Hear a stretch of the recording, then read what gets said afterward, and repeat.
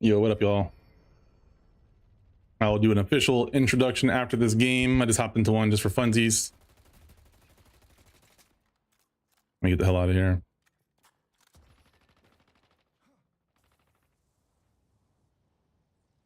Be right back. Gonna go by real quick.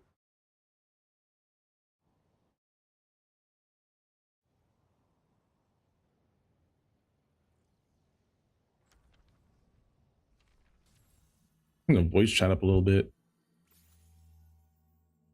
But the voice chat audio was really quiet.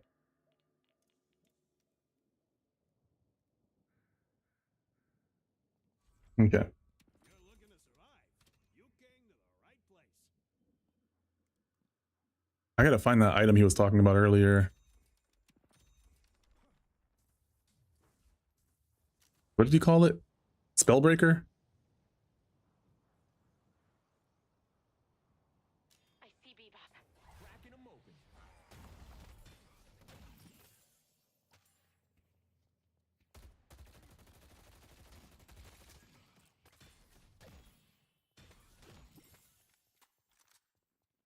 Oh, they got the urn again? Fuck, I'm not even paying attention.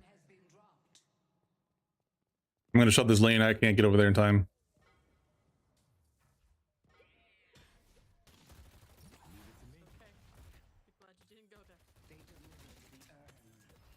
All right, guys.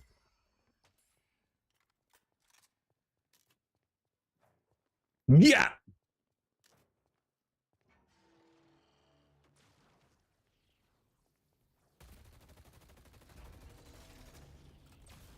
This is risky business.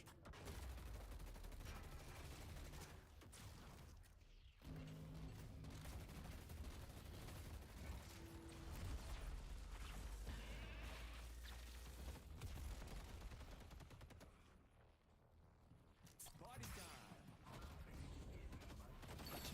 time. No. You think I'm gonna slow down? I've got bad news for you. They ran up on me, man. I tried to get out of there in time.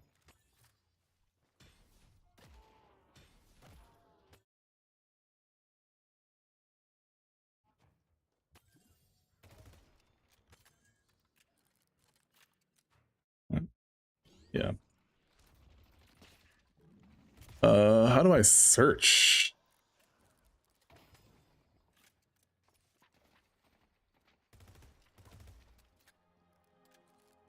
What is it called? The here for? What did he call it? Ah, how do I scroll up in the chat?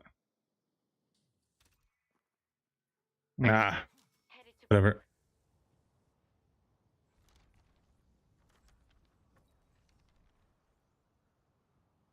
What's the plan? Headed to Broadway. I can't ping to save my life.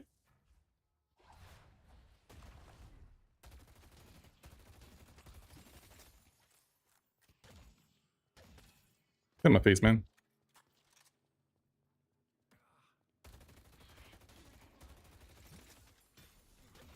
Throw the book at him, Paige. Shiv is here. Watch out. What the hell is this? I have no fucking clue. That's not his ability. Some bullshit. Run! Get out of there! Now, Paige! So young. Oh, who else is in their pocket? Paige was so young and full of life. Gone too soon. Never forgotten.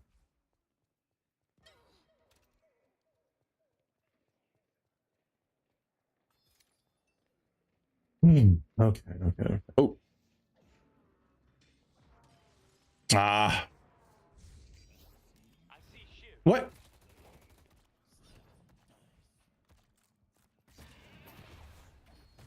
Show me what you got.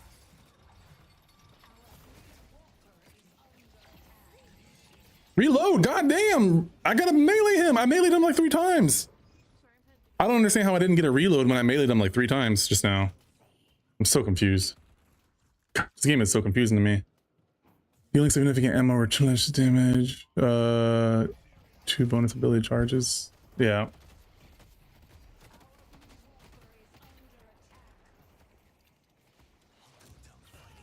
What is that?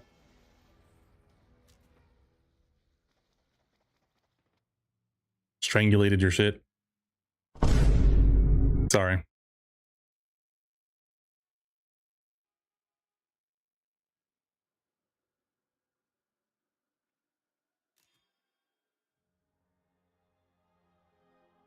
I don't know how to team fight in this game, man. Oh, what are you doing here? I thought you were gonna be gone. This is a game called Deadlock. It's like League of Legends meets Overwatch or something. It's really weird, but it's addicting. So I was gonna give him this. Ooh. Nope. I'm good. Braves, get out of there.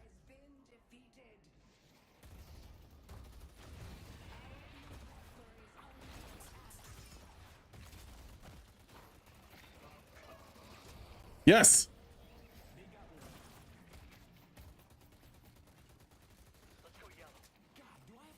Got that fool.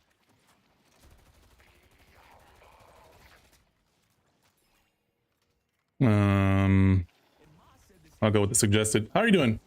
10 minutes? Ah, gotcha. Yeah, I want to get the stream going, but I was like, you know what? I want to get this game in here. I want to squeeze this game in.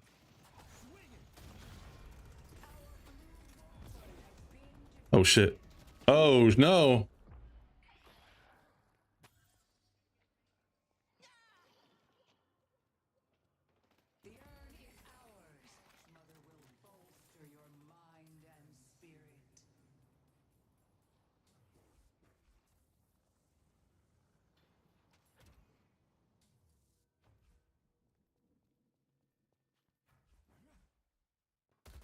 Let's push yellow.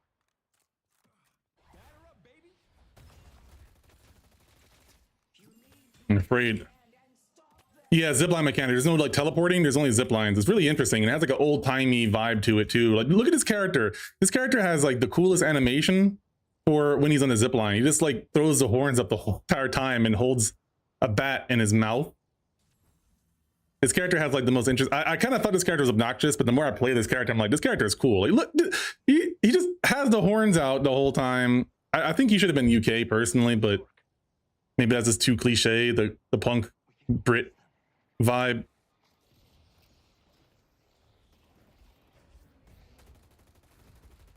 Oh, what the hell's our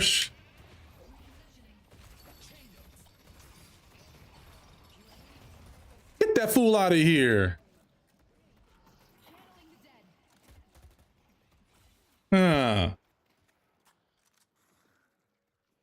Right. Also, he reloads with his mouth. He like eats the clip. Hilarious. We gotta watch other lanes, guys. Someone wants to shove the other lane.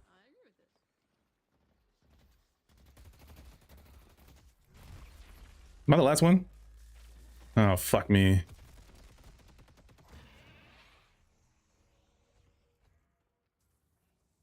Woo, I'm out of there.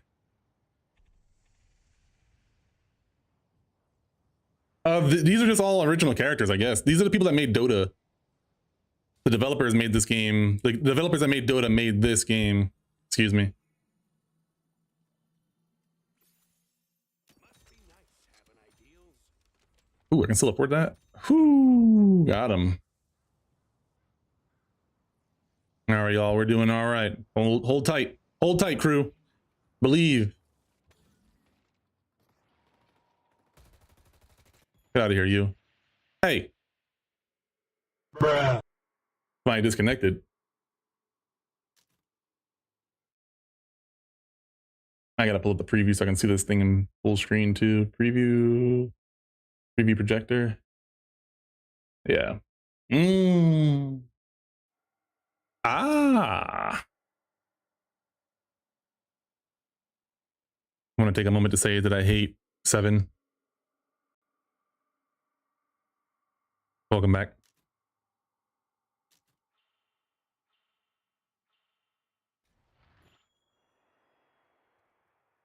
I'm just that. Oh, he's just that guy, I guess. I don't know.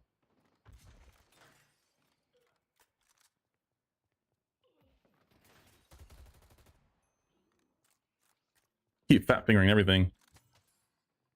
Oh, this is like America. This is just like the old like 1920s America or something, 1960s. I'm bad with eras.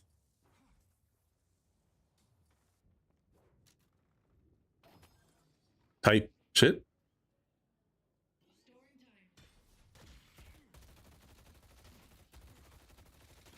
Now, I was saying this character should be UK though. That was like my personal opinion about this character. Is that they should be UK. I don't know. I'm not sure. I haven't looked too much into the lore. There's some really cool characters. Oh, I fucked that up. Damn it. I want this character to come out right here. Werewolf girl called Silver. She lost the vote. Oh shit.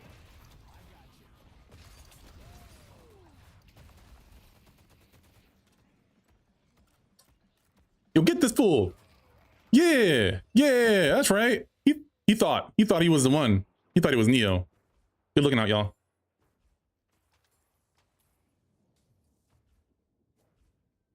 Yeah, it's like New York or something. I don't know. It has like a New York vibe to it. Kia. This character has some cool mechanics. Like when he has the fastest melee, one of the faster melees in the game. When he hits people, he reloads automatically. So he replenishes his clip. What's that? All right, let me go by first though. I got some randos on my team. Yeah, I would imagine so. Yeah, some sort of like alternate history sort of situation here. Yeah, maxed out. I got some cool teammates on my team right now. Pink Buster charges up over time, dealing damage, causing abilities, dealing more damage. Yeah. And also yeah, it looks really cool. It's very unique with the art style. I like it a lot. I've been playing a lot of MOBAs. Not a lot. I've been playing MOBAs lately. This one is the main one, and then a new beta my friend invited me to. I was playing earlier, but it kept crashing on me. Oh, I got my full stacks. I'm about to go in on this fool.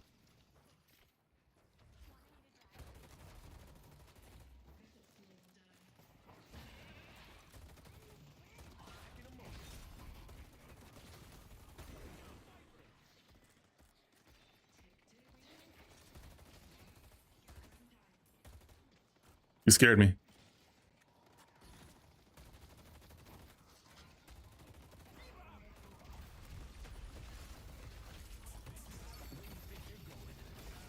Ah! That's not your fault. I failed. Punchy. That's his name? Push that lane in, Graves. And then run for your life. Get the hell out of there. Graves is actually a really cool character. She's one of the new ones that came out. I played her for the first time recently. She's like a necromancer. Schoolgirl. Yeah, just a Finn. Good shit.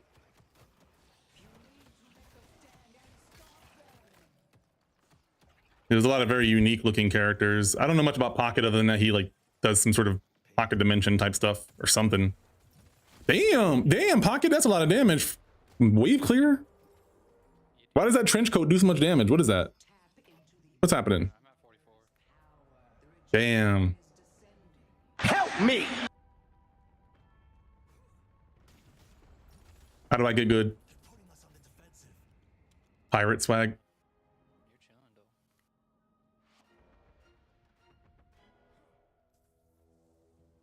Pocket, no, they're collapsing on you. Save our Pocket. I'm coming.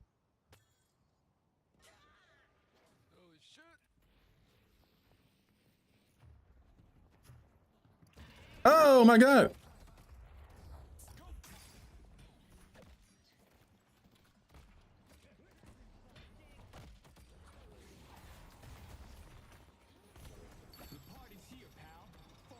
Yeah. Thank you. Kind of wasted my ult, but it was worth it. Kind of. Pirate swag. Punk rocker. Shoo. Damn.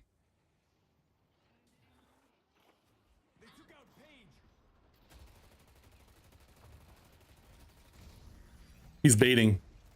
That fool's baiting.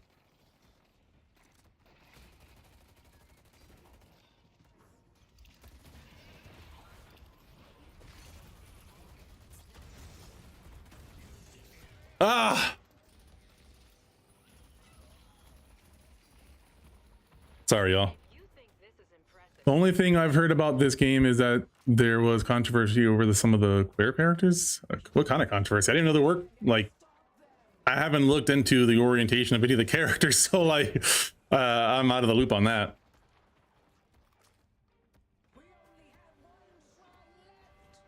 Damn, dude, we got messed up. Well, we had a good time together, y'all. I love you all. Appreciate it.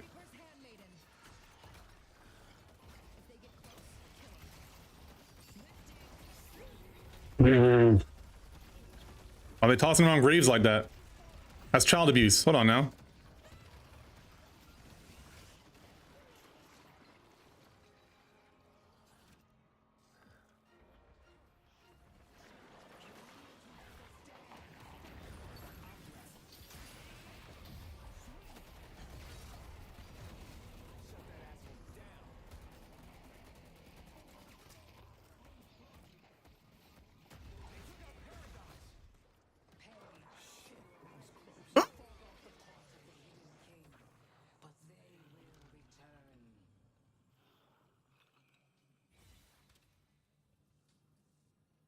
View an ability with permanent spirit power. When the ability is used, gain bonus move speed and oh.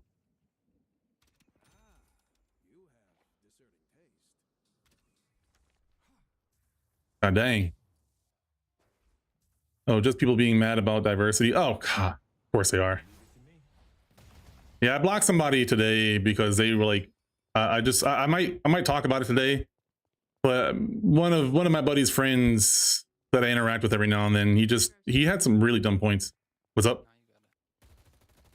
Like, it wasn't even just that there were dumb takes. It's like, you know, we're talking about very serious situations and he's just brushing off stuff like it's not a big deal when I'm talking about how bad President Trump is and like giving legitimate reasons. And he's like, oh yeah, it's not a big deal. He's entitled to his opinion. I'm sorry. What? When you're referring to thinking the election was stolen, I'm sorry. Everyone having an opinion does not justify what happened. And so I can't interact with you. You're not being good faith. You're not being a real human being right now. You can't acknowledge reality and the severity of said reality.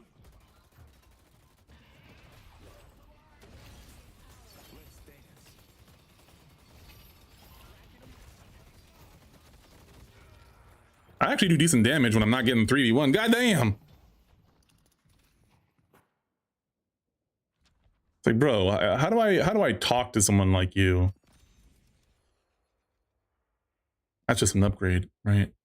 Yeah, that was just an upgrade. Hey, what was that item you recommended earlier? I'm trying to find it.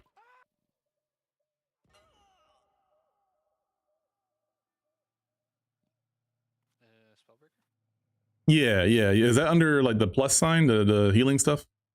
Yeah, 6,400. Oh, damn. Okay. Bomb damage. Oh, yeah, I could do with some of that. Oh, and it's a passive. It's not an active. Thank God. Perfect. I have a hard enough time managing my regular abilities, let alone item abilities, man. Sorry. I'm a simple man.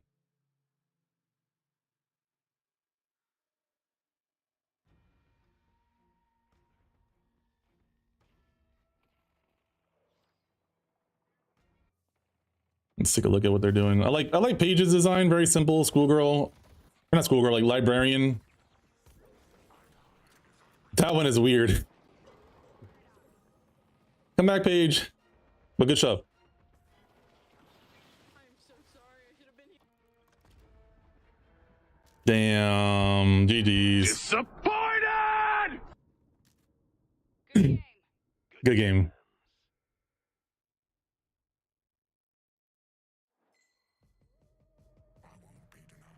Shut up. Ugh. Our key player on our team was pretty solid. I like this game so much. It's actually really fun. It's like a nice reprieve from the typical MOBAs. Like, I don't want to play Dota and I don't want to play League of Legends at all. I love my Marvel Rivals. That's a totally different genre of game. You know, I got my fighting games, but I do like the MOBAs. And there's this game and then that other beta needs some work that I just got invited to. I was playing that earlier when I can. But yeah, let me see here. Oh, thank you. Oh, thank you too. Healing. I don't really do any healing, but must have been spell vamp or like damage vamp or something like that. But imagine being mad about diversity. Couldn't be me. Couldn't be me. Me and Punchy did trash, dude. I don't know. Somehow I made more money than him. Yeah, there's a bunch of really cool looking characters in this game. If you're still around. This guy is actually one of the most terrifying characters in the game. Doorman. Oh my god, dude. Abrams is basically Hellboy with a book. Graves is really cool, and then Kitty Cat Rem Sleep is cool. I want Silver to come out. Thirst traps, god. I mean, I guess he has like the jawline and everything. It's just, yeah, that makes sense. I guess he's basically the scout from Team Fortress 2. Team Fortress 2. Yep. People want Graves to come out. I voted for this. I voted for, did I vote for Graves? I think I voted for Graves, and then I voted for Silver. And there's also Celeste, who's basically Soraka. I don't know, werewolf. There's no werewolves in the game that I know of. Why is Hot Mess? Hot Mess. Vindicta. Yeah, that's Pocket right there. Do whatever it takes to keep this case from my father. Ooh, excuse me. So he just opens his backpack. Oh, he can teleport to that shit. What does this do? Escape into your suitcase. When the duration ends, deal damage to enemies nearby. Oh, wow. He's on that Newt Scamander type stuff. I see. Their life will dwindle away.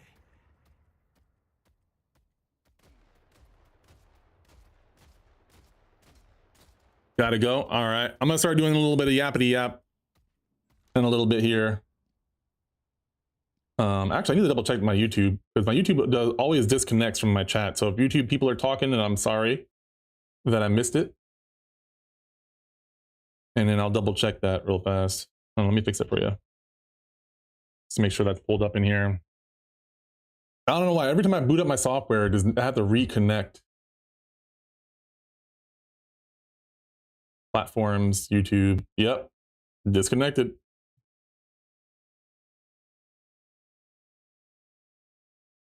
Cool. All right. So it should be good now.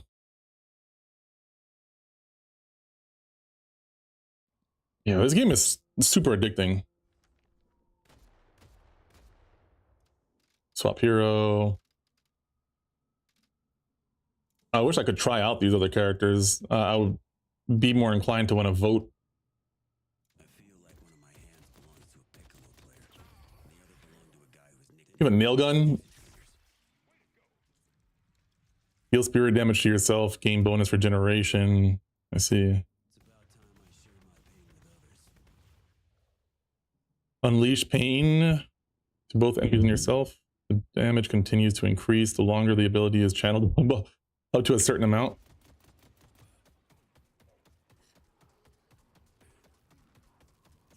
Look at his animation. What did I do? Taking, oh shit. That just stays on. Taking any damage passively charges up your pain battery. Once full, activating the ability fires multiple shocking bolts. And this is just like a passive ability, I guess.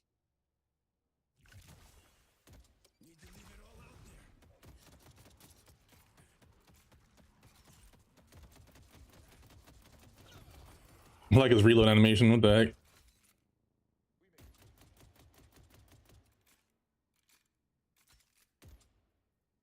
Interesting. Yeah, I have not messed with a lot of these characters yet. I mean, it's probably enough, but I remember this one time I planned on it being an Austin day, but life was like, sorry, lady, it's Bronte time. And I was just, God, I was not prepared.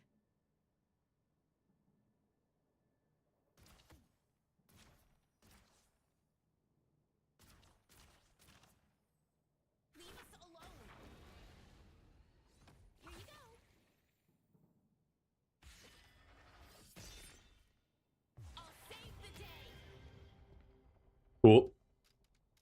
You know, Smart to turn to Paradox for help. They can't shoot through this. Then leave this to me.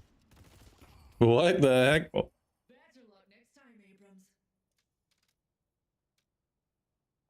Sinclair had like that pistol or whatever. Did he have a wand? He makes horrible decisions. Obviously, I married you. Don't mess this up, Savannah. Spectral assistant. Oh, right. Yeah, I didn't have much interest in that character. Viscous, no. Viper, no. Warden, I might learn how he works just to know. Was labeling some of my services as rackets. Who wouldn't love being protected by me? Oh, she can just straight up teleport? I took him down. Doesn't love a good card trick. I catch him alone. Let's see here. Card tricks. Deal weapon damage to summon cards. Activate to throw a card that flies towards the enemy or point under your crosshair. Teleport. Okay. Simple enough. Full auto. Temporarily boost your fire rate. Nearby allies receive half the bonus fire rate. Oh, okay. And then telekinesis. Throw an enemy hero into the air, stunning them. Then slam them back into the ground. Stay where you are. I don't think I've ever had that happen to me. I love this trick. He's not gonna forget that anytime soon. Cool. All right. Let me go ahead and check out this video real fast. And because I got some thoughts. And then we'll get into gaming a little bit later on. Avid Reader did share a video with me earlier on. And I like these guys, so I'm inclined. Yeah, I'm inclined to want to watch this a little bit and talk about some of this. And it's the Epstein files, which I have not talked too much about on my stream. Let me go ahead and just share out my stream real fast. And I'll get everything going here. Yeah, twitch.tv/philosopher. Just go ahead and do it that way. It's a little easier for me. Oh, quiet down, quiet down, quiet down.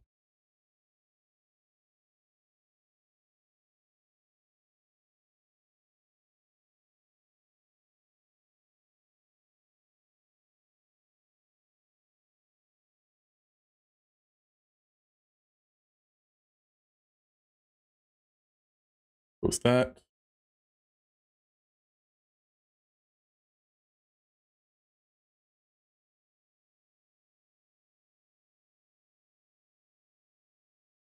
Let me put this one number one. Put it on Facebook. And just in case anyone ever in the chat notices, it is my own little petty. What would I call it?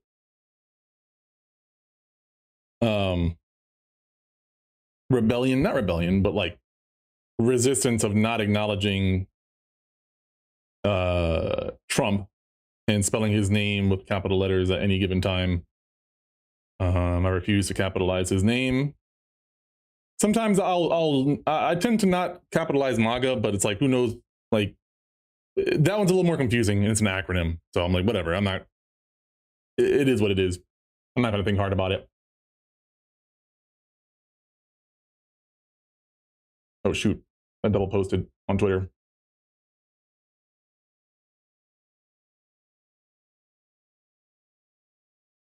Cool.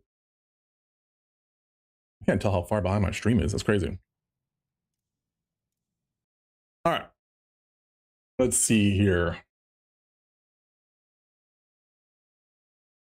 I got too many windows pulled up. Let me see. Sick. Okay. That worked. It worked. Okay. What is that? Is that my heater? My iPod? I don't know what that is. Like my... Yeah, it's my tripod. That's weird. I was like, why, what is behind me? It looked a little bit weird with a green tint to it. Okay. Now, should I put this thing?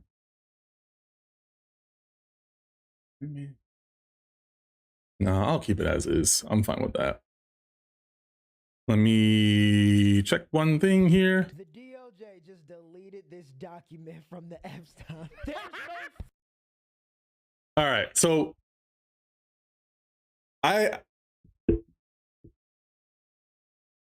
so here, and let me see one thing actually. Let me see if I can use my marker.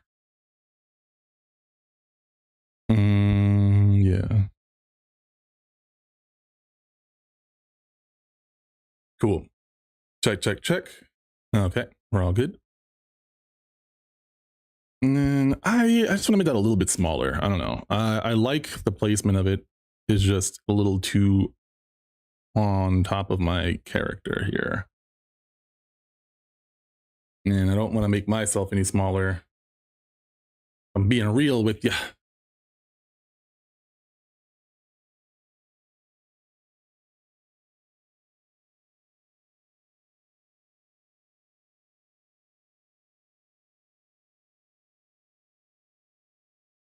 All right.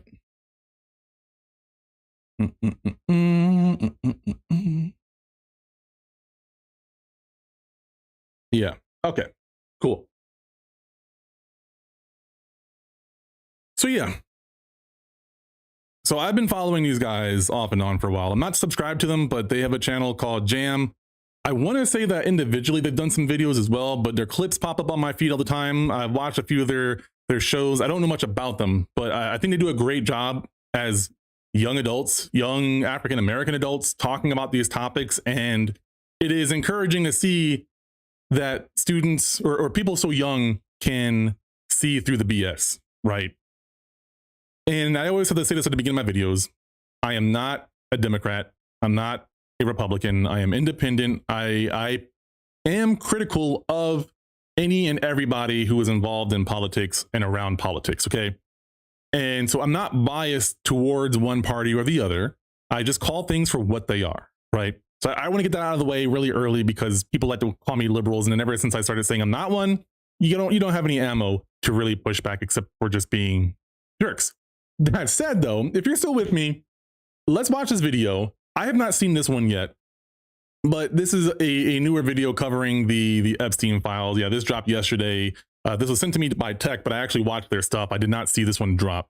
So we're gonna get to this, talk about it a little bit, and see how much we can deal with having to accept the lies that our government tells us, right? Wait, they just deleted that. Wild. It says page not found. So hold on, let me go ahead and go all the way back to the beginning here. The DOJ just deleted this document from the Epstein. There's no way they just deleted that. Wild. It says page not found. They deleted it already. They deleted one already. The same one I just read, they just deleted it. They're not. Oh serious my God. People. They have never been serious. They're not serious.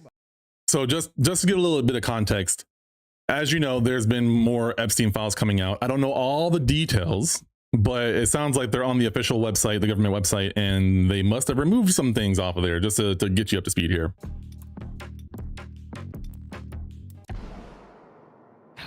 Come to my attention. Bro, y'all know me. I felt the need to bring this up because I wouldn't say I'm an Epstein Files hater.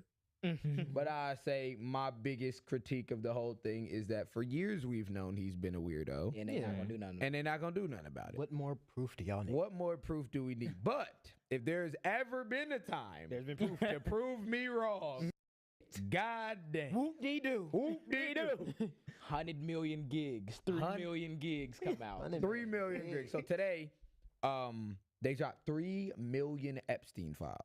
Why do you have 3 million files with a 3 Like, million? that's the real question. million gang. files. I feel like that gotta be kind of exaggerated. Huh? Nah, if the FBI coming out and saying 3 million They files. got like Y'all 50 niggas million of them files. Y'all gang. guilty. They was doing that damn. shit. Yeah. Y'all gotta stop worrying about y'all favorite celebrity and worry about y'all president. Oh, gee. And then I'm just read it, bro.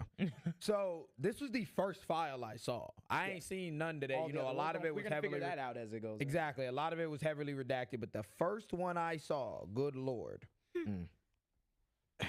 There's actually two. We really meaty in this. Yeah. He's mentioned hundreds of times in these new drops too. This one says blank. It's redacted. It says blank reported an unidentified female friend who was forced to perform. Oh, I'm gonna preface it by saying for the viewers at home, this is graphic. This is Yeah. Trigger warning. Good God. It's Yeah. disgusting. It's These Appreciate that. People that run our country. Yeah. That should make you very angry. Yeah. Reported an unidentified female friend who was forced to perform oral sex on President Trump. This is not redacted. They didn't redact his name. Yeah. It says President Is it Trump. you? That's Somebody, you. Yeah. you. They was trying to. Yeah. Somebody Hmm. made. They didn't let the auto 3 million files. You can't get I have not seen that. That black bar. It's a Fries. oral sex on President Trump approximately 35 years ago in New Jersey. The friend told Alexis, I don't know who Alexis is, but the friend told Alexis that she was approximately 13 to 14 years old when this occurred, and the friend allegedly bit President Trump while performing oral sex. The friend was allegedly hit in the face after she laughed about biting President Trump. The friend said she was also abused by Epstein. You're So, like, are they making that up? Let This is from the me FBI. really ask you the question. This is Right? from the F- no, let's put this in like hmm. a Venn diagram or whatever the fuck, right? The entire time these has been running on, we gonna release the Epstein files. We gonna get these Democrats. Protect the kids. All the people on the right are like, yeah, release the files, man, release the files. The files releasing. They got a bit. And now what? Are you going to deny this? Are you going to not? Are you going to deny Would the they FBI? lie about Would they- her biting and They still government, nigga. We've had a multitude of stories where all the girls in these stories are 13 to 15, gang. You And think then they now just we are lying. talking about millions of files with the known sex pest and child trafficking. Like this is like Yep, yep. legit like we're talking about. pedophile. And, I don't think we have 3 million files. and here's the thing, right? I understand how Trump supporters want to deny that Trump has done any of this stuff, but your boy is actually on record years ago bragging about this behavior. And it's like there's a camp of these Trump supporters that want to just deny the reality, and there's a camp of Trump supporters that want to do mental gymnastics to justify what he did, right? They like kind of acknowledge it. They sort of acknowledge it, but they really don't, because they're trying to find ways to rationalize it in their head. What do you do with people like that, man? Of anything together, and I've known you niggas for all my life. You have 3 million files with your name mentioned hundreds of times, and testimonies that you done watched. Children get thrown into Lake Michigan. You done watched. You done trafficked or knew about the trafficking of multiple underage children, and now we have detailed description of one who allegedly you was. This is the like the reason why the Epstein files thing pissed me off is that constant thought that like nothing's gonna be done about this. Because on God, if we lived in a society that makes sense, Bro, these like, things would it's be I think right it's like here. that's Yeah. the annoying part, It's right? right Because there, like, gang. of course, like we just got the details, and it's like, holy fuck! But it's like, bro, you see, before this, Ben knew that Trump was on this. Shit. Another Yeah. person, And like, reported she has a friend, blank reported she has a friend, it's all redacted. Redacted, reported she has a friend, redacted, who was also personal assistant to Epstein in Florida from 1986 to 1991 or 1992. The friend shared names of some of the guests at Epstein's parties to include Bill Clinton and Donald Trump. The next one, Jesus at Christ. 16 while modeling, caller attended 8 parties at Epstein's New York residence. On one occasion, caller reported she was sexually assaulted by Epstein. On the other occasion, 2 brothers, Alan and Orrin, lured caller and her friends upstairs, but they escaped back downstairs. Caller stated Orrin raped her best friend, and third brother Tao raped a 14-year-old girl named blank. Caller Jesus. named other individuals involving in a big orgy parties with her and other young girls and older Victoria's Secret models, including Bill Clinton and Donald Trump. wow, It's right there, bro. It's in your face, bro. That's crazy. That's You nuts. can't- President of the spell that out United even- States. That's him. The president of he the is the pedo. the That's what are we teaching our youth by how we don't hold our leaders accountable, right? That is one of the many concerns that I have when it comes to this stuff, right? It's one, getting creepy pedos out of anywhere that's a place of power is just a good thing to do, period. But on top of that, it's the person who's one of the most powerful people in our country is just getting away with this. He's openly bragged about this in the past. He's impeded the releasing of the files that he's allegedly in. I mean, it's not allegedly, he's in there, that he's mentioned according to the federal documents. What are we doing? What is it that we're doing here where we have to sit here and act like there's some sort of process we're supposed to be following, or we're supposed to trust the legal system? Now, as a black person, I've never really trusted the legal system in the first place because it feels biased. They pick and choose who they want to punish, and they pick and choose how severely people get punished. Case in point, if we follow this investigation, we can look at the partner of Epstein, whose name I cannot remember right now. How is she being treated right now? She is allegedly in a prison that is just, what is the word I'm looking for? It's very fancy, right? It's very comfortable. The whole point of a prison is not for you to be comfortable. So why is it that richer people get special treatment when they're going to prison, when in my opinion, richer people should be punished twice as hard as anybody that is not rich? You're telling me someone who has access to all the information in the world, all the resources in the world, and somehow they still do things illegally and screw over other people, and they get preferential treatment over people who don't have much? For some reason, black people and poor people, people of color, they get punished harder when they have less resources, less access to information, harder or harsher situations to deal with, more hostile situations on an average basis, right? Less protection. Somehow they get punished harder on average than rich people. Why does that make sense? Like, if we're really trying to punish people and trying to make the punishment fit the crime, shouldn't we punish people who should know better? And don't you think rich people of all people should know better? No, we have to create up fake terms like affluenza for why they shouldn't be punished as severely. Fucking stupid, dude. That is the dumbest argument I've ever heard. Affluenza, look it up. The president of the United States, He's a pedophile. And he's been a pedophile. We have to say allegedly because we gotta say ass allegedly. niggas on CNN. We still talking won't, about like 3 that's my thing, right? That's my thing. If these niggas want to send me, I like that they're being blackballs safe about this, because though. I'm coming to the one conclusion you could come to. They from dropped reading the files. files. That's Talking one about thing. 3 But like, million that's files one from thing, the right? 90s, That's one thing, right? gang. But like, Fox News just settled their lawsuit for lying to over Dominion and voting machines for like 900 M's. Why are all these ass media companies that have billions in the stash not just saying the thing, gang? Yeah. What are we? What are we day- still Yeah, debating, what are we my talking What are we nigga? about? debating? And think about how many people in this country still support this nigga. Like, no, y'all are irredeemable. No, that They're is like- not- no, like, no, bro. no. The thing, y'all supporters. That's the one thing y'all niggas was advocating for. Y'all wanted this list to come out. Here's your That list. shit make me sick to my stomach, bro. Cause I'm like, There's nothing that there is right now that will argue down that I didn't just read what his FBI dropped. cash and His DOJ, Cashing like out. they dropped it. Pam And this, and mind you, I ain't even want the like me personally. I didn't want the files. They dropped it. We read it, and they gonna look at us and, and be like, y'all gotta talk. Think "But about you it, can't call him a pedophile." bro. And this Back- is just like- the Epstein list. Like this is Bro. this is not even Who how his whole knows life what these went. niggas Yeah. had? Mhm. I'm reading And this article. you in also the- gotta realize too, like they were been supposed to drop this shit, so they was breaking the law to try to cover some shit up, and they still ain't cover that He shit. has to My kids are go. figuring this out, I'm man. looking at He the has to go, Times, bro. and they mentioning, they saying Andrew Mountbatten Windsor appeared to invite Epstein to visit him at Buckingham Palace, where they'd have quote unquote a lot of privacy. Buckingham Palace is where the royal family is. Yeah. Yes. Gang, like this is an actual international, like, yo, it's some crazy shit going on here. That's and why- they thought that them files.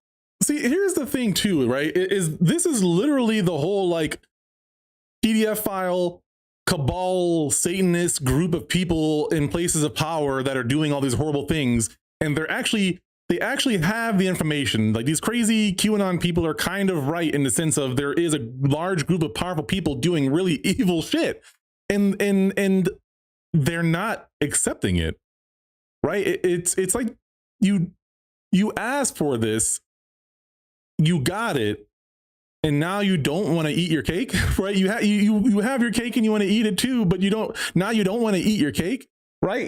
Eat that shit, buddy. You asked for it. You said it was a thing, QAnon and all these other crazy people about the evil cabal of people, but because it's your people, all of a sudden you want to look the other way. You don't know what the hell is going on here. You have no accountability. There's no consistency. This is why I have these issues with these people, is they can't be consistent. There is no way for them to be logically consistent or even emotionally consistent or ethically consistent, because they have to justify these ridiculous beliefs they have. They have to find a way to do mental gymnastics to have the worldview that they want to have.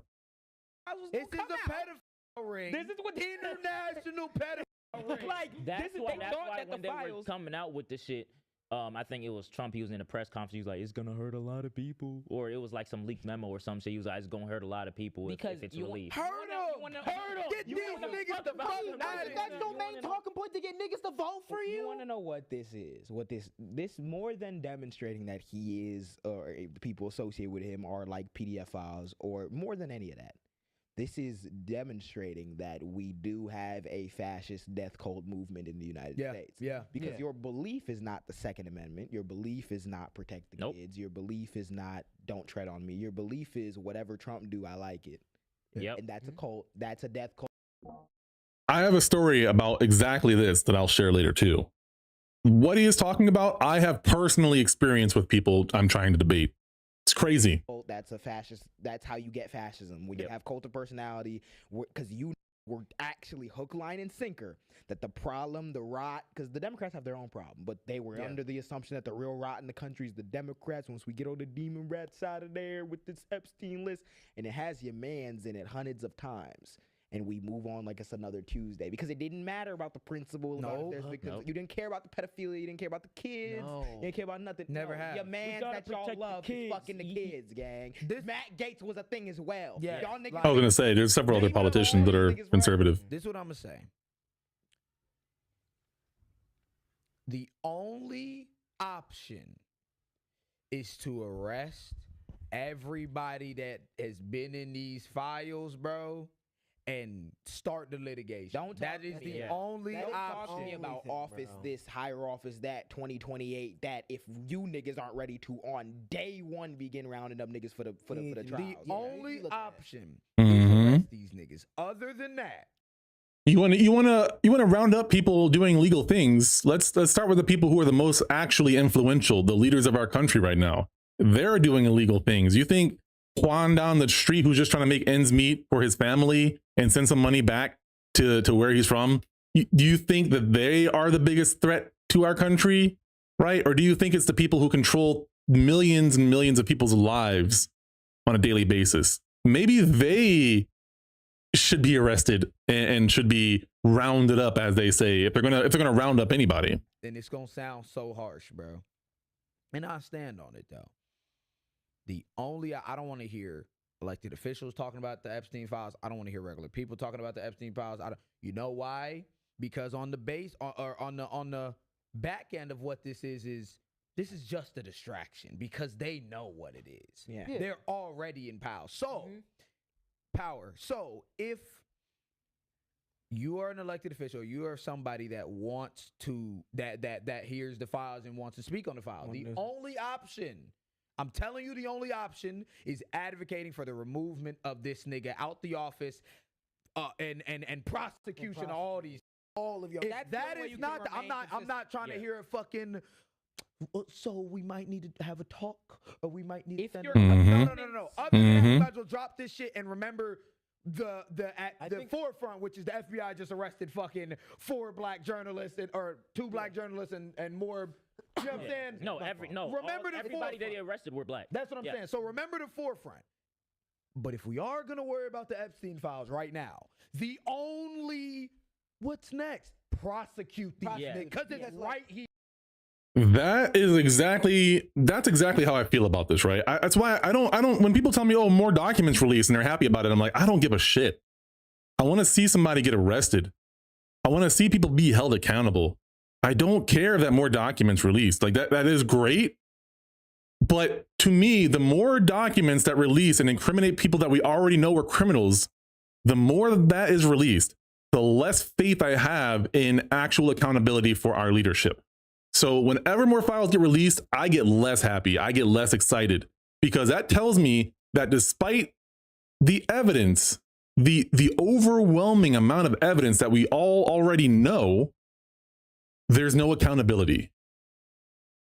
So people are getting excited about these scraps, and I understand the logic behind it, but documents being released with no accountability is a bad sign. Like that's a bad sign. We don't want that. We want to have accountability. We know this. Clearly the FBI knows this. They haven't taken action on it. They're releasing these documents and somehow allowing the court of public opinion to influence any of this. They know now that there's enough information to arrest people. There's enough information to at least detain and start questioning people. Yet that has not happened to the leaders that we know.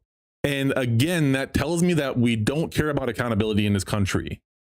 And I don't mean that regarding the people who are happy that more documents are being released.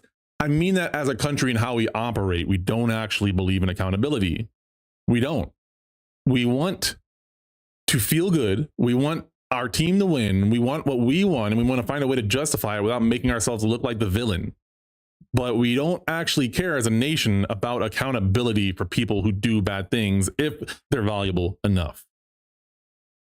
Which means that the accountability means nothing in our nation. Yeah. There should be no Now other it's out there. Ain't no conversation. more. We gotta wait to see some more. No, it's right here. How many more do you How need? many more? We were just talking about how like I'm not seeing the urgency, and I'm not seeing the willingness to do extraordinary things when the times call for Yeah. extraordinary things Against white, powerful people. And I'm looking at it. I'm like, bro, if your opponent, right? This is not business as usual. As much as niggas want to go back to 09, 13, like this is not. I have a disagreement with my colleague across the aisle. You have to look at your opponents as though they are all defending pedophiles, which they are doing actively every single day. Yep. Like that should probably put a dampen on the work relations. I'm not sitting in Congress, buddying with you niggas if I know you defending pedophiles, gang.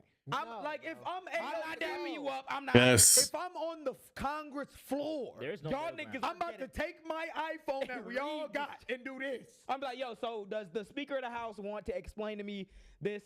Do any of you niggas want to explain to me? We can do this shit right now. Yeah. I tell that nigga Cory Booker stand there for 25 hours again and go over that. If we not Mm-hmm. gonna do that, we not gonna do that. then shut the fuck up about it. Because you niggas are advocating and we'll for wait it as a- until someone else gets in the office so we can prosecute. my- Because if my- y'all my- not gonna have a if they productive, get in office. you're not gonna have a productive conversation, especially with everything that's going on Let's be right now. consequences. You are law. Why are we not talking about consequences? If you're not talking about consequences, then you want to utilize the Epstein files as a cultural flashpoint to remain relevant. Yes. That's my mind. Yes. If you're not talking about the very serious possibility Mhm. and timeline that we need to be living in, where all these niggas got to go to jail, and you're not serious. You're not serious. You want and that's internationally. As international. I don't give a fuck who it is. All of these niggas be You have held to to the go same standard. because, like, gang, everybody knew these rich niggas, these politician niggas, they been pedophiles. Yeah, they These been niggas doing been paying for sex workers, doing the nuttiest shit, And getting kids, gang. getting kids. See the phone, bro. We have Mhm. multiple video. We have video evidence of Donald Trump. And the other thing too, and this is already pointed out, but I want to re-emphasize this for any idiots who think that we're the crazy ones for believing this story. Trump's own people are releasing these documents. Trump's own people are releasing these documents. That means that the people that are loyal to Trump, they have a legal obligation, and they're trying their best to not follow it. They have a legal obligation to release these documents. In that time, they tried as best they could to release any information that wasn't relevant to Donald Trump. But that time has ended, right? And we all are seeing what we all already know. And it's not like it's some psyop, undercover collusion thing. Trump has control of the FBI.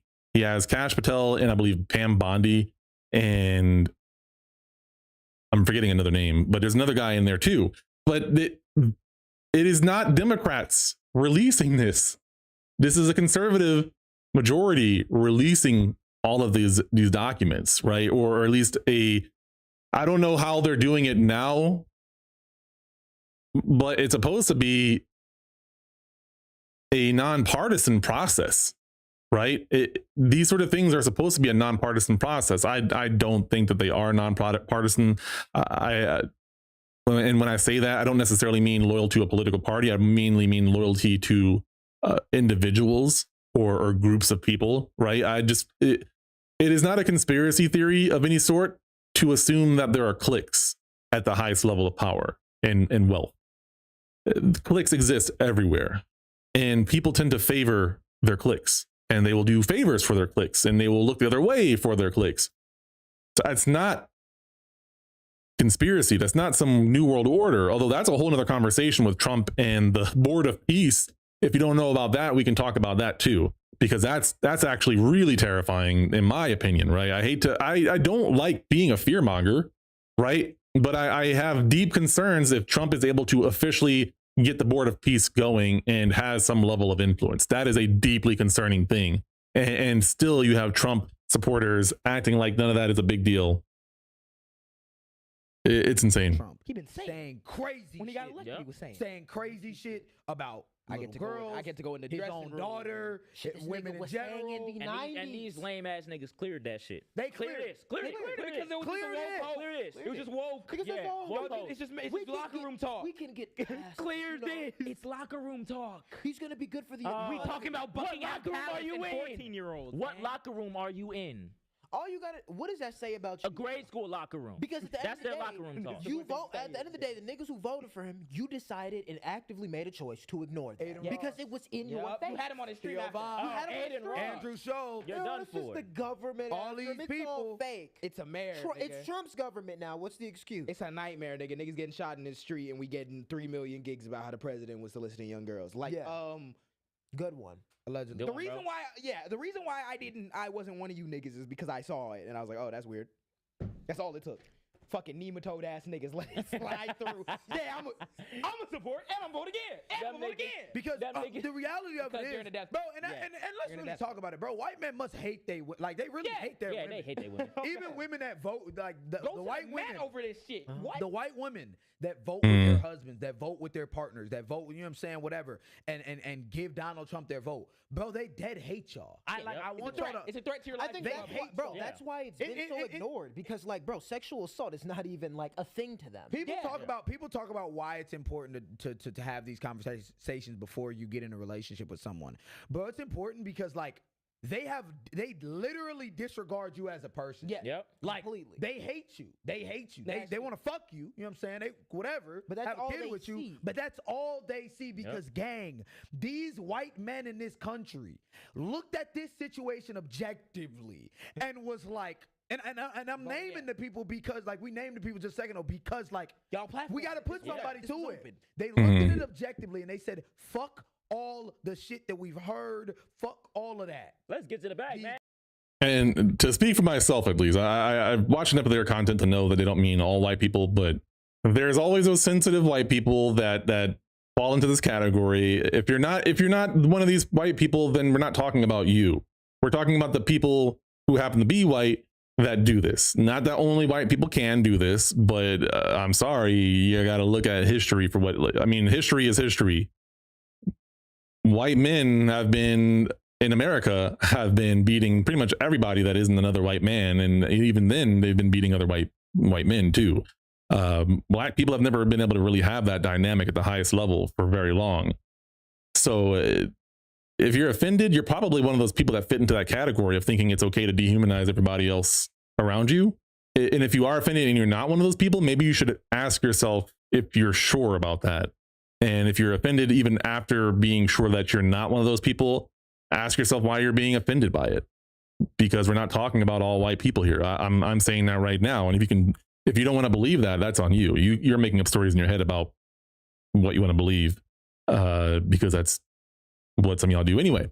But yeah, so it's not like we're talking about all white people here, but the people that are in power, that are majority white men, Yes, and I think that this bad behavior can apply to any race of man or woman. I think people have done horrible things over the course of the history of our earth, but in America, you tell me who was doing all the horrible stuff, because it wasn't black people. Economy is more important than these 14-year-old women that are being sexually assaulted or allegedly have been sexually assaulted by these people. The economy is more important than bodily autonomy. And guess what? And you know why it's hatred? You know why it's hatred?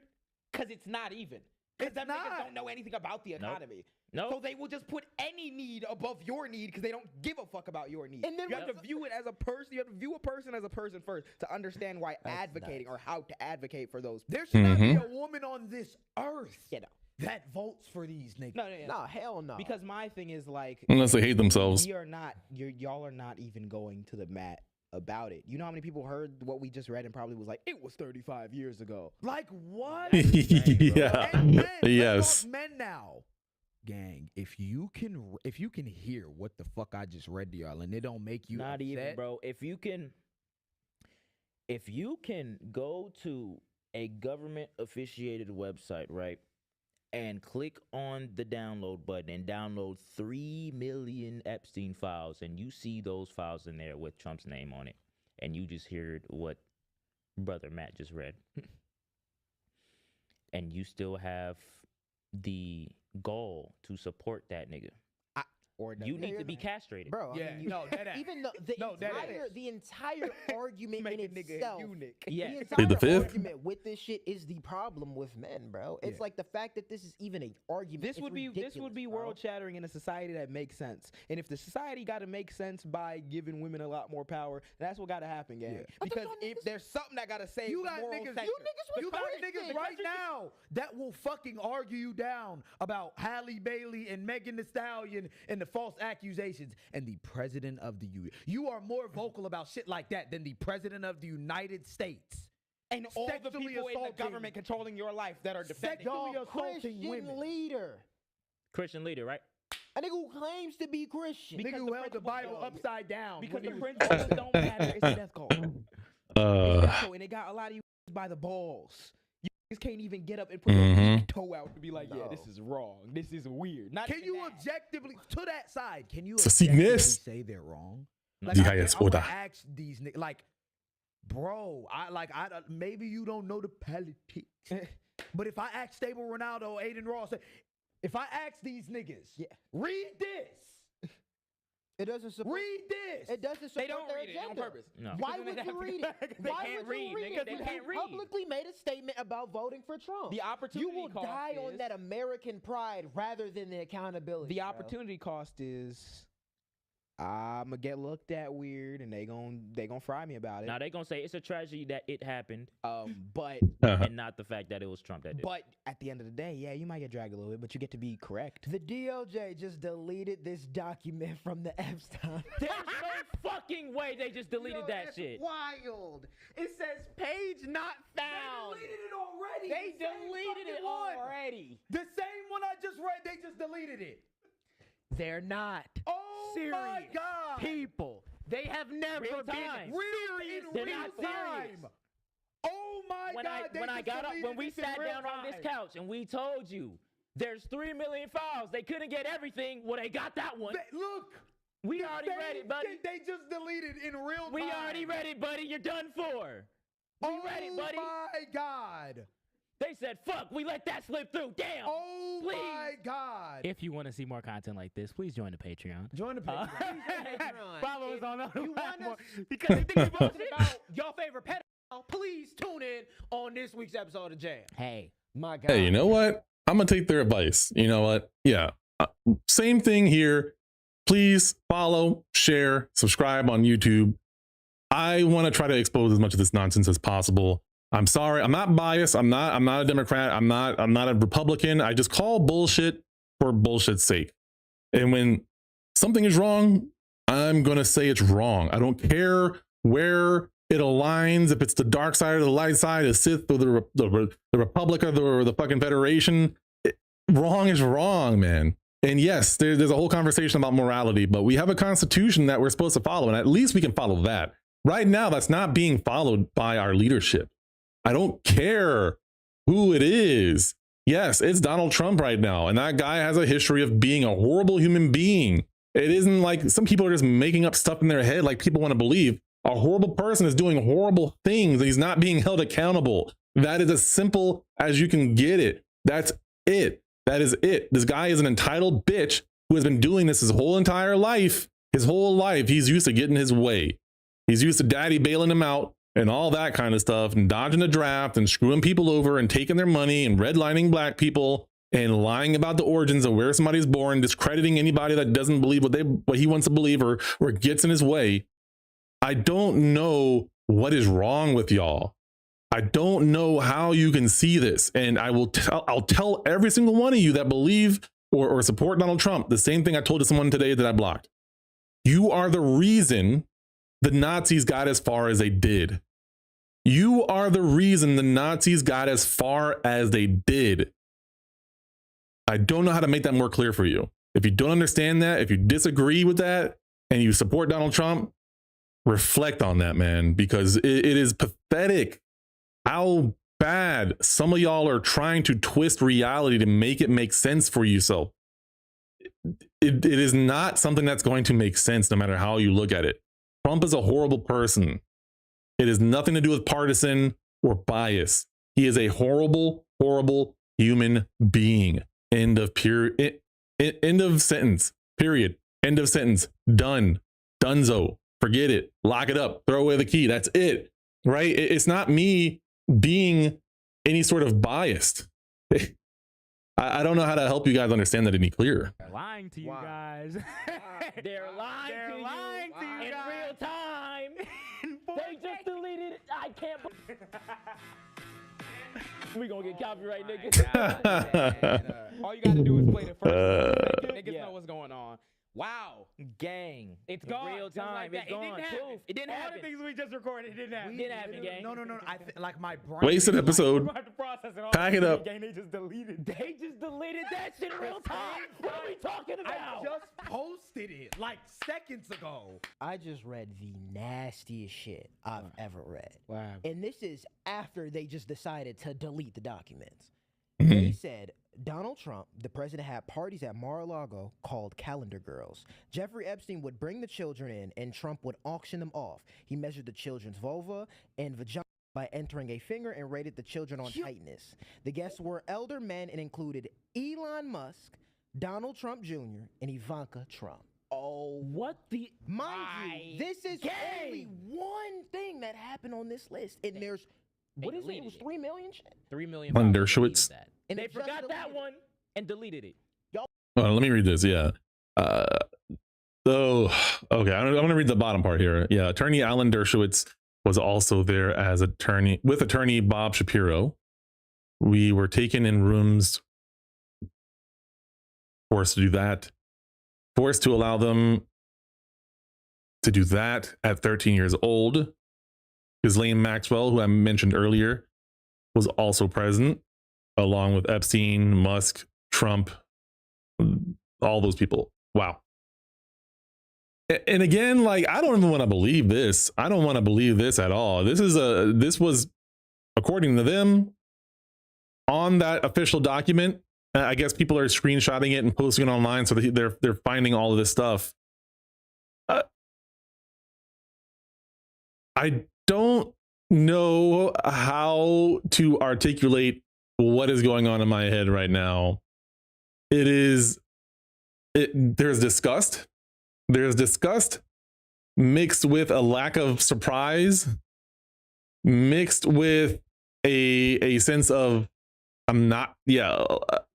nothing's going to happen to them still, with a sense of how can they be so stupid to release this, right? Obviously it's 3 million documents. That's a lot of documents to go through, but you have all this money and all these resources. What am I supposed to believe, right? Am I supposed to believe that the feds are incompetent and so they release something and maybe this was just fake news, right? Is this fake news and they accidentally released it? Is it somebody trying to release it because they know it's going to get taken down again? So they're just trying to do what they can as a whistleblower behind the scenes? Is it the website just had a big malfunction because so many people were doing it? Maybe it got hacked. I can't come to a conclusion about that. But what I can say is that there is a overwhelming amount of information coming out against Trump and the people in his circle, right? And it's not the Democrats releasing it. It is people who work and are loyal to Donald Trump. And it seems like they're trying their damnedest to still not put Trump out into the public. And there's more smoke screens. There's probably going to, unfortunately, be more ICE shootings or more issues with ICE. There's going to be some other catastrophic issue across seas, right? Some sort of national, international issue that's going to happen because Trump has so many knives that he is juggling that he has to constantly distract us with a different thing, right? This happens, something else is going to come out. And I'm sorry, if it's not intentional, the dude is the worst multitasker of the world. He is horrible at all of it. And if it's not a distraction, he's just really bad at his job and y'all don't want to accept it. Crazy. I would auction off children. These are the people that are in office. These niggas, they measured them with their what, Oh bro? my God. I don't want to hear it. No, It's this like- is actually like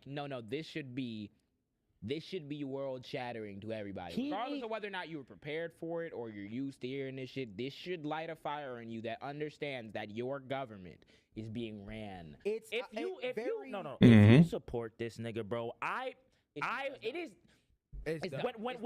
when it came out, right? When Trump won and niggas was like, I'm like, come on guys, we can still be friends. It's just politics. If you support this bitch ass nigga after hearing that, I don't support no pedophiles. gang, I don't support no pedophiles. you should be in jail with that nigga, Trigger bro. warning on the word I'm about to say. It's like, yo, I'm reading this list and the word rape is in every single paragraph. These are rapists. These are pedophiles. These are the scum of the earth. I kind of want to get this censored. I don't know. I might get demonetized listening to and this. that are leading this country. If that is not enough for you to stand in opposition to every single goddamn thing that they do, then nothing will ever be enough for you. Nothing You'll will- just, Elon you'll Musk just die a sheep. man. auctioning off Like that's crazy. children. Elon Musk's in Trump that too. low-key told us the lukewarm version of that. I don't know the full context of the auctioning off children thing. I have to imagine it's not like selling children, I would hope. Well, I mean, neither is good. There's no better than the other, right? It sounds closer to what would be considered prostitution. Well, I don't want to say the terms that it actually is, but it's not like they're selling the person for their life. It's more like for the services, if you get what I'm saying. And that's, I don't know how these people sleep at night. Yeah, When he was yeah. first starting, grabbed him by the. Yeah. He already told y'all he was doing that shit. Already already told you. We You're not already wrong. He already seen the told you. pictures Said it of word for him word, with yeah. Epstein in the 90s. I can't even make a joke out of that. Screenshot that. Please screenshot that. Wow. Wow. They're talking about the British royal family in this list. These poor kids there's too, man. royals in this list. Holy Clyde! Alright, yo. Slapping fannies and killing grandmas. guys, Yup. guys, It's almost like the class of Guys. people we've been talking about do actually share the same class. Hillary Clinton, Bill Clinton, John W. Nicholas, Linda Kitts. Yeah, it's just wild. And they just deleted Get all these niggas. Guys, Get all guys, these niggas. No, there- get all these there's niggas. no- Lock them there's up. no- We need- there's we need no prosecution. conversation in We need defense. prosecution. They just uploaded it That's and right. deleted it because they're like, oh fuck, Mind this you, they might already, tear it all mind down. you, they were already legally past the deadline. They already were committing a crime, not releasing it when they were supposed They were to no. release it. They were stalling for so long to hide that, and they still didn't hide it. Yeah, get them all gone. Get them all gone. They're social pariahs. They need to be treated that way. They need to be arrested. They need to be prosecuted. There need Get to be 'em. trials. Yeah, that's the minimum. That's the bare minimum. Oh, yeah, Mhm. and then That's My God, bro. Oh, hell no, man. What the fuck, man? Get your ass on, boy. You get your goddamn ugly ass on. We're not putting up with the bullshit no more, gang. Nope. Everybody in your life needs to be insulated from the mind virus that is the upcoming fascist United States ran by niggas who love doing pedophilic actions with children through history, regardless of their position of power. Oh my gosh, man. Yeah. Thank you for watching this long. If you haven't already, subscribe. What is you doing? What is you doing? What is you doing? You think we just sitting here doing it for nothing? You think he's Insane, man. I actually might subscribe to their channel. Yeah, bro. It is. It is incredibly. It is beyond disappointing. It is beyond my ability to articulate just how bad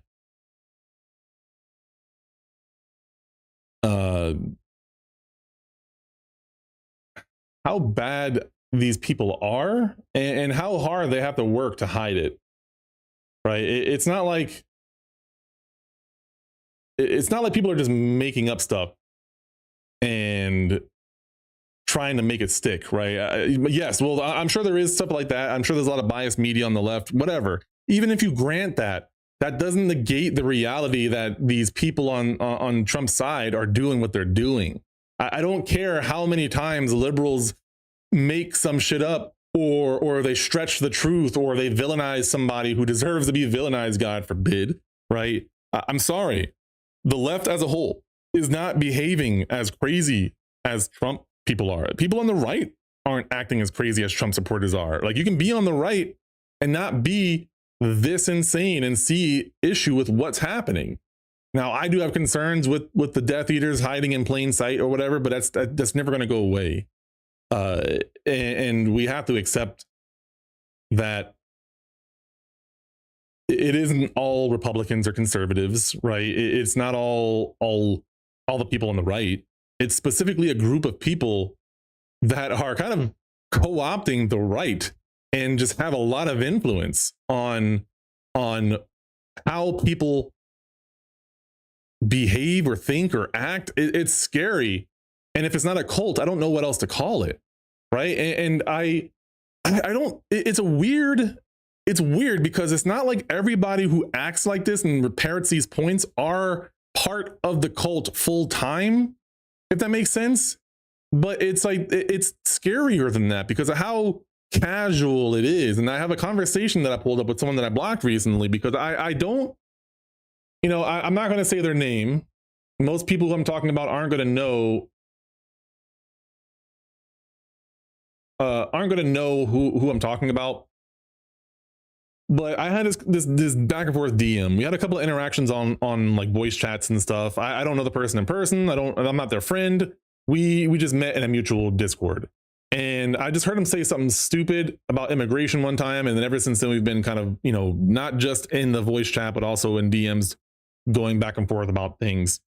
And part of this conversation, the part that made me want to just, the conversation that led to me blocking him, and I'll paraphrase here, is part of it was about ICE. And this person explaining their viewpoint on Trump, etc. And so I'm trying to find a good starting point here because there's a lot of obfuscation that this person does. Like, they don't know how to answer a question very directly. And it's really annoying. So I'm trying to go back as far as I can to see where the conversation becomes really relevant. Because yeah, I give several evidences and that he has to acknowledge at most points. So let's see here. Yeah, the news is always looking for the next great Trump headline. They've been doing it every single day for the past 10 years, which I guess that's not an indication to him that maybe this person is actually just bad, right? It's funny because it's like he knows that this is a behavior that white media does, but all of a sudden he chooses to believe that it's being done to his own people and not to how black people have been villainized for years. And because I had a conversation about that, how immigrants are being villainized. It's like, you know, this is a tactic that people do, but for some reason, this person is picking and choosing when to believe that who they're doing it to is not irrational, right? In his eyes, it's irrational why they keep going after Trump for the last 10 years, whatever. And so, you know, it's like, doesn't seem like you do it maliciously. I was asking him, like, why don't you answer my questions directly earlier? Because he doesn't actually answer my questions. He just starts talking about stuff. He does it in person. He does it in the voice chats. and he does it in the text messages as well. And so I feel like there's information to pull. There's information to pull from people like this. And that's like the only thing I can really do is to try to learn from this stuff. So let me go through this.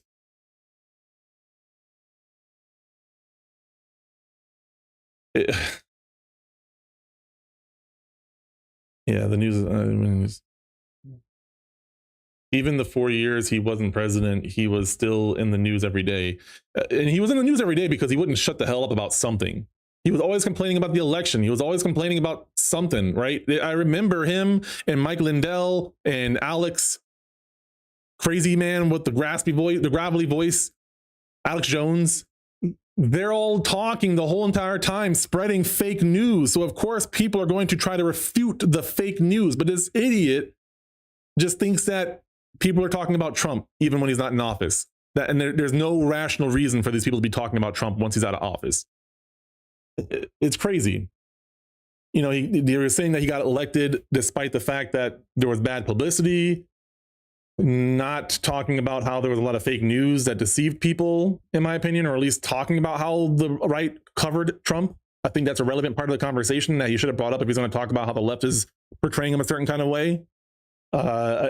He should have been the one to be like, yeah, the right always portrays him in a positive light, but that looks kind of suspect and bias, which is somehow in this conversation, he wants to point out the bias of one group of people, but also totally ignore the same pattern of behavior from the other party in favor of the person that he supports, right? If you're going to call it out in one group of people, you got to call it out in yourself. People are fucking hypocrites. It's crazy, dude.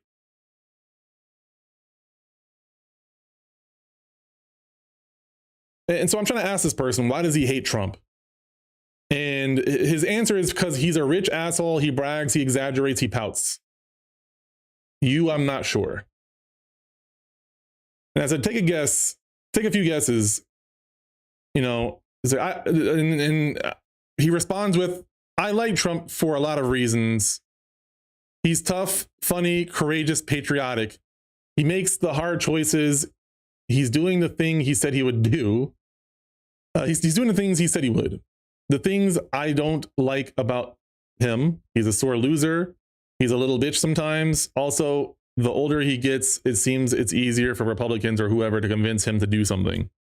I don't disagree with any of those points, but that's all he could point out. He asked me a question about the Middle East, and I'm like, I don't know about that, so I'm not even going to touch on that. And it's like there's so many other topics to talk about that are way more that are more localized. That I'm like, I'm not gonna engage in a conversation when we already have topics that we talked about. So I'm like, I forgot that he responded to me. I kind of forgot about him, or he asked me a question or something like that.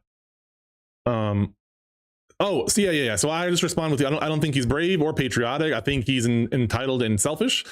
That might look like bravery or patriotism, but what he says and does doesn't line up with those traits. It's impossible to be morally and ethically consistent and support the guy. That alone is a huge issue. And then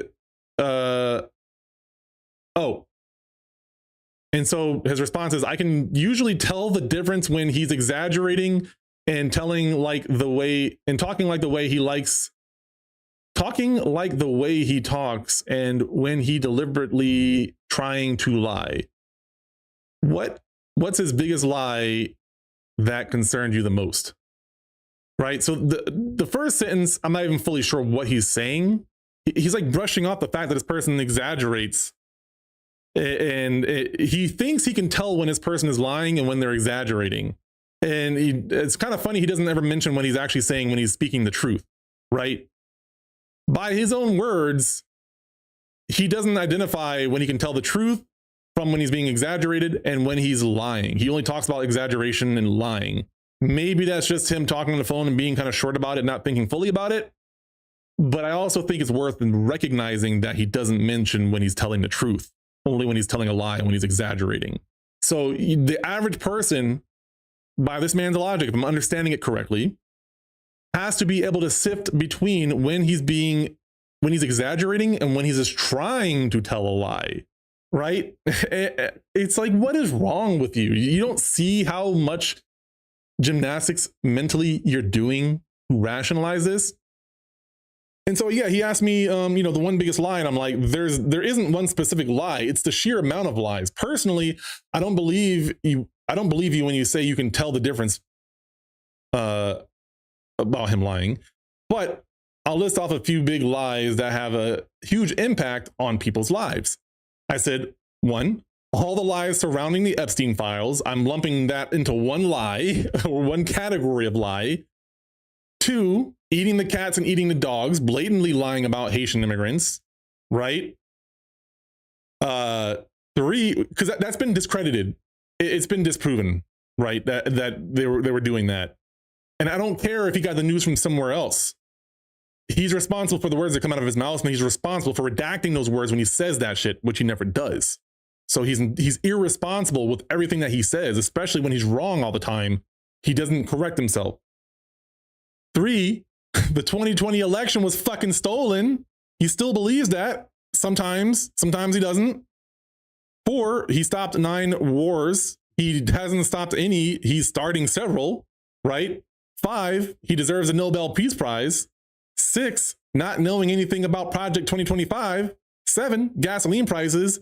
10, the 2 recent people shot by ICE were assassins or that they deserved it. 9, he didn't redline blacks, right? Like denying that he was doing redlining back in the 80s and like 70s and 80s or whatever. So I gave him all of those. And I'm like, I can keep going. There are so many that it's outrageous. Boldly stating that you can tell when someone is lying and you don't. Boldly telling when someone is lying and you don't know them is very arrogant. That or naive, right? Being able to say confidently that you think you can tell when someone is lying and when they're exaggerating, whatever. You don't know him. You don't know somebody. You don't know someone who's been trained in media, who's been doing acting before. To claim that you know when they're lying and when they're not is beyond arrogant. I don't care who the person is, whether they're like Mother Teresa or the devil. You don't assume you know when someone's lying. You're not the fucking guy from Lie to Me, right? You aren't that guy. To even claim that is ridiculous in my eyes. Like, am I the crazy one in this situation? And so I go on to say, you know, this guy did some vile shit before he was a politician. You don't know that. You don't know this man. On top of that, the guy is ignorant, dangerously so. What if he's being 100% honest and is just completely uninformed? And are you able to fact check him in real time? I doubt it. On top of that, the guy is clearly a spoiled brat and very entitled. The guy believes what he wants to believe. When he's speaking, he's going to come off like he believes what he's saying. He's on recordings trying to convince people to find votes for him during the 2020 election.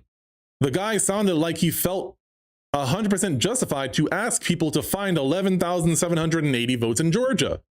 And when he was proven to be caught in a lie, he does not admit or hold himself accountable. Being funny, tough, courageous, and patriotic are still not enough traits to justify all of this behavior. The first thing he says, 11,000 votes is a very close election in a state, to be honest. Then he's done with that topic. About the Epstein files, he said he'd release them, but that one maybe not so much. But that one maybe not so much during the campaign, but they're releasing 3 million more files now. Most people wanted the Democrats to win so they wouldn't release the files. I don't even know what that means. Israel and Hamas, Gaza, a ceasefire agreement.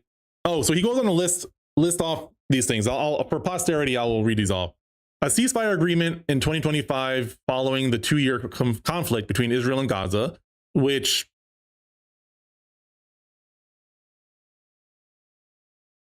didn't Israel immediately just attack after they said that they would sign the peace treaty or the ceasefire agreement? Like there was a ceasefire and then the ceasefire was broken like immediately. We can go check that afterwards. Armenia and Azerbaijan, a peace agreement signed at the White House in 2025 regarding the Nagorno-Karabakh region, which this sounds chat GPT. This guy doesn't speak very intelligently, so to be able to list off all these things in bullet points makes me think that he just chat GPT'd it. Democratic Republic of Congo, the DRC, and Rwanda, a peace deal negotiated in June 2025 to end the long-standing border conflict. Israel and Iran ceasefire, India and Pakistan ceasefire, Cambodia and Thailand, Egypt and Ethiopia, Serbia and Kosovo.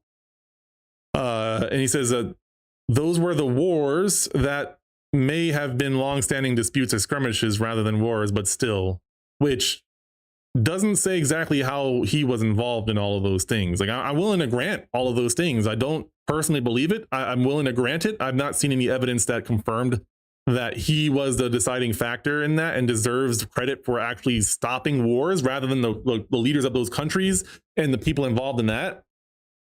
Call me crazy to not give credit to those people when Trump doesn't really do that too often. Also, there were reports of Haitians eating animals around that time. In his mind, the 2020 elections was stolen. He's entitled to his opinion. He said both of the people shot by ICE were tragic. I think it was Kristi Noem that implied they were domestic terrorists. Gas prices are way down from the peak of Biden's era. I know I got gas then and now. I can touch back on that if I care to do so. He said he would end Russia-Ukraine before day one, and he didn't. Yeah, okay. And he said that was harder to end than he thought because Zelensky and Putin hate each other so much. Yo, this guy talks like a child. The way that he's justifying these arguments sounds like how a child justifies things. It's so unintelligent. I'm sorry. I'm condescending. I'm being a jerk. I get it. Whatever. How do you respect somebody like this that makes these arguments and doesn't live in the world of reality? And he goes on to say, he also said multiple times, you can't have peace in the Middle East with a dark cloud hanging over Iran and them pursuing nuclear weapons. We're also getting along very well with Venezuela. The people of their country are happy Maduro is gone. I mean, some of this stuff is somewhat true, but does not shed a full light on the whole situation, right? Zelensky and Putin, unless there's some really crazy espionage shit happening on Zelensky's side, Putin has been the aggressor in these situations and saying that he's going to do something and then not actually following that, according to reports.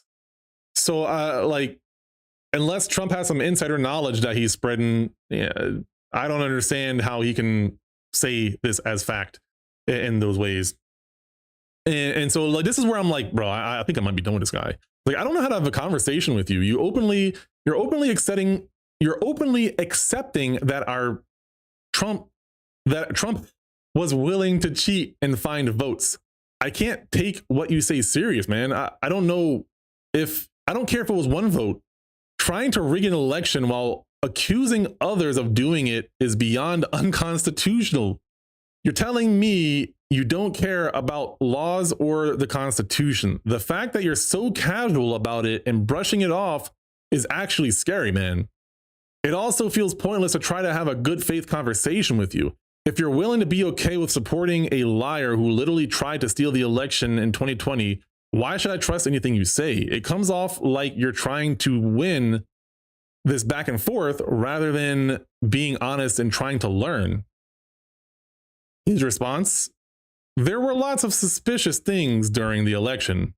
Biden got more votes than Obama. And there were tons.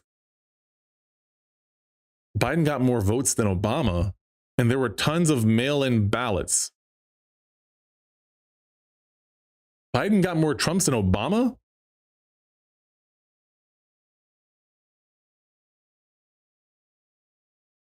What?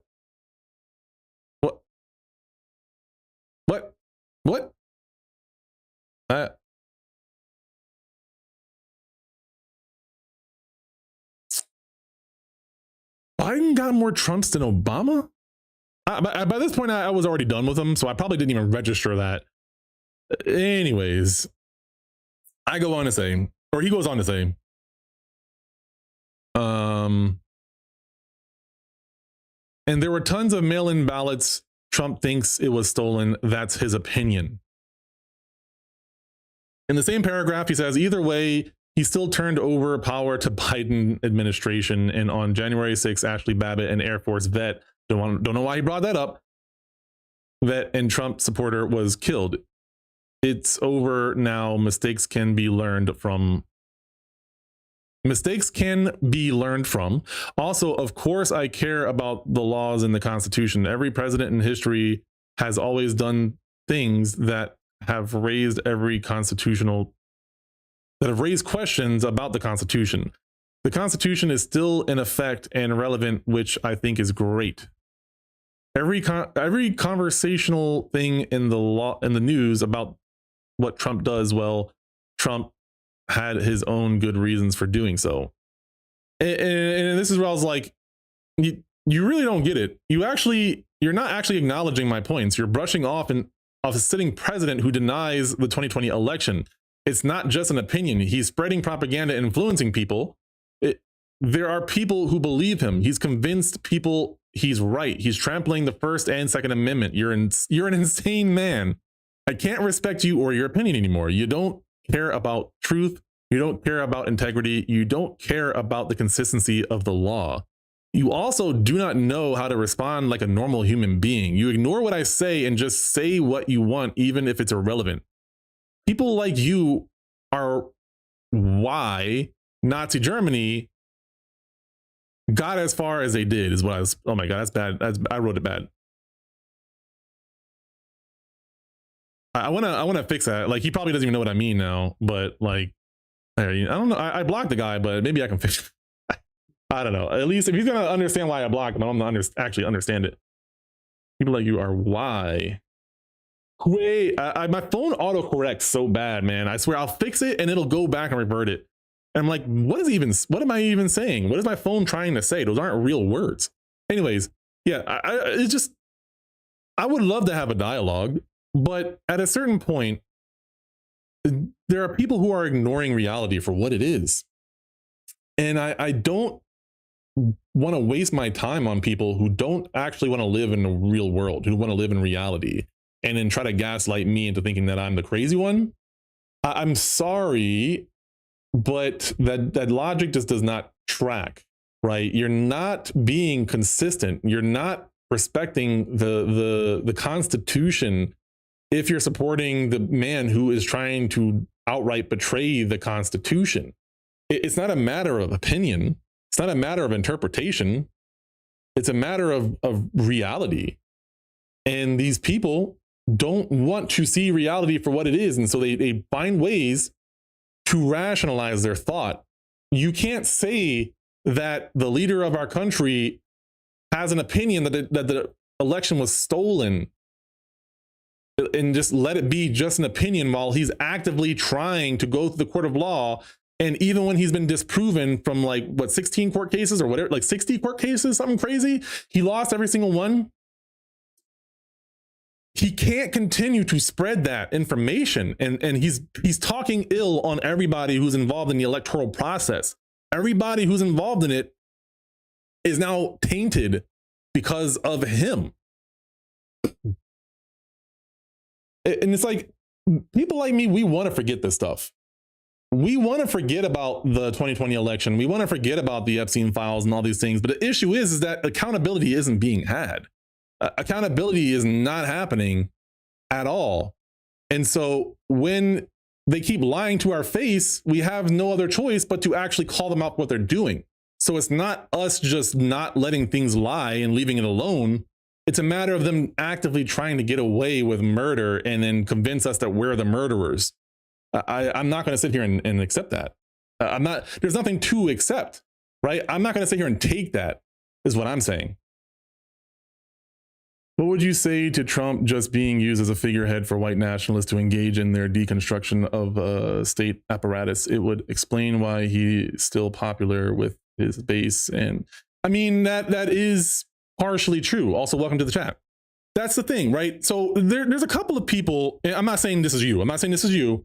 This is a separate but relevant topic, where there are people who tell me that I put too much emphasis on Trump. And the thing is, and I've explained this multiple times, there's plenty of blame to go around, right? I am giving the amount of blame to Donald Trump that he deserves as an individual human being, and as a sitting president of our nation, and as one of the richest-ish, one of the wealthier people in our country, right, and in the world, and influential. He has power outside of political power. He's friends with leaders of other countries to the point where now he's building the board of peace.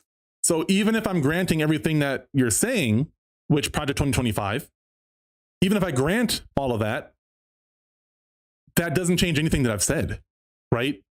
That just means there's more people to hold accountable who are utilizing Donald Trump. But the things that I say about Donald Trump should apply to him no matter who is involved. He is an individual human being. Unless he is some sort of robot that is being operated behind the scenes by the Wizard of Oz, he has fucking accountability that needs to come to him. Now, I also say that because he is a leader. So when this person that I'm talking about talks about Pam Bondi or any of his other subordinates, Donald Trump is still the boss. Your subordinate is spreading fake news. I don't care.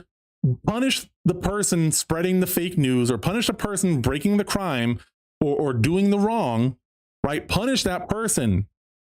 But also, if the president is sanctioning that behavior and not also reprimanding them on his own accord, and also calling out the behavior for what it is and saying that he is not a part of that, right? He can't even do the bare minimum of that.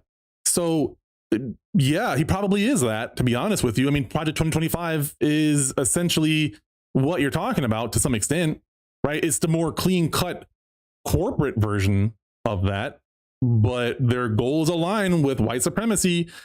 That's not my personal opinion. Some of my opinion is in there, just to be clear. However, there is enough evidence to show that that is also what's happening if you're willing to accept white nationalists for what they are. Right? You would have to deny the reality that white nationalists or racists exist in order to say that we're wrong in saying that Trump is kind of a pawn for a lot of powerful white supremacists.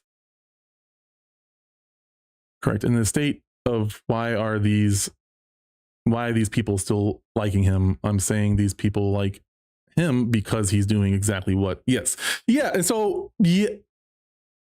Let me finish what you're saying. They rationalize the heinous stuff he does because it's what they want, but they just don't want to say that part. Yeah. Hey, Spoon, what's up, man? I do not speak German. Hallo, mein Freund. Wie geht's es dir? Es ist ein Langsit. That's not angry enough? Sorry. It's a very appropriate language to bring up right now. I'm doing well, thank you. I'm booting up the game, but I have somebody in chat, Bigaguna. Bigaguna? Bigaguna? What is an aguna? Iguana? Sorry, the purple purple iguanas, blue barracudas, silver monkeys, purple iguana, silver snakes, blue barracuda, red iguanas, little iguana. Hey, what's up, Vijay? I was like, why are you calling yourself little? I can't, I don't read words. Yeah, so yes, absolutely. I'm sure he is a pawn. And this is the thing where I have to like reemphasize this for the people hopping in chat now, is that it might seem, you know, people who watch my content, that it seems like I just hate Trump for the sake of hating Trump. Like this person, I read a chat earlier, I was reading someone I blocked just because they weren't willing to have a real conversation as a human being. Just because I focus on Trump does not mean there's plenty of accountability to be had. And this is going to be a very hot take, a very extreme take, perhaps.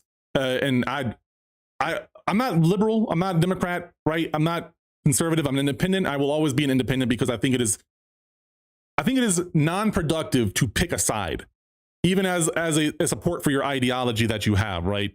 I think that once you do that, that is counterproductive to making our country the best it can be, right? But my actual thing that I was going to say is that I think that the Democrats in office need to be fired, right? I think that Democrats need to be fired as soon as we kick out Trump and his administration, and they should not be welcomed back because they were not the check to the balance and they were not the balance to the check. They didn't do shit. The Epstein files didn't get released. Even if they all meant well, even if they 100% every single Democratic politician meant well, and they were trying their best to do it, and they were trying their best to make these things happen and stop Trump, they didn't do it multiple times. At any other position, at any other job, those people would be fired for not doing their goddamn job. It is nothing personal against them. I am not saying that any of them are corrupt, but they did not get the job done that they were hired to do by the American people. They also need to be fired and maybe punished, right? It is harder to talk about punishment because that gets into intent with these individuals. And I am granting that 100% of these people meant well, right? I am under the assumption that I am biased towards these people, right? Like, let's pretend that I'm biased towards Democrats for a moment. I am biased towards the Democratic Party. I still think they all need to be fired because they didn't do the job. I do not care. That needs to happen immediately after we get these crazy people out of office who are trying to enlist Project 2025, who can't be accountable, who can't follow the law, who can't obey the Constitution, and then try to gaslight us into thinking that we're the crazy ones, right? That is my hot take about really explaining how biased I'm not towards the Democrats, or how much my bias does not come into account. Because I think that I am right now, since the 2020 election, this is ebbed and flowed, but since the 2020 election, leading up to the 2020 election, I was much more biased towards the Democrats, right? That was not always the case prior to that election, and I'm not saying that's the case now. However, I have consistently not liked what the Republican Party has put out since Obama was in office. And it's not just because I don't like them, it's because they had racist behavior, right? Let's go all the way back to like the 2008 election. John McCain, right? That was the 2008 election. John McCain was that one, and then was it John Kerry? No. Mitt Romney? I can't remember which one it was. Oh, we got two Tekken players in the chat. Uh-oh. Careful, guys. Dunsford, me at Dunsford, me when I'm small village in the Dartmoor National Park. Wait, do y'all know each other?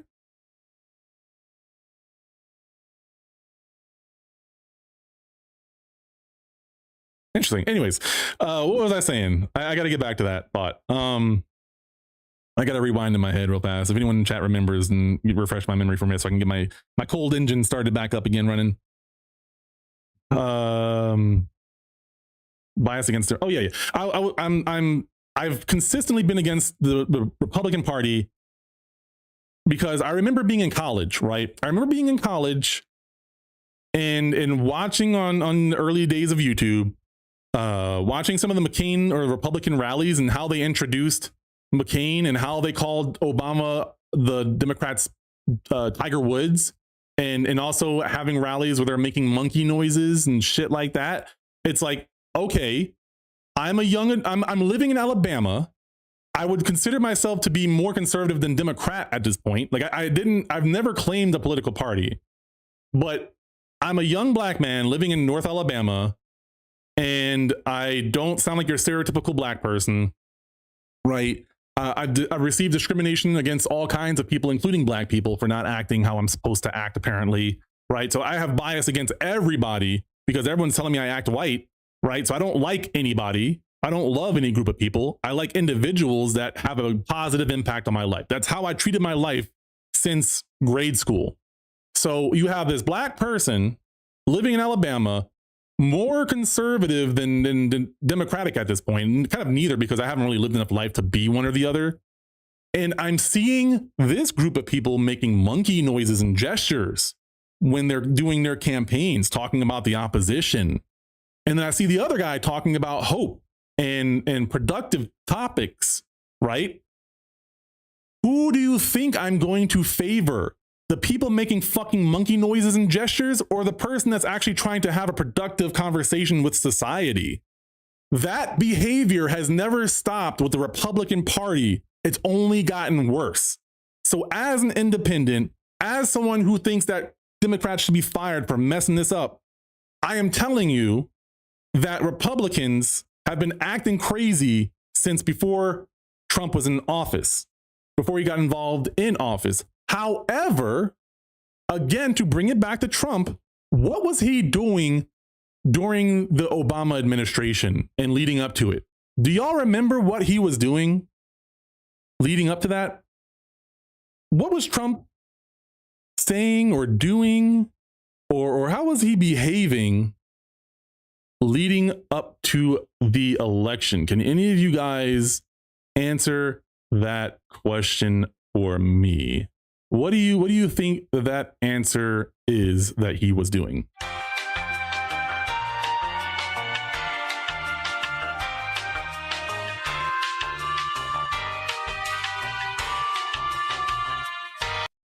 That's right. That's right. That's right. Y'all get it. Saying Trump wasn't American, saying he wasn't born in America, saying he was from Kenya. Oh my God. I love it. I love it. Yes. Yes, exactly. Yep. He probably grabbed him by the balls too. Who knows, man? But like, you see, there's accountability to go around, because why were the conservatives being racist towards their opposition? If they were good, upstanding citizens, why were they allowing this behavior to persist throughout their campaigns and their rallies, right? I don't have to be biased towards one party to call out shitty behavior for what shitty behavior is. And so people who try to argue against me, and I don't believe in winning and losing debates when it comes to these sort of shit. Like when it comes to this sort of shit, I don't believe in winning and losing debates. I do believe in having a strong reason to believe what you believe and being able to back it up. But you need to be able to be consistent in a few things in order to do that.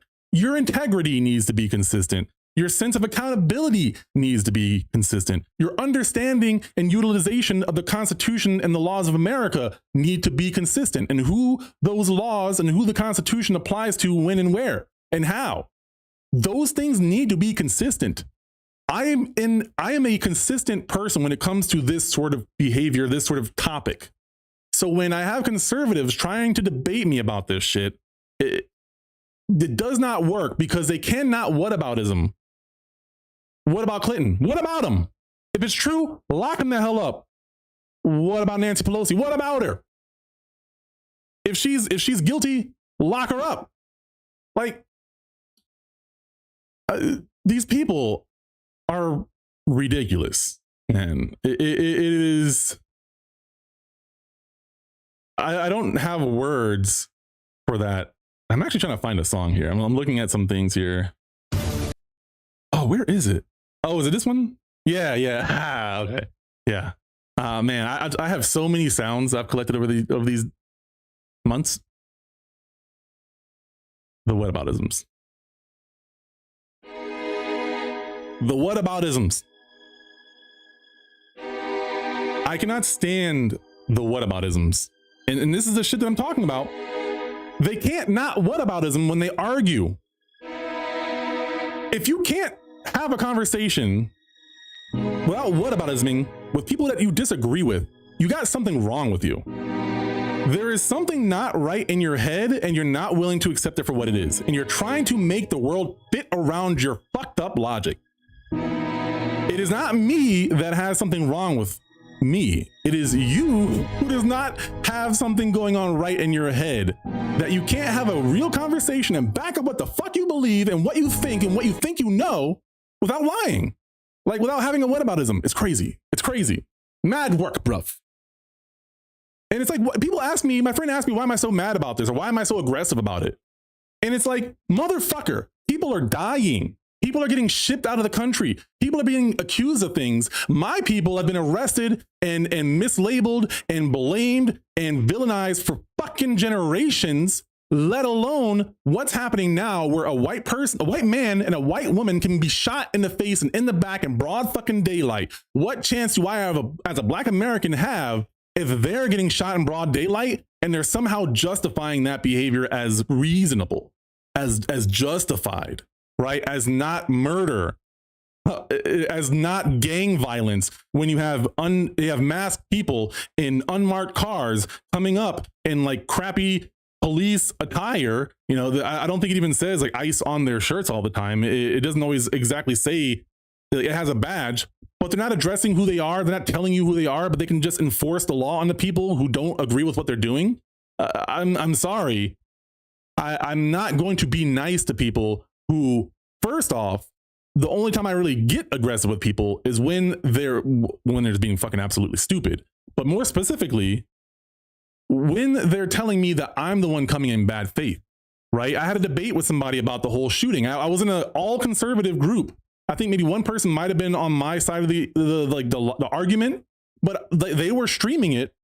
And I had to open up the conversation. I'm going to edit that and try to put it out later. Maybe I'll watch it on stream and kind of talk about it with you guys. But I'm having a debate about this with these people. I'm like, even if I grant all the things that Alex did, right? The only thing I'm not willing to grant is that he had a gun in his hand, right? There is no footage that shows that. He had a phone in his hand, that's it. Other than that, I'm willing to grant that he did all of these things. Even still, even if I take out my bias, being shot in the back 6+ times, I said 6+ times, they say it was 3.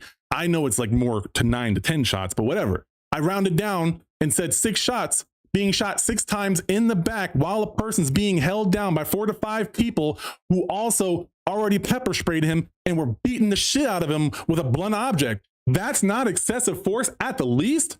I'm sorry, you guys are not using your logic consistently.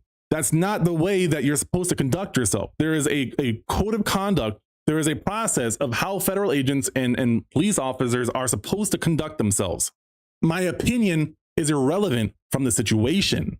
What we have here is an objective example of excessive force at best and public murder more realistically, right? That's not my opinion. That's based off of what I understand about the legal system, which is not a lot, but it's enough to understand shooting somebody in the back multiple times while being held down by 4+ people while already bear sprayed or pepper sprayed and being beaten in the face. That's what it is. I'm sorry. If you shoot a goal 3 times into a hockey goal, that is a hat trick. It's not my opinion.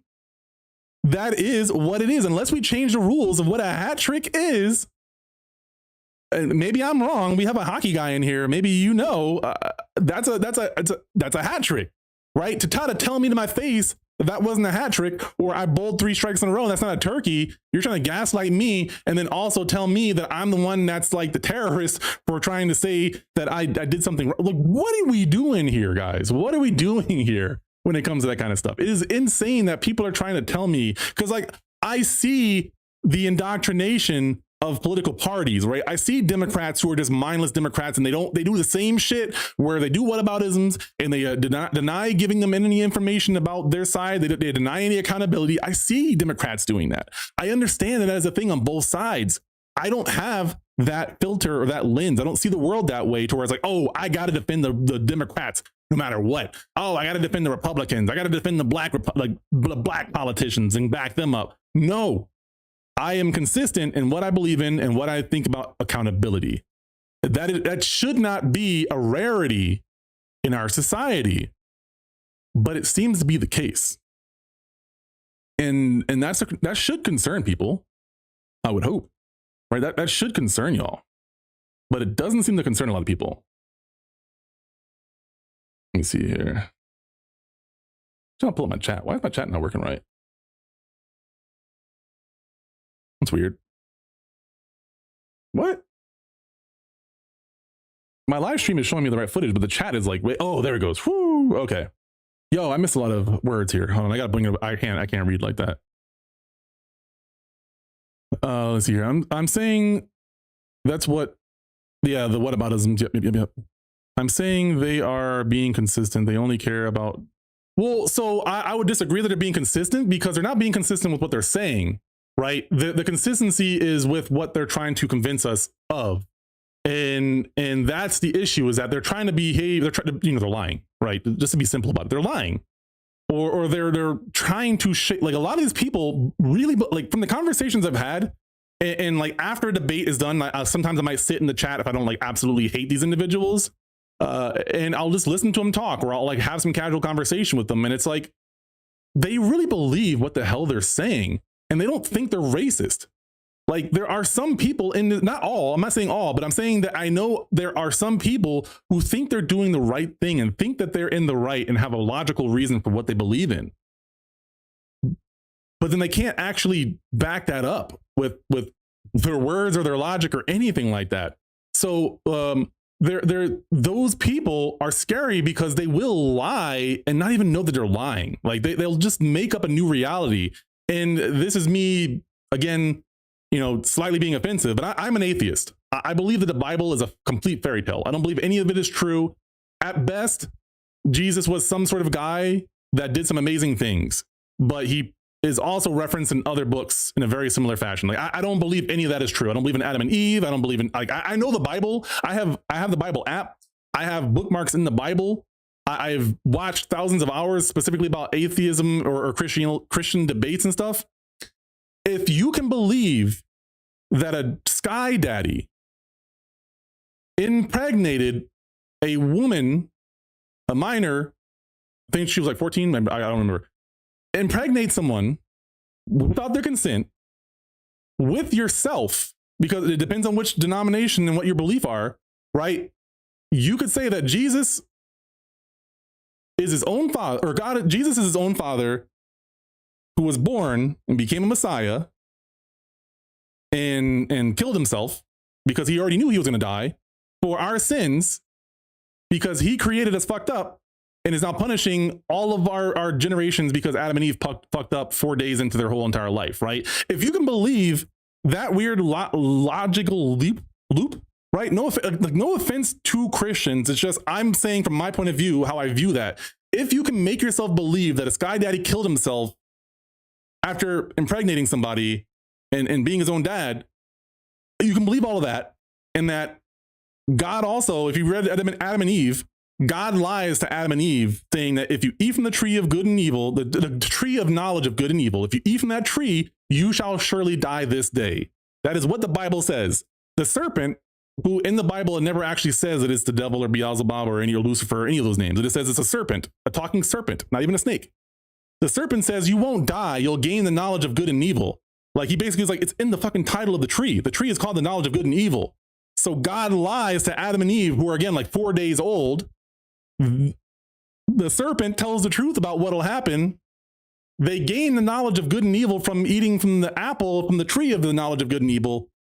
And then they get punished. And then not only them, but all of us for all eternity get punished. And he has to kill himself in order to save us from our sins, but we still have to obey him and do things, again, depending on what denomination or like what specific religion of Christianity you are. You got to do all of those things. If you can believe all of that is literally true, you can make yourself believe anything. And I hate being offensive to religions, but I don't know how to not mention that part.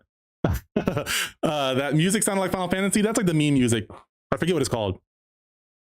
So like, I don't mean to bash on Christianity. I think there's plenty of good parts of Christianity. Just to be clear, I do believe in Adam and Steve, though. I suppose you are correct. They are inconsistent with their narratives. Yeah. So, I mean, in their head, they might be consistent. I think a lot of them think they are consistent. So I don't think we disagree on anything you're saying. I think I like to get caught up in semantics because I think that's really important. And also I can't help myself. but yeah, I think that they think they're consistent, but they're not actually like externally. What we perceive is not consistency. It's just, they can't be consistency because they like, listen, somehow in this Discord, it's like a very conservative Discord, right? I infiltrated this Discord and was able to like debate them as a centrist I'm not a centrist. Like I don't want the label of centrist because I'm not that. But like I invaded that Discord, and after the debate, the live debate, people didn't really know me, you know, other than like the 5 or so people that were in that actual chat. So I brought up the whole Trump is saying don't bring a gun to a protest, right? So like here's consistency, right? I am pro Second Amendment. I can elaborate on why later if you guys care, but otherwise, for the sake of the conversation, just understand that I'm pro Second Amendment. And I hop into this chat in the debate text chat, and I'm like, so Trump is telling us that we can't bring our guns, right? And you guys knowing that I'm an atheist now, right? That'll be relevant in a second. I'm like, so what do we think about this? Because I'm like, they don't think me as a liberal. They know I'm not a liberal, right? So I'm like, what do y'all think about Trump telling us that we can't bring our guns to protest? I don't currently own a gun, by the way. And you know, like a couple of people were like, Trump said not to bring a gun, so don't bring a gun, right?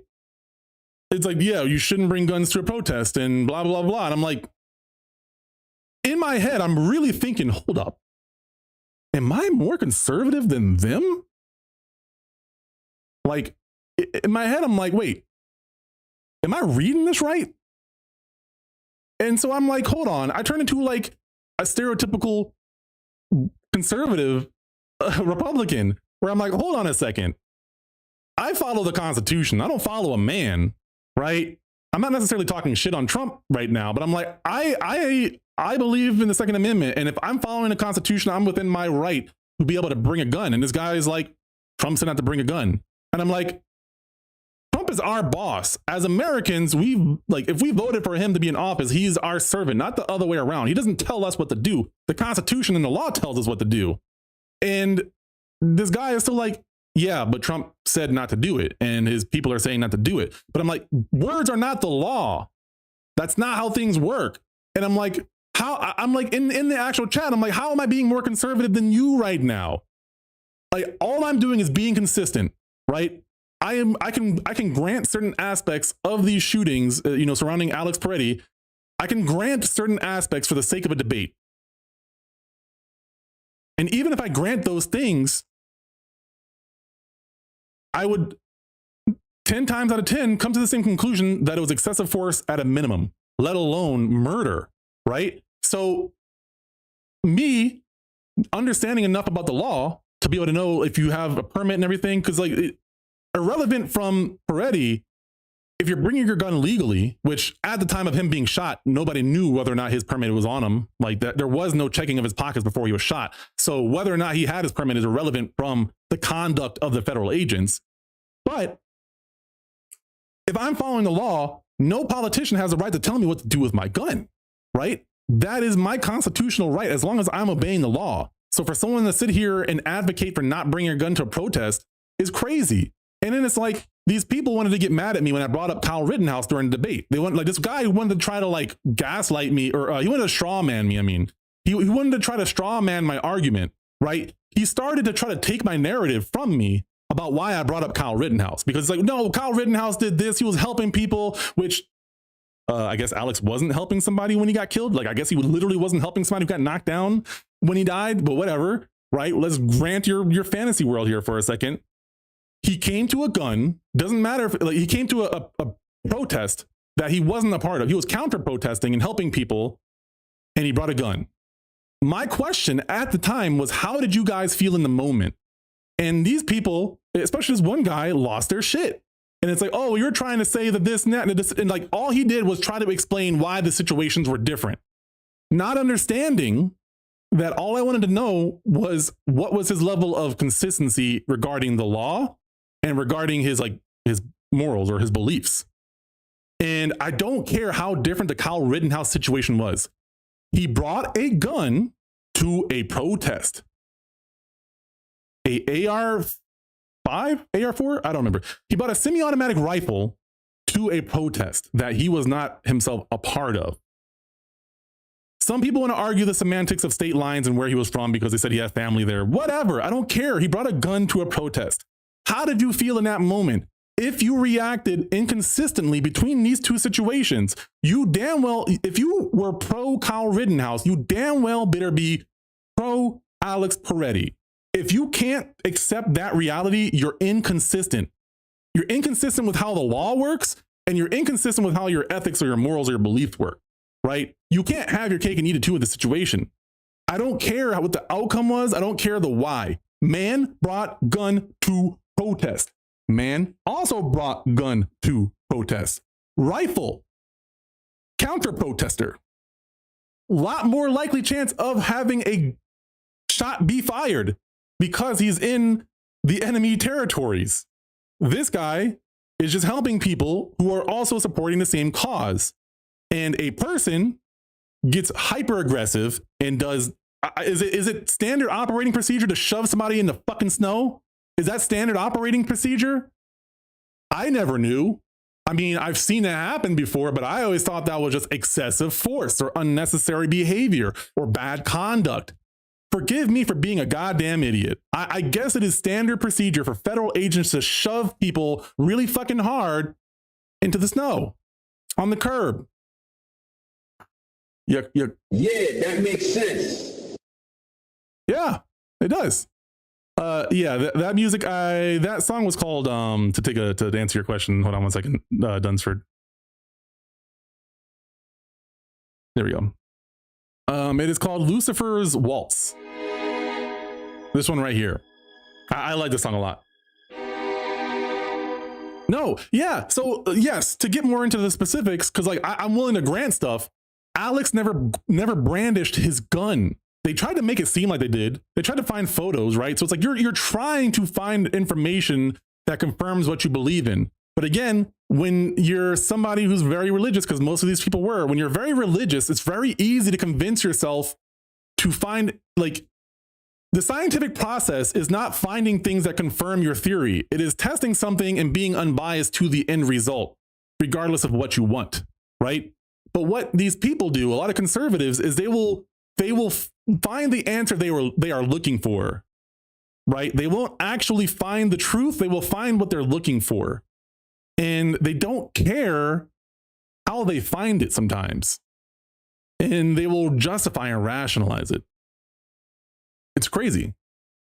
I do want to caution against lumping everyone who claims to be Christian in one group. Yes, and y'all that know me know that, right? But what I'm saying, though, I'm not saying that all Christians fit into this group. What I'm saying is that people who specifically believe that that story is literal, they have the ability to believe in magic. And like, I'm not being condescending, but if you believe all of those steps are literal, that's magic. It doesn't happen in the real world anymore. If it happened, right? If I were willing to grant that the Bible is true, none of that shit happens anymore. We don't have talking donkeys or talking burning bushes. We don't have God coming down and telling them to sacrifice. Well, I won't say on that one, but people might claim that one. But you don't see camera footage of these miracles happening anymore. Not in the same fashion. You don't see people living to be 500 plus years old. So these people, and again, I'm not generalizing, and I appreciate that, the input to be clear. I'm not saying that all people that believe that are like that, right? All I'm saying is if you believe in magic, it is really easy to be convinced of something else and to rationalize it. That's what I'm saying. It isn't specifically Christians, because you have New Agey people like this. You have Jewish people like this.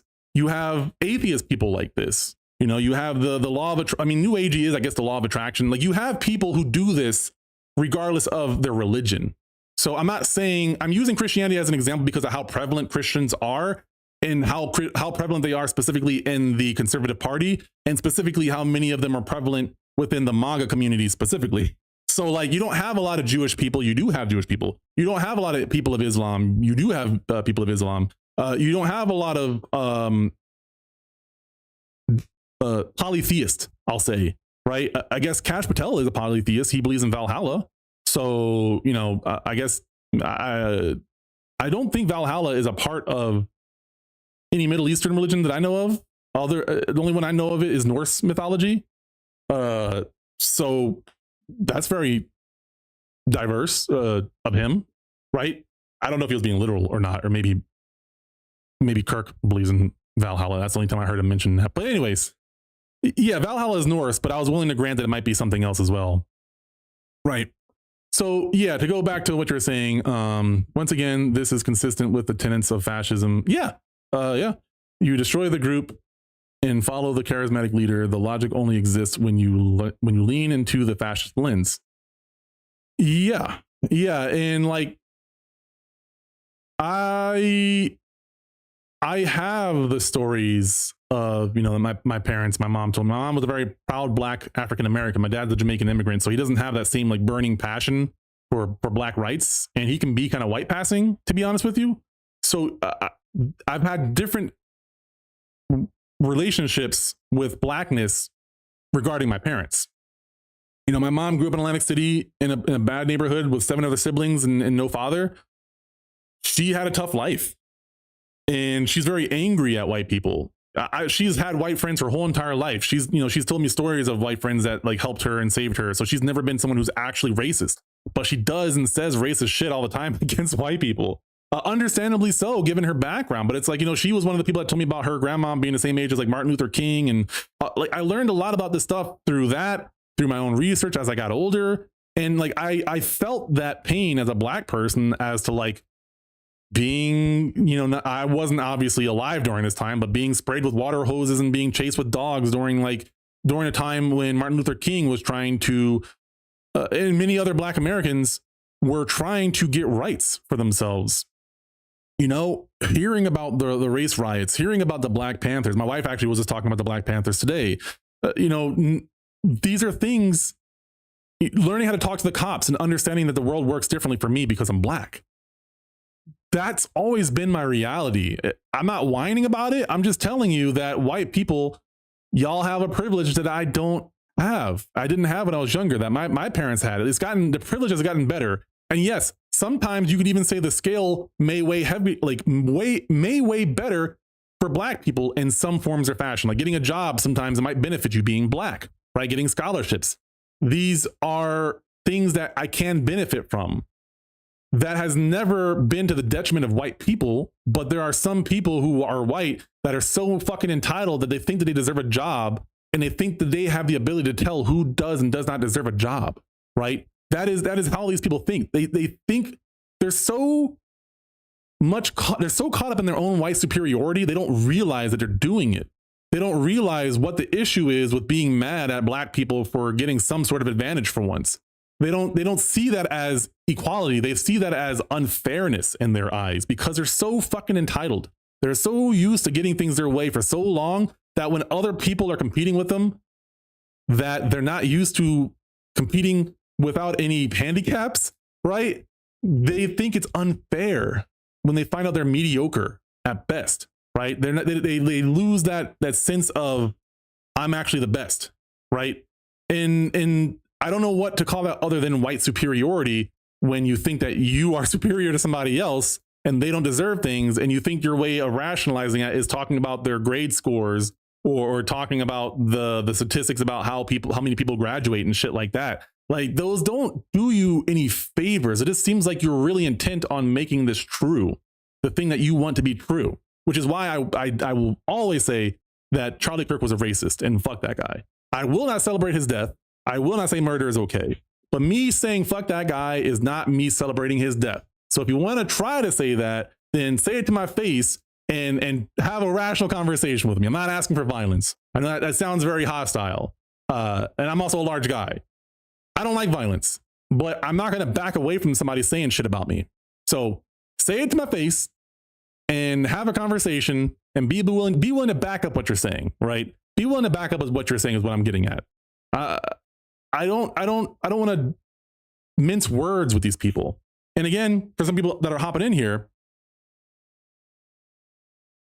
my friend asked me, who's more on the conservative side, who hears me ranting about these people sometimes. He's like, and he's trying to critique me about being more nice or being more accommodating, right, to people. And it's like, the only time I stop being accommodating is when people are straw manning my argument after I've called them out for it nicely and asked them not to do that. I will say, I will be 100% honest. If I can't prove something or back it up, I'll be willing to grant that point or concede that point. If you think that I'm getting at something, ask me directly or point it out. But do not assume what I'm saying and then do not respond to that thing that you think that I'm saying, or we're going to have a problem. Because when you hear me say words and then you take those words and take them to mean something that I did not say, and then when you respond to that story you made up to your head to me with those words that you made up in your head about me, I'm going to recognize that immediately. I'm going to call it out and ask that you don't do that. If you do that more than 3 times, I'm done being nice to you. Period. There's no middle ground. And when you ask me why I take it so seriously, I say again, because it's a serious issue. People are dying. People are getting hurt. People are getting punished. I don't deserve to get punished. People who deserve to get punished are not getting punished. So that's why I take it fucking seriously. And maybe because you're white, right? If you're white, you might not understand the severity of this. You might not understand the generational trauma or anger or frustration that you feel of not being the default character in life, right? It is annoying. And when you know this to be a reality for your people, that's one thing. But when you see it just happening to the general public, this is the canary in the mine right now. This is the canary in a coal mine telling you there's a fucking problem happening right now. I think that I'm a perfectly rational human being. I do not like bias. I despise bias in all forms and fashions when it comes to anything impactful in the world, right? If your bias is getting in the way of making progress and affecting other people's lives, that's a problem for me. I'm very intentional about my bias. I'm very intentional about calling it out. I'm very intentional about recognizing opinion versus fact. I'm very biased about understanding credibility of sources. I'm very biased about respecting the fucking scientific process and knowing how that works. Is why I won't ever interact with like fucking flat earthers. I'm not going to debate you. You don't care about reality. There's already enough evidence out there that I'm not going to waste my time with you. I'm sorry. I'm not doing that shit. Right. So it is frustrating when my friends ask me shit like that. Like I'm the irrational one, because you live in so much of a bubble that none of this shit affects you, I guess. And I am sorry if I sound aggressive about this, but I don't know how to not be mad. I don't know how to care to be cordial or nice or accommodating when this kind of stuff is happening and people are acting like it's no big deal. I'm not going to be nice. I'm not going to be accommodating to you. And this is like, so this is my biased, petty opinion on something that I think is totally non-productive to the individual I'm interacting with, is that if you are proven by me to be in bad faith, right? Because I had someone tell me that I was being bad faith when in fact they were the one literally being bad faith by taking liberties with what I said, assuming what I said, and then responding to what they thought that I said. When I told them directly several times over that that wasn't the case, right? They think they're being good faith. But like, I don't know, I'm just not going to be nice about it. I'm not going to be cordial about it. I'm not going to sit here and let somebody try to mislabel me in my words. My petty thought though is that I will embarrass you. I will make it a goal to embarrass you, right? And my friend responded with like, you know, he had some pushback about that. I don't think he articulated it fully, but I think I got what he was getting at, which is like, now my intentions change. So now I go to what, like, because he openly admitted that he was trying to avoid giving me what he thought I wanted, right? That was his own words, not mine. So like, I'm not going to do that. I'm not going to all of a sudden start avoiding giving you what you want. I'm going to do the same process. I'm going to be honest the same way. I'm going to be consistent the same way. I'm just going to be more blatant about calling out your bullshit to the public, because at this point, you know, if I'm debating publicly, because I was debating on a live stream on some like a conservatives live stream, like it's a pro-Trump live stream, and I fucking like made them all just hear crickets, right? After I said my point, they made me open, and they couldn't really recover from that. Like I don't like thinking that way, but like if we're talking about it in terms of like optics, they didn't have shit to say to me. And so like, I don't care about making you an example. I'm going to do that with integrity and consistency. I'm going to make you an example. Like if you're a Trump supporter or you're somebody that supports something that I think is dangerous and you're going to try to debate me publicly and you're going to try to strawman me publicly, I'm done being nice with you. You are now an example of what an idiot looks like and how to expose them. That is what you are to me now. You are cannon fodder for my viewership. That's it. Because you're not savable. I'm not Captain Save-A-Ho or Save-A-Bro. I'm not saving you if you're not trying to be saved, right? I can help you see reason. I'm not saying that I'm right. I'm just saying that I can help you be consistent with your logic and be able to call out your own hypocrisy. And that's the thing. I ask questions with genuine curiosity without bias, and I accept what they say. And then when I accept what they say and I ask follow-up questions, all of a sudden they start avoiding giving me what I want, which is nothing. All I want is an answer that's honest, preferably one that's consistent with what you've been saying. But what I've noticed is that these people cannot be consistent and be honest at the same time. And it breaks their worldview. And so this is when my friend tried to tell me that I wasn't being accommodating because I started calling him out. You know, after the conversation, he's like, oh, well, I didn't know. So then say you don't fucking know. Don't try to make up some bullshit or obfuscate or filibuster. Say you don't fucking know. Don't tell me I'm the one being mean and I'm the one not being accommodating because you don't know how to say you don't know, right? And maybe you shouldn't speak in definitives or have strong beliefs if you can't rationalize them, if you can't explain them. It's fine if you want to have that as an opinion, but keep that shit to yourself, okay? Like, don't try to invite me to a debate, and when I give you what you want, you try to accuse me of being mean, or you know, some people accuse me of trying to get at something that I'm not getting at. You expose yourself, sir. You expose yourself, sir or madam or person. Which is interesting because I actually met someone who was a trans conservative, like more on the conservative side. And they DM'd me because they were sitting in that conversation and was relatively quiet and had some apprehension towards what they were saying, right? I think it's someone who's younger who's trying to figure out who they are. I haven't interacted with that person too much yet.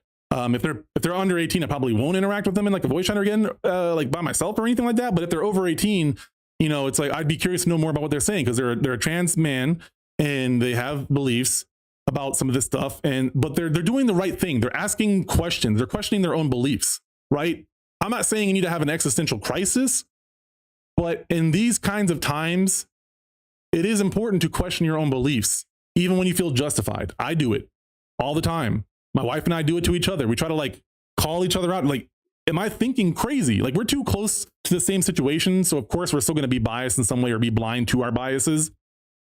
But we try really hard and we try to be very honest and blunt about it. And we don't always agree on everything. And then sometimes it's like, oh, I see where you're coming from. And we might convince the other of a valid point.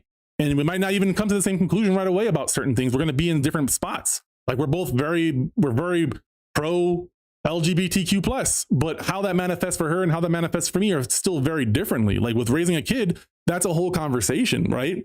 You know, I won't get into the specifics, but it's like, while I might not care directly if my son does anything that seems effeminate or quote unquote gay, I do have concerns about bullies, or I do have concerns about teachers and how they interact, right? It's just a thought that has to come up, especially as a Black dad. I'm not saying I'm in the right. I'm not saying I'm in the wrong. I'm just saying that those kinds of things need to be questioned. I'll question myself.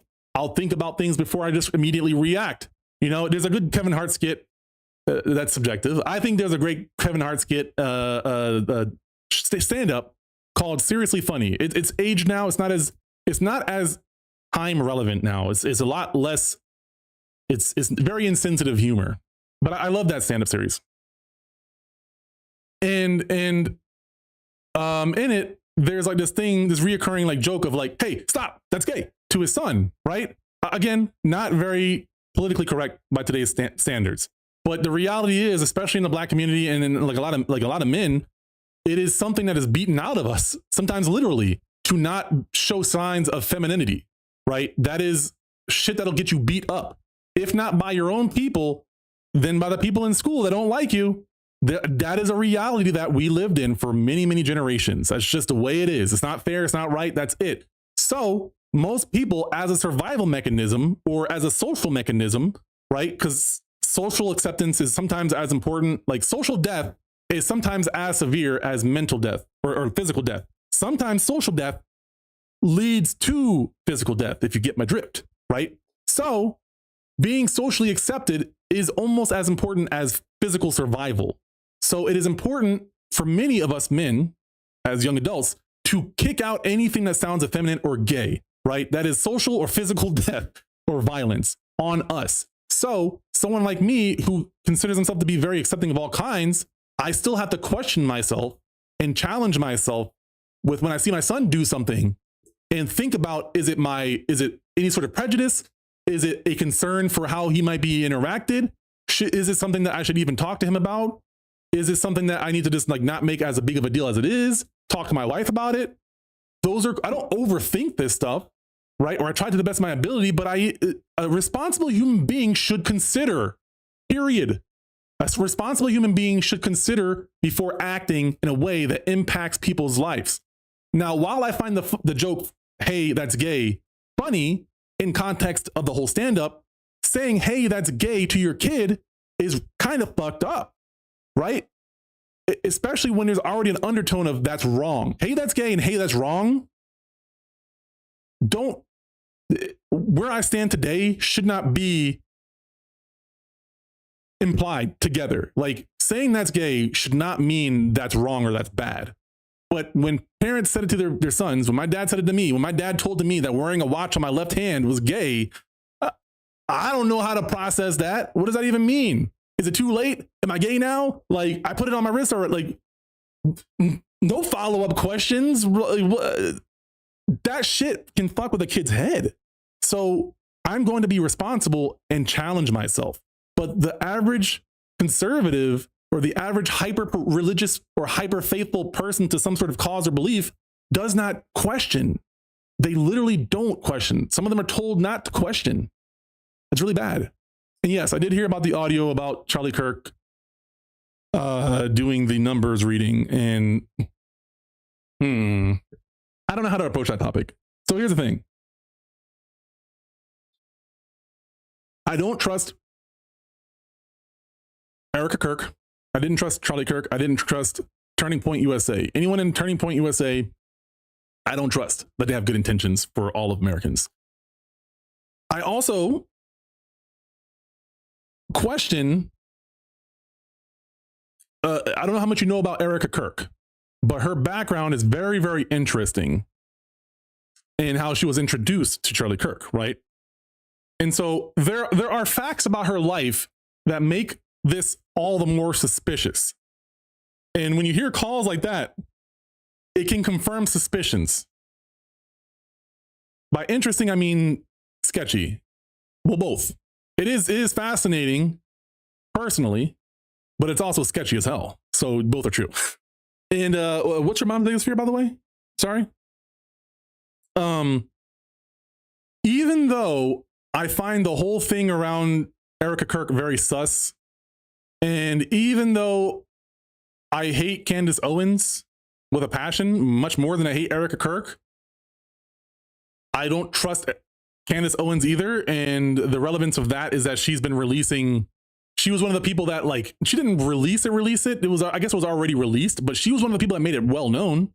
A lot of the media that I follow were reacting to Candace Owens's reaction to Erica Kirk reading out these numbers.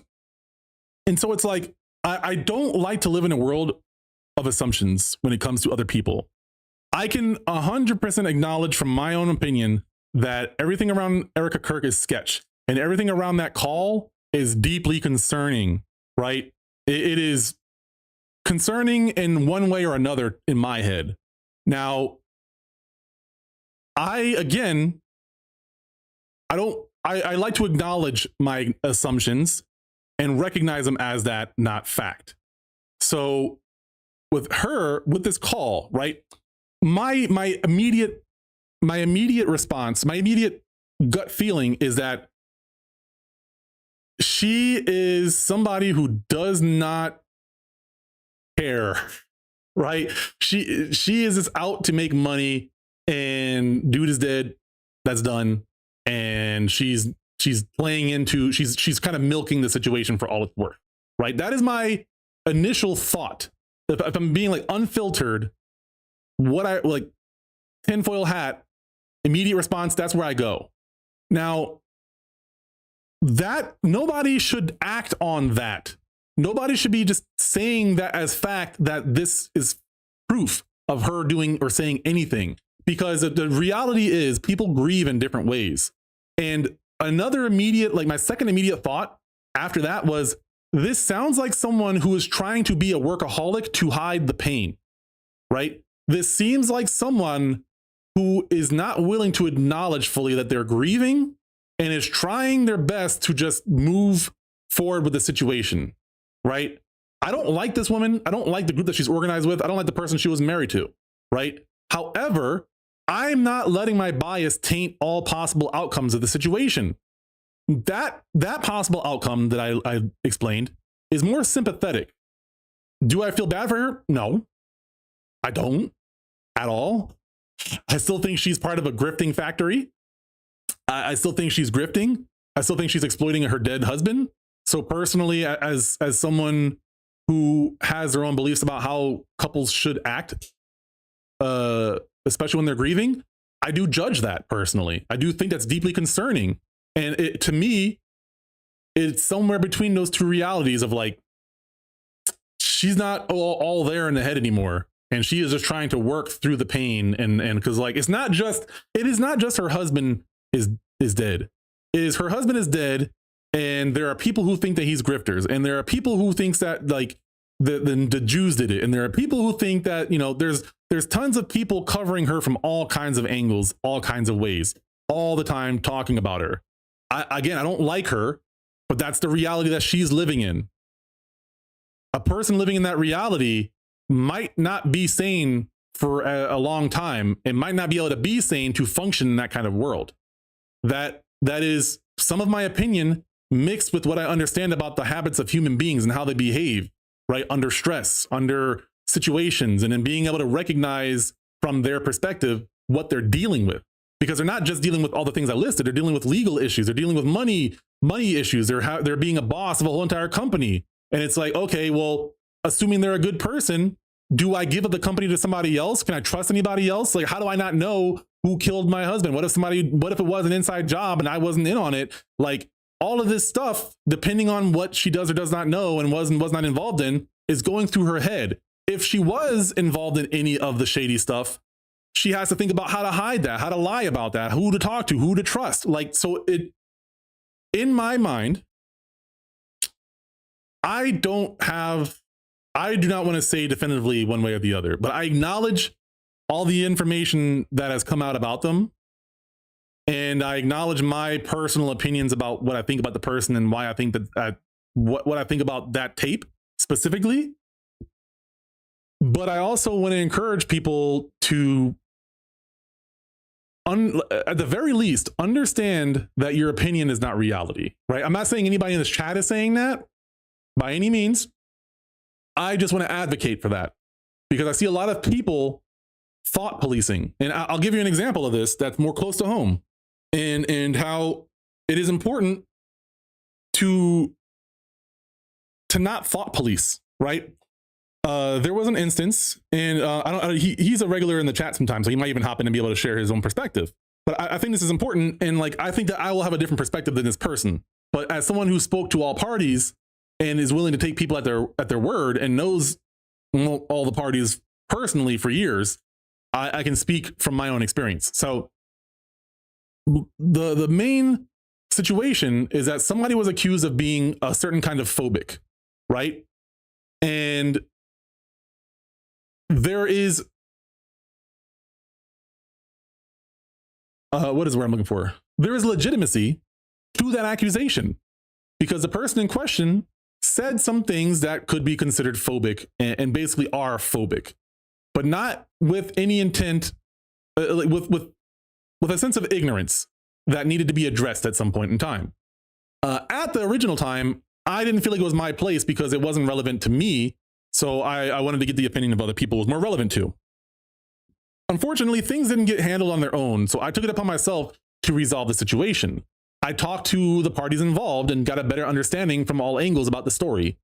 And one person, you know, they shared their example, and some of it confirmed with things that I had heard personally that did align with kind of phobic thoughts and tendencies, but was more so expressed in a public fashion, right? And that's where it's more problematic. Like, you can't, in a public setting, just be phobic to people, right?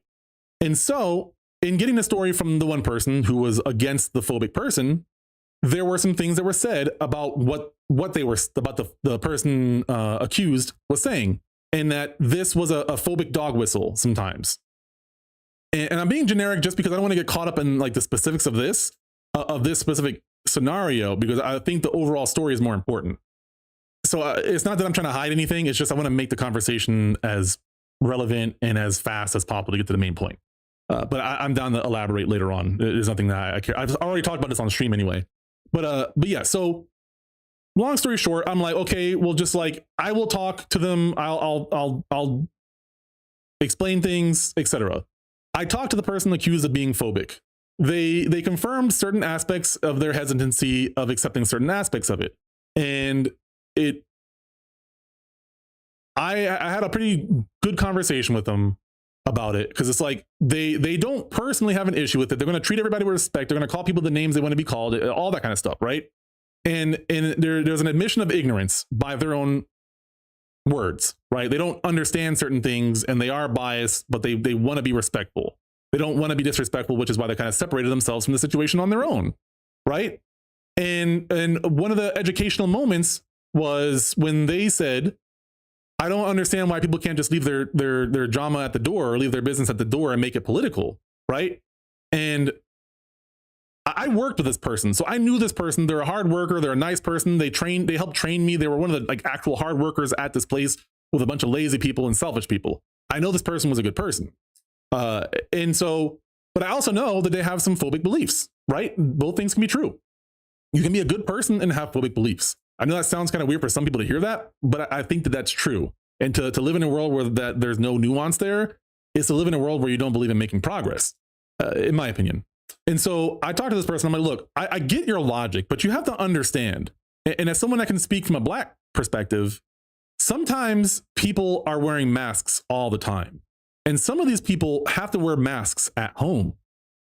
And the only place that they can feel like themselves is in the FGC, our fighting game community. And so for you to tell someone, or for you to think that they can't be themselves, is kind of not cool, because you don't know their situation, right? And I'm going to tell you from my perspective, because as the founder of the FGC, I'll tell you why I started it.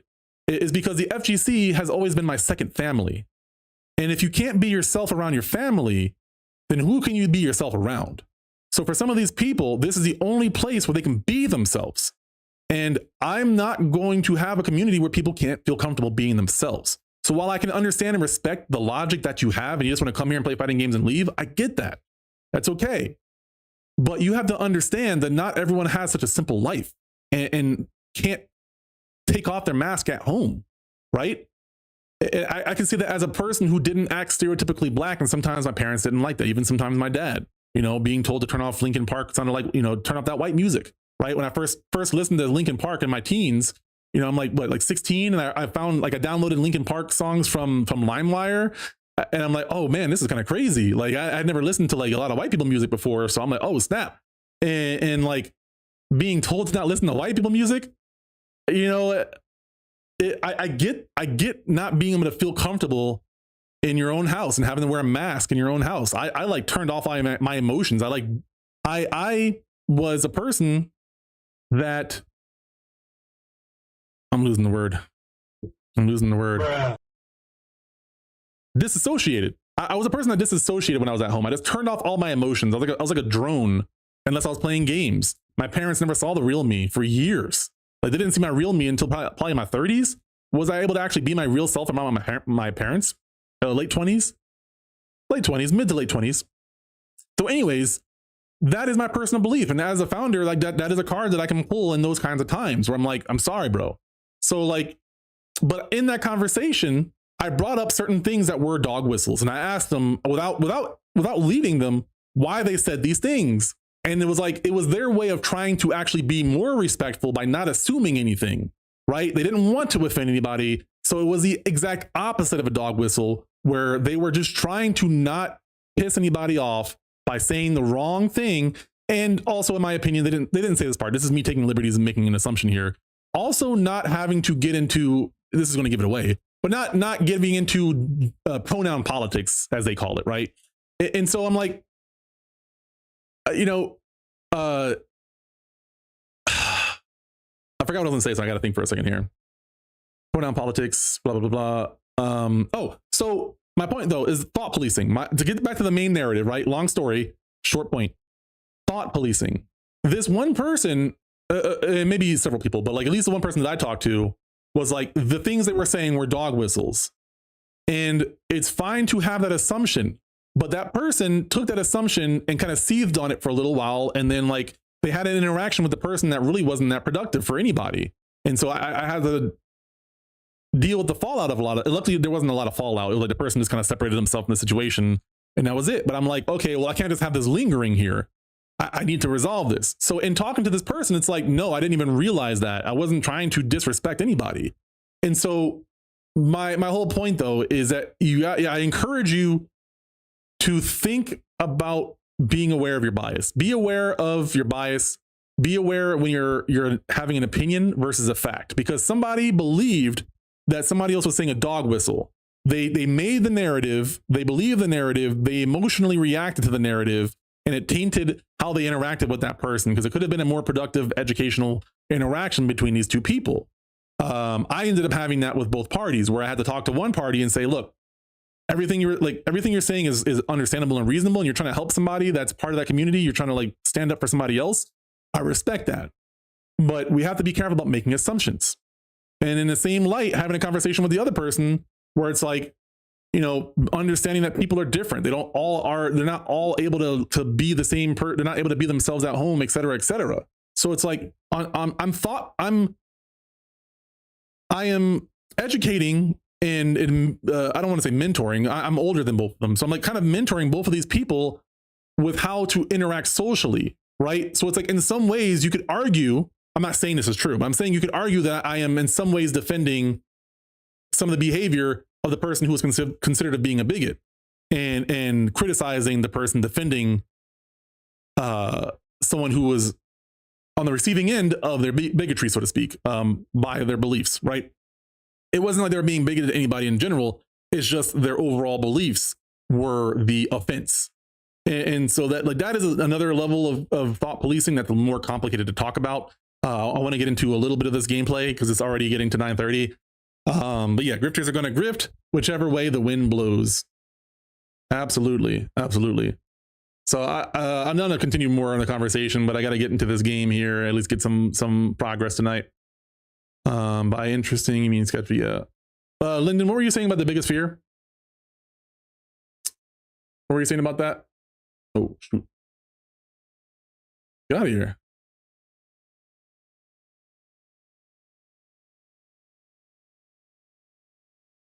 Is the sound coming through?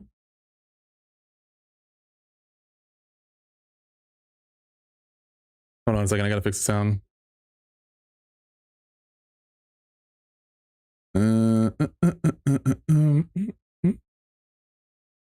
Oh yeah, and then I gotta change the stream.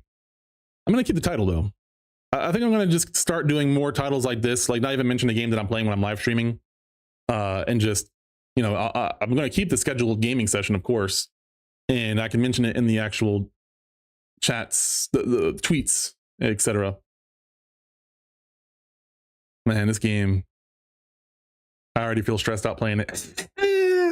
Oh no, I'm scared. I'm scared, tech. I think I played on mouse and keyboard before. Okay. Oh, you know what? Let's get this one. Okay, so the game is fully loaded. This totally looks like a picture, right? It looks like an animated picture to me. Oh shoot, hold on. Oh, my chat is on. Okay. It just looks like it's not on. Ooh, that's a little loud though. Hold on. Let me know how this game sounds, chat. Also, I appreciate you guys hopping in here. Do make sure if you're new to the channel that you give a like and a follow. Definitely helps out. I want to do more of this more often. But yeah, this does look very much like a painting when it's sitting still like that. It's really cool. Let me do performance and see how that looks. I don't like motion blur. I play too many like competitive shooters. I'll just do unlimited for that. Anti-aliasing is high. I thought I put that to low.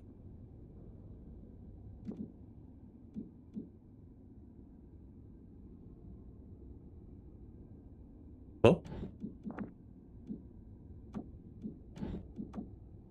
Wait, camera settings. Oh, right. I'm gonna crank the smoothing to see how that feels. I've been messing with my mouse settings lately with like shooters and stuff.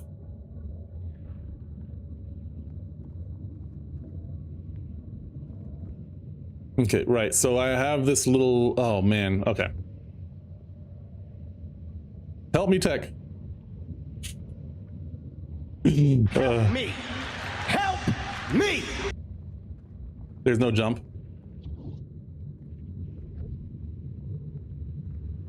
I need a map or something, man. Oh god.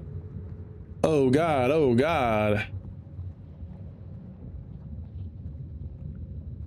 Welcome back. Nah, I'm just complaining. But I'm scared. Right. Okay.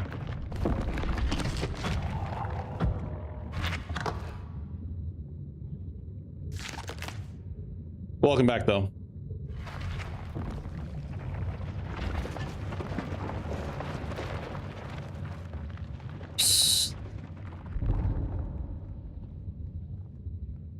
Let me go up here and see if I can find something. Oh, no? Oh, yeah.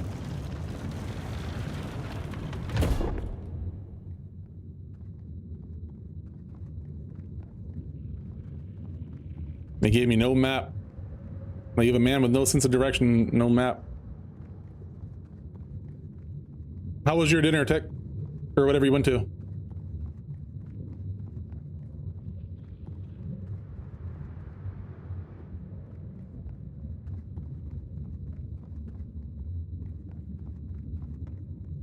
Also, Tech, I want some sort of intro that I can say. I enjoy the way Tony does his, but I can't bite his flow. I can't be bar for him. I can't do that. Oh, nice. Flow for flow, bar for bar. I'm walking over here. What film are you working on now? Or can you talk about it? Is there an NDA? Is it a mystery? Is it your final project? It sounds like a probe in StarCraft, but like a lot less animated. Good. You haven't signed anything, you say? All right, I don't have I like the facilities, mate. I don't have the facilities. Got it, bruv. I'm got it, bruv. I need to do like a week straight of listening to, or a month straight of listening to British UK.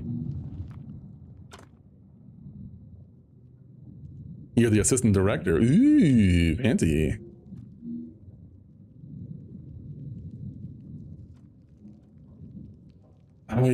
Wait.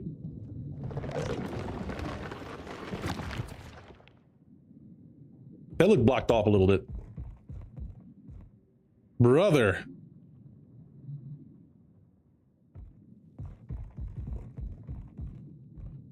Not that one.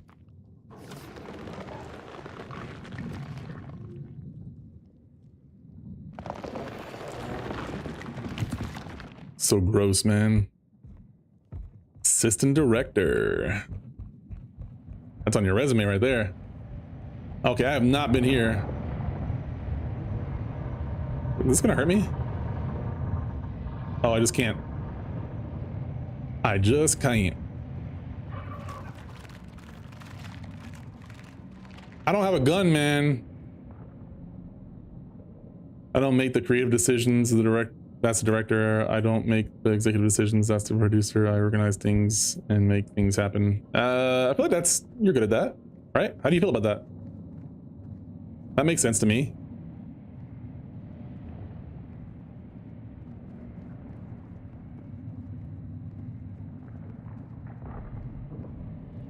And you know, I sometimes get frustrated thinking about my time at Western because, you know, not to criticize the program or anything. It's just I felt like I needed to be all three of those people, and I couldn't be. Like, I could probably be one of those people, but like, I'm nice. You're excited. It's just like a rant that I feel every now and then of like, man, like I wish I could have known a reality where I had a second full-time person at Western and what we could have gotten done. Because I tend to beat myself up about like the things that I didn't accomplish and whatnot. There's a very bittersweet feeling leaving Western. You know, it's nice working with them as with clients and such, but like, I felt like I was basically that role. I was like all the roles, like the director and the producer and all these things, and they just like I have my.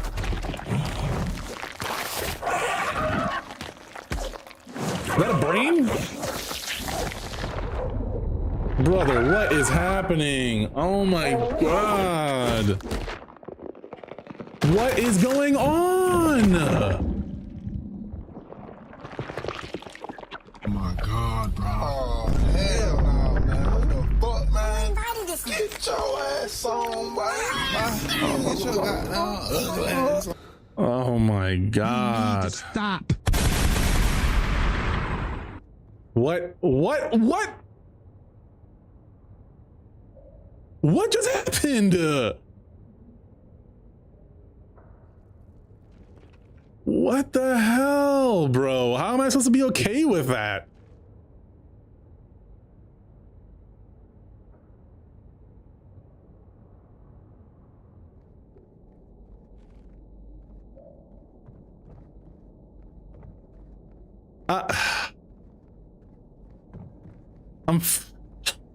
I'm flabbergasted right now, man. What in the hell, dude?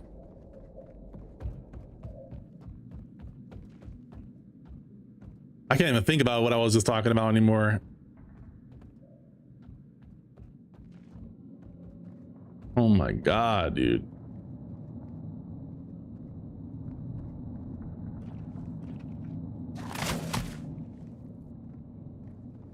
It's being thorough. Oh my god. Well, thank you.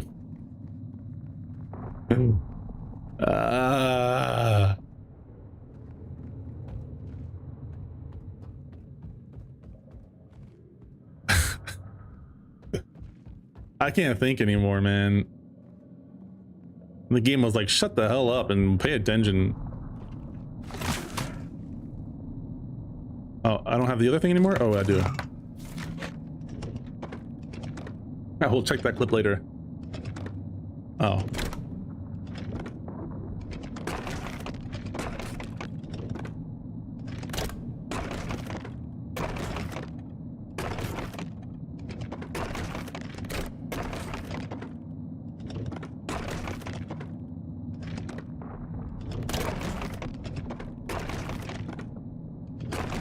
Oops. Nope. Oh, I'm dumb.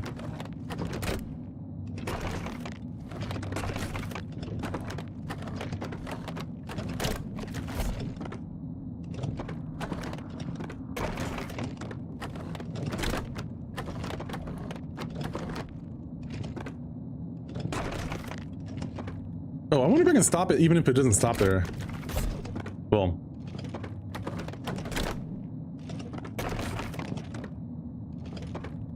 Oh, damn. I want to see, like, Ah! Oh wait, hold on. No, okay, all right.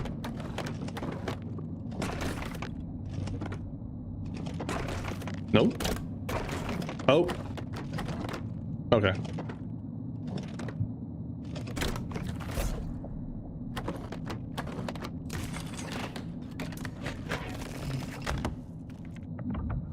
I never noticed the change to the gun, but I know it's getting more rings or something. 1, 2, 3, 4, 5 rings. Okay. I think we can leave this area and go back to the bulbs. Nothing in here. No melee. No jump. What a weird game. Go through the fan. Go back through here. Then I think I gotta go down, around and down. Or... Okay, I guess I'd already separated. And I just gotta go this way. Oh! Jeez, I done shizzled myself. You can't fall off the edge in this game, but I just have the reflex. The reflex. The reflex. That's an old song. GTA, thank you very much.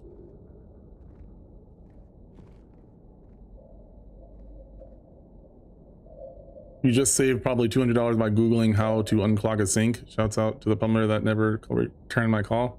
Hey. Gank and Grind, were you playing League yesterday, or was there a different philosopher that beat me? Probably a different one if it was League of Legends. I mean, maybe I was playing 2XKO yesterday, so technically I was playing League of Legends, but no, alas, I'm retired. I am a retired jungle Vi one trick.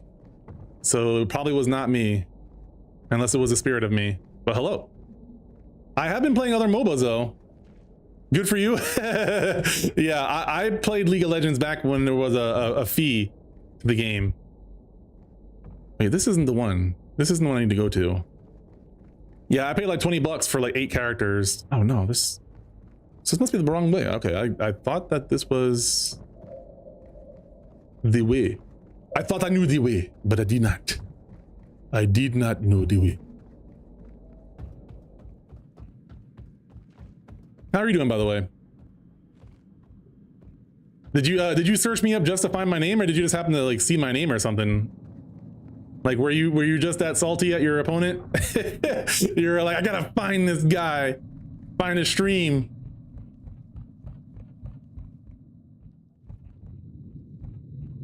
I gotta tell him how good he was. I think it's this one. Can't stop.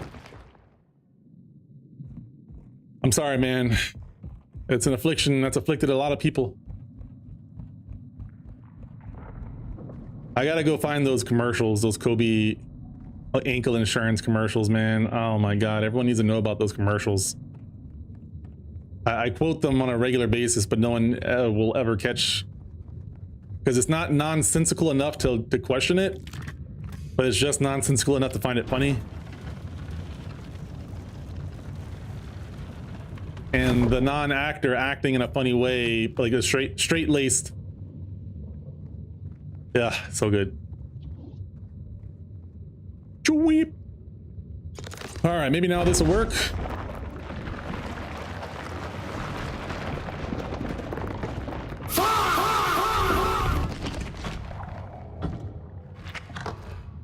Still got another one? I think I got the one in the back, but I guess I didn't get the one over it. God dang, man. Okay. Okay. Where's that other? I have that thing on my wrist now, so they're... I don't remember where it was at though. God dang, my sense of direction, man.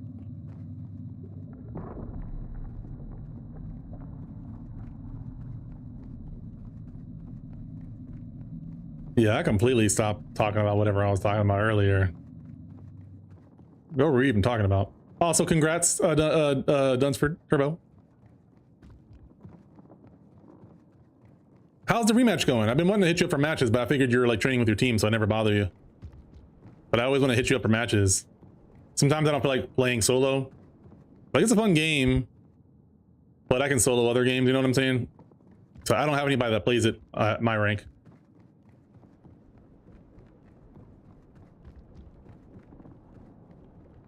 So funny you say that. Right now, no, but I have been thinking about doing a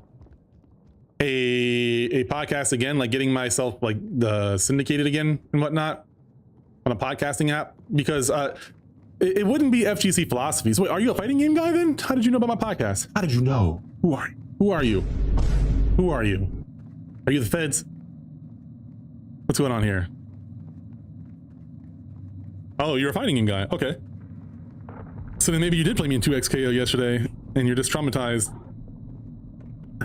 Actually, I don't know if I played 2XKO yesterday though. Yeah, so I have been thinking about bringing back a podcast, but it would be called Where's the Line, just because of how much, like, I like fighting game stuff.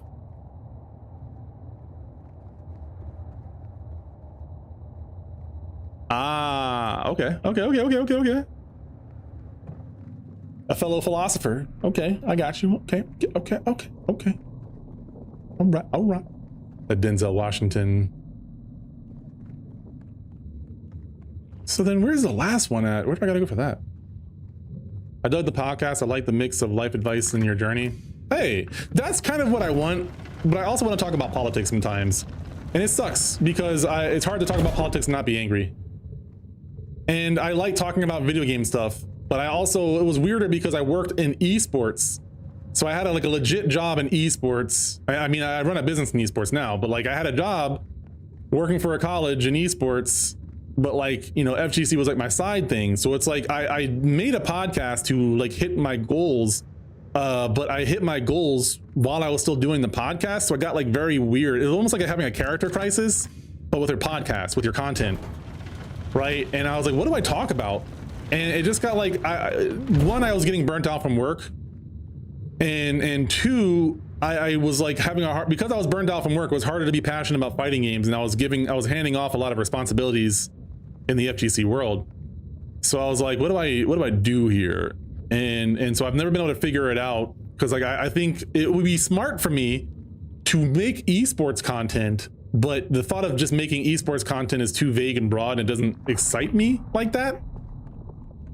If I do FGC content, it's like, I think that while, you know, I have a wife and a son now, like, ah, shit, I didn't even do that. I want to do something that is expandable. And the people that like my podcast really enjoyed it. What people say, I appreciate it, because it's like, okay, good. Yes. Like there are people who are like me, who are fighting game, you know, philosophers, and like, I never use that term externally, but I mean, what else would you call them? And like people who see either they have the goal of working on their own life and getting better at fighting games, like it's kind of that overlap, and or they see getting better at fighting games equivalent to the process of getting better at life, right? That was the simple premise. And so it was like that, and uplifting small businesses or people in the community. That was the basic premise of it. And I think I have that same quote unquote spirit with the content that I want to make. And I was going to make a podcast called Where's the Line with a friend. It's just that like the content of talking about politics at the time was the repercussions for talking about politics in terms of like how the workplace how it might affect your workplace was just too volatile for him to want to commit to that, understandably so. So I put it off, and then the politics started coming back, and I was like, okay, well, I don't know what else to call this other than Where's the Line, because that's how I feel about things. Like, where is the line here, buddy? And oh, is this one that's blocked off? I think this is one that's blocked off. So I think that same element would be there, you know, to think out loud here.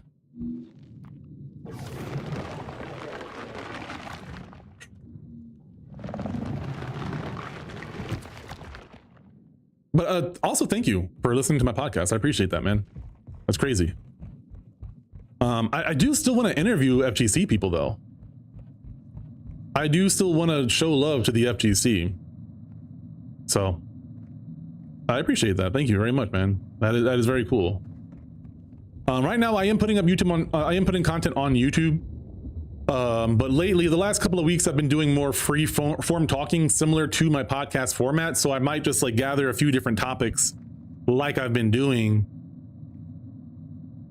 and just go that route. Oh, here it is. Oh, I still don't have it. I thought that I had this. Ugh. I gotta turn the heater off. Oh my God.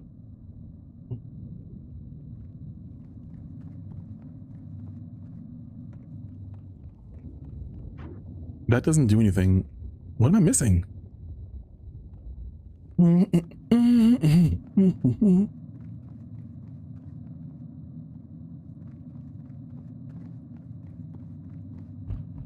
Where haven't I gone? What fighting games are you playing nowadays? Gank and Grind. I like the name.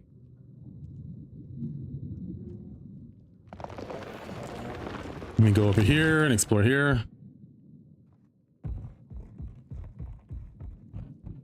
Yeah, how long ago did you hop into the chat? Because you might have missed a lot of my political conversations today.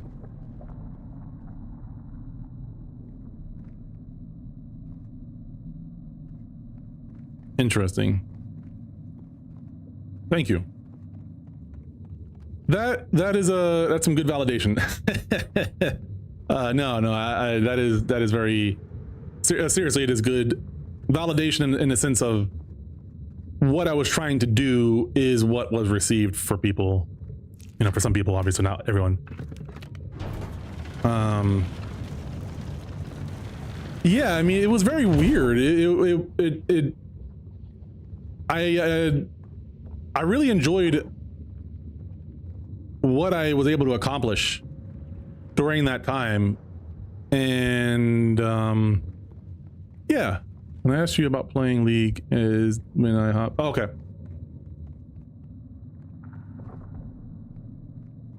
Okay. Well, I basically stream on Sundays. Well, no, not basically. I do stream every Sunday and every Wednesday unless there's something going on. Oh, there's more to explore over here. What about this? Still nothing. Every Sunday and Wednesday around 6:30, I go live. Wednesdays is my work together Wednesdays. We're doing Baldur's Gate right now. It's pretty much always a co-op game. I already got that one.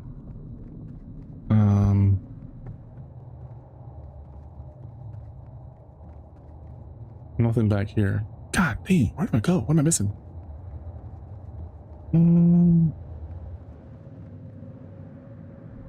Spoopy. So yeah, you missed all of my political talk.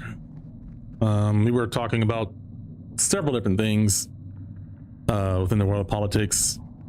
You know, some of it covering Alex Peretti shooting and overall MAGA, and having to block someone who doesn't know how to have a good faith conversation and is supporting some bad stuff, and trying to explain that, like,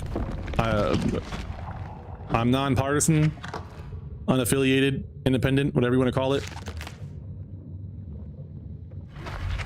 Thought maybe I could cheese it.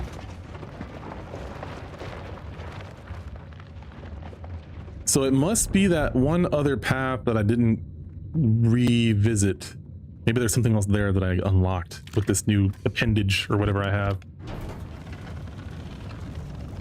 But yeah, Sunday and Wednesdays. Sundays we talk politics. You know, it's Where's the Line, but it's also we do gaming. I started gaming later than I normally do because we just were like kind of getting into some talking topics, and I think I just got into a state of flow of consciousness regarding some things, expressing some frustrations, all that good stuff. And this game, man, golly, bang, golly.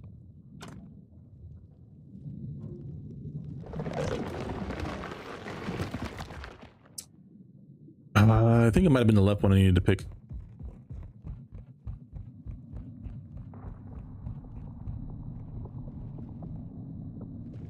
Let me go back and re-explore this area. I want to say I got everything here, but let's just be sure. Did you watch Frosty Faustings?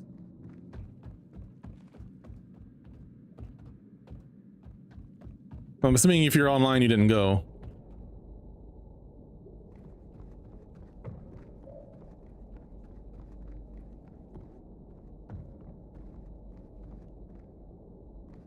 I play Street Fighter 6. I have many of the others, but Street Fighter 6 I enjoy. I'm super non-competitive, I'll be honest. I always played fighting games but never cared to get better. I got into it because I loved the fight sticks. Thought they were so cool. Fight sticks? Yeah. Oh, you might get a kick out of this actually. I'm building my own. I'm building a XL hitbox.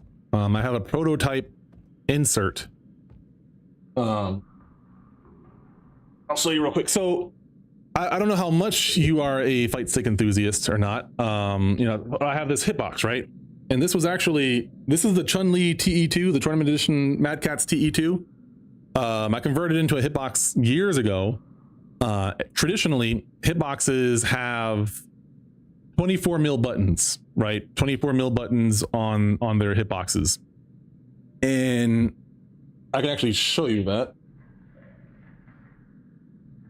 If I can find it. One sec. Ooh. So this was the original insert right here, right? Also Metal Gear themed, but 24 mil buttons. You can see this button right here. That's a 30 mil. This one right here, these all other buttons, they're all 24 mil. That's just every hitbox pretty much standard. All 24 mil except for the jump button, if that, right? So me being me, I'm 6'5". I don't know if we've ever met in person before. I'm 6'5".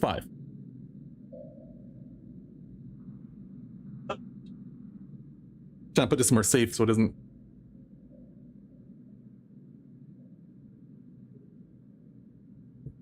Yeah, I'm 6'5". I'm a tall dude. So those buttons, I just did not. I felt cramped up and it was hurting my hands really bad. So my buddy and I, we started designing our own. I actually built a 3D printed one. I'll actually grab that too real quick. I'll be right back.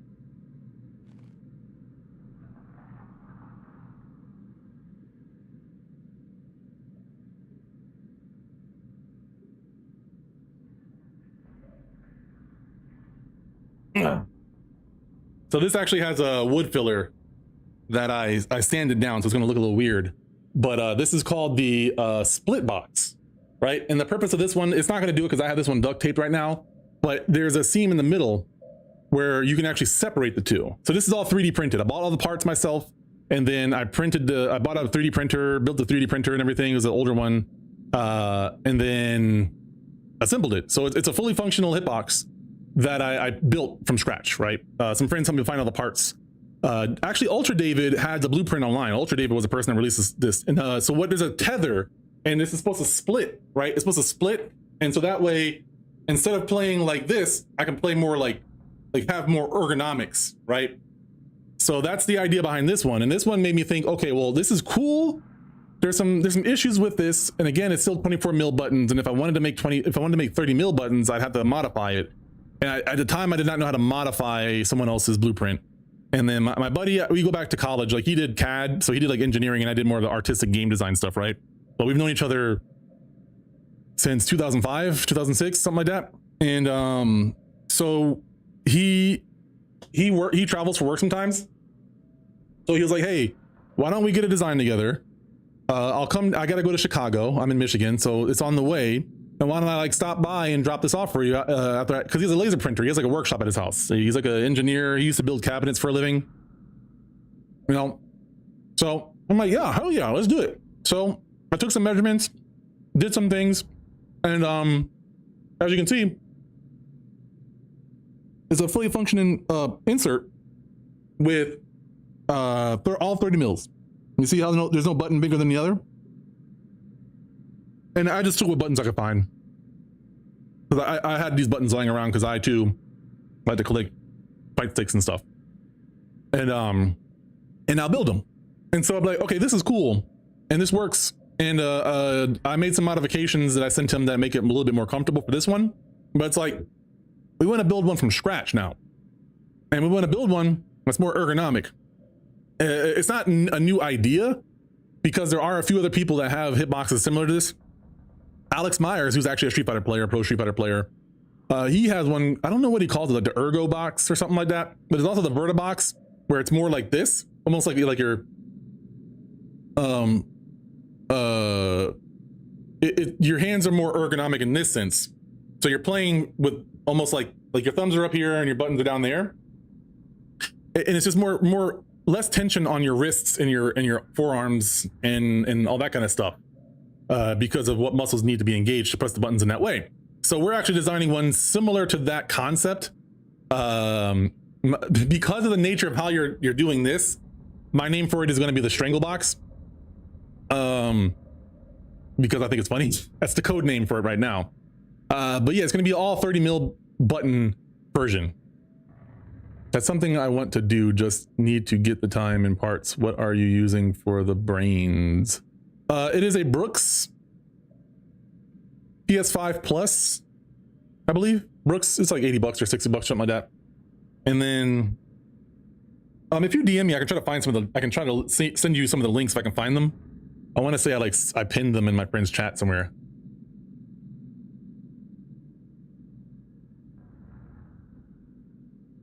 No, but yeah, yes and no. I know of it, or I know of a version, not of it. I don't know what version you're talking about. Okay, so I just have a parasite on me now, doing nothing. Big chillin'. And I can't remember.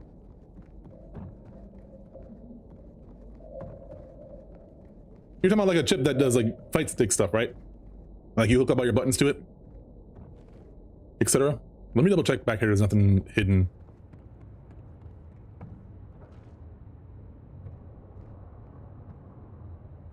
And then I'll go back into that fan area and see maybe there's something I missed in that area.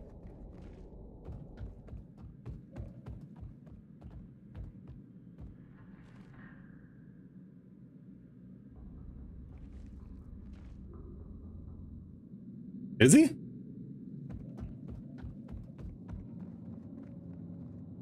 Oh yeah, he's holding the opposite one, I guess.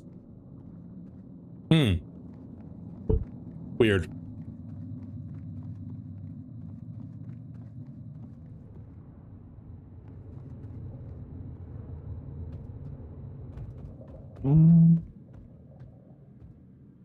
I'm almost certain that there's nothing this way.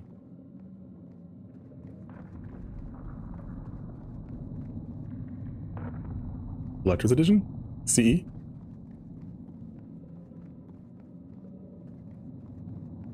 Is that the chip that goes inside of it? Or is that the name of the pie?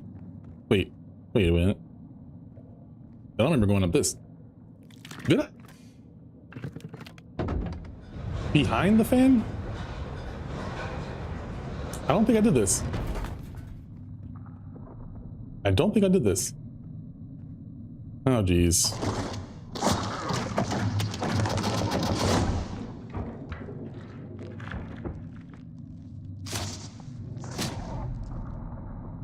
Okay, we got that now.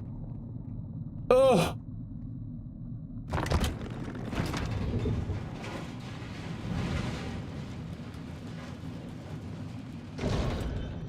I can't help but wonder when I play games like this, what is going on in the heads of the developers to make a game like this? Oh!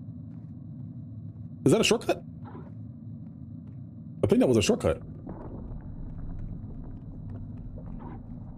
Still can't do that, but should be closer. Yeah, but that still doesn't. What did that get me? Oh yeah. Gotcha. No worries. How the delay compares to a customer-made chip, though. Oh, very cool. That's a good point.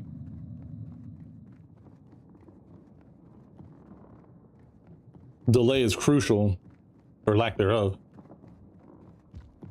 I don't like this noise I'm hearing. But I've not come across anything truly hostile yet, except for this thing that seems to be a friend, not food.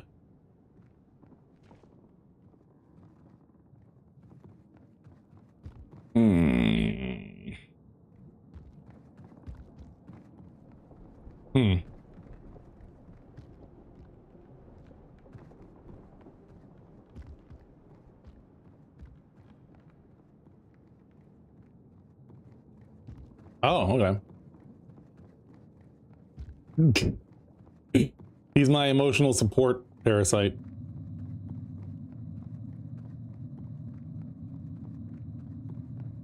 What was the point of going over there? Ah! Wait, no. Okay, so I'm back here now. This still hasn't been done, but there should be a thing somewhere around here that needed this arm insert, and now I have it.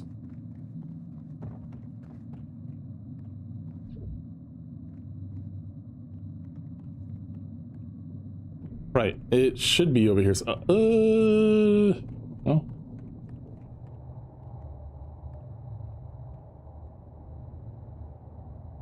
Don't remember where I saw it now. Oh my god, I'm losing my mind here, man. Because he looks at his arm and goes, oh, well, I got... Exactly what he does.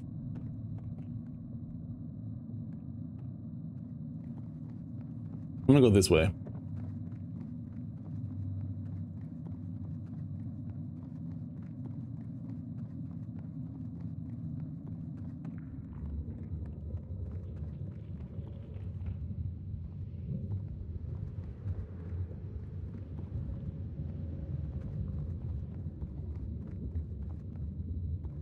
I'll double check this. I know it's not going to do anything, but I just want to be thorough. Then I'll go upstairs and double check that.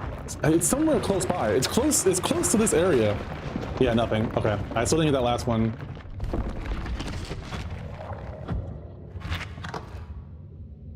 Oh, shut it. You're not going to stay open anyway.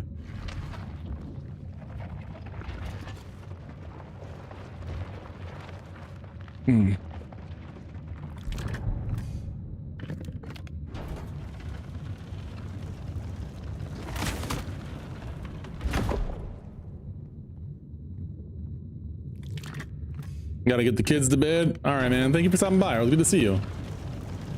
I appreciate you. And thank you for the kind words. It's always crazy hearing people who found me from my podcast. You too, man.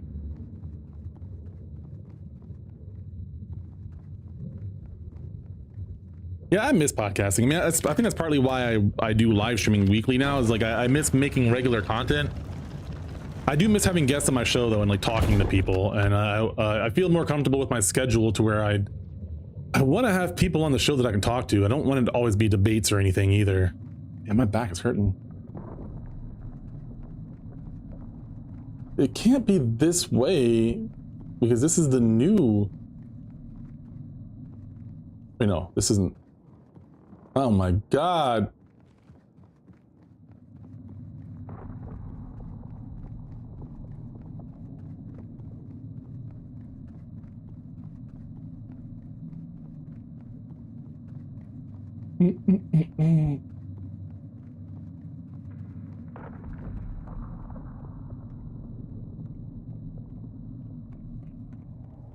Not over here? I thought it was really close to this door, but if it goes this way, this is a new area that I have that's unlocked. I feel like, yeah, yes, this one. I already did that one. That was one of the first ones I did. But there's something else that I have to insert my arm into, and it's close. It's not that. It's not that. I already did that. That takes me back upstairs. This... It...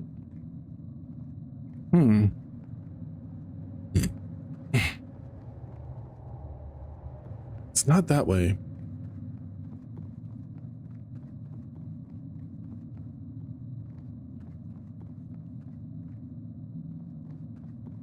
Let me go a little further this way. No, I've already gone that way. Yeah, that just takes me there. So let me go. Let me go through the flesh walls upstairs.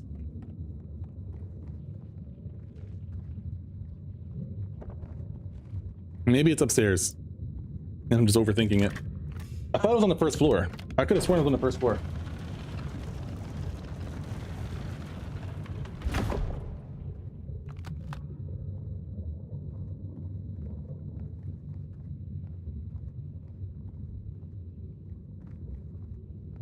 me search around here first, just to make sure it's not in the immediate vicinity, and then I'll go further out. But I think I got to go through that first flesh wall. Yeah, it's not that way. So I'll go up here, activate the lever, go back to the other side. I don't remember which one it is though, is the issue. So I'm gonna just start with the left one first.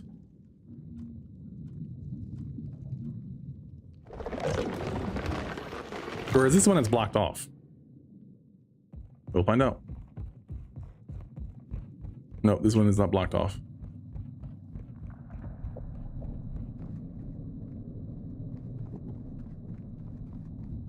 Ah, it was upstairs. Okay, I was on the right page here.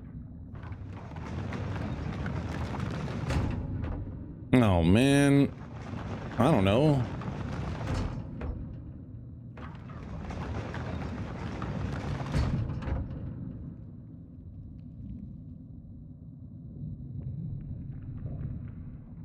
What the hell? Oh.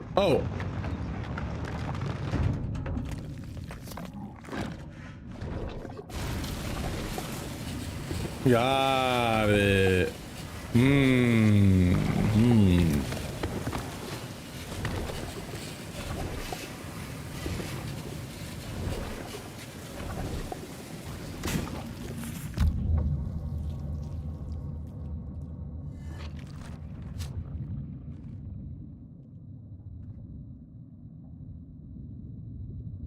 Ooh, okay.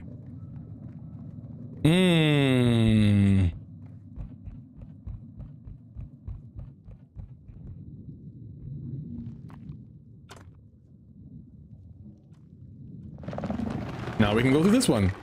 And then this one is going to have the last egg release thing. I don't know what to call it.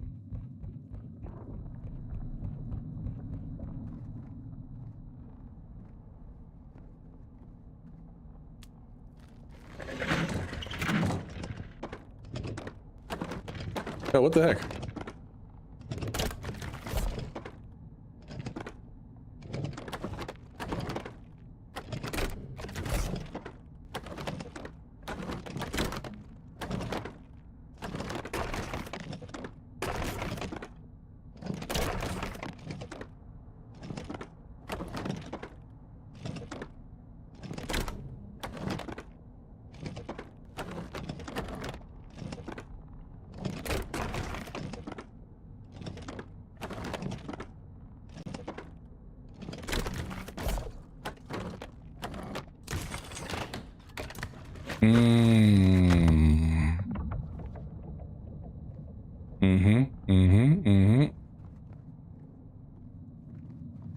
All right, I think I'm done here, I guess.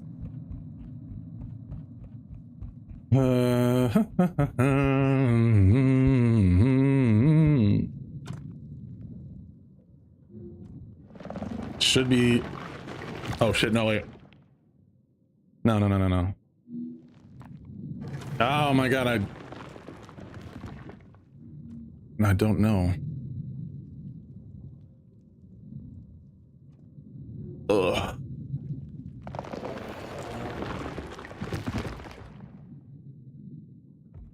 Gosh dang it.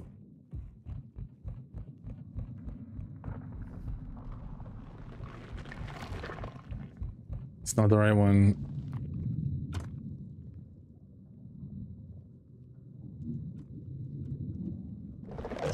So it's easy to tell because I know that that one is the one that, oh shit. The one that I cleaned out, right? So I know that that's not the one. But I can't remember in relation to my starting point.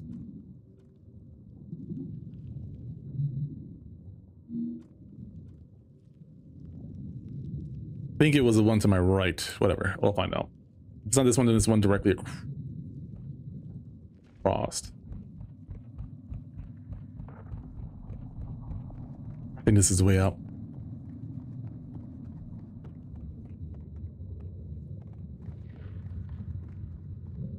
Whew. progress. I have very little confidence in my puzzle solving skills, and so these places sometimes feel like very hopeless in my head. And it's like something you have to fight through. Okay, here we go. Now I gotta figure out what the heck to do with all of these things because all the panels open up. So I gotta bust them all or something?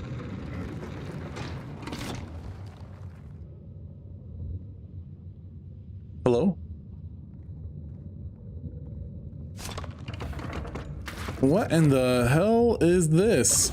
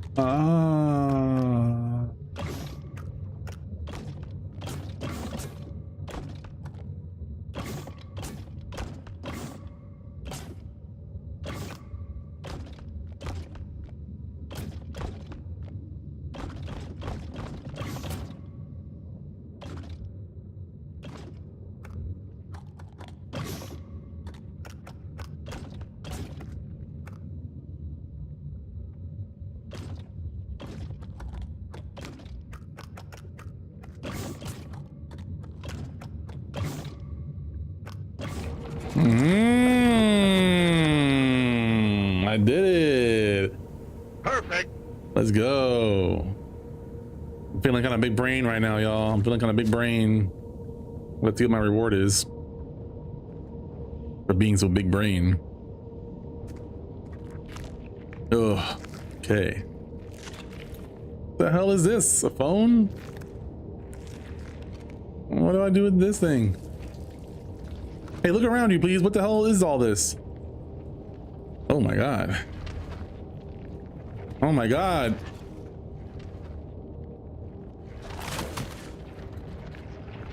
Hey, yo, back the fuck, back up.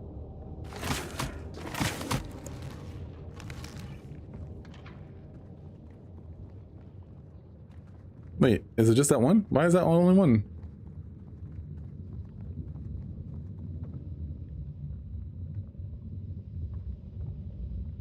Oh, good night.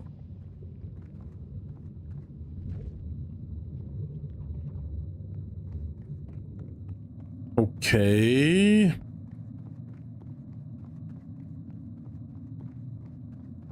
Let's go back to that door. What's behind door number 1? Let's tell them what they've won.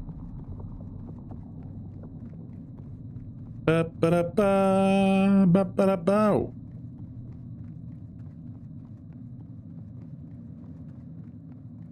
All right, ladies and gentlemen, let's tell him what he's won.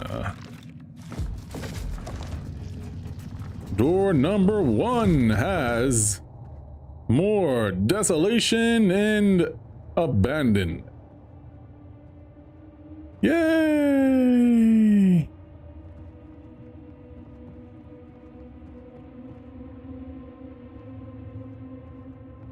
Expect more agony and disgust in your near future. Ba-da-ba-ba, ba-ba-da-bow, ba-ba-da-ba. Ba-ba-da-ba-ba-ba-ba-da-bow, ba-ba-da-bow. I don't remember how the actual Price is Right song goes.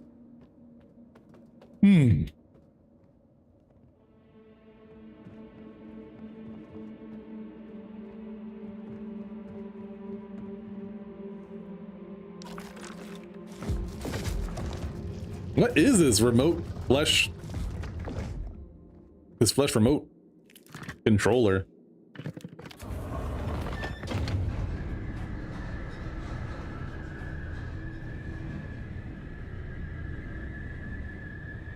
I don't like the sound of that.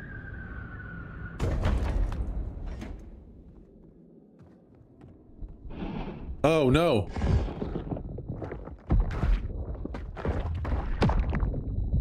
Oh my. Bruh. Now it's hurting me. It's hugging me too hard. I don't appreciate this.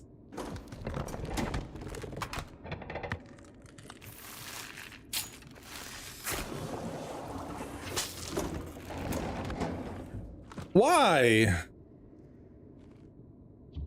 Who made this game and who hurt you, bro? What is going on?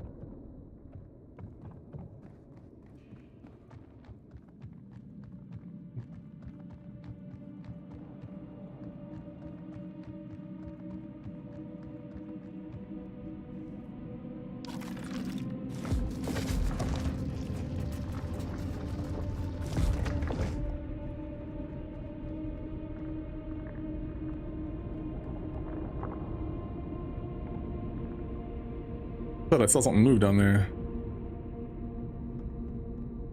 That's a dead end. Okay. One way to go.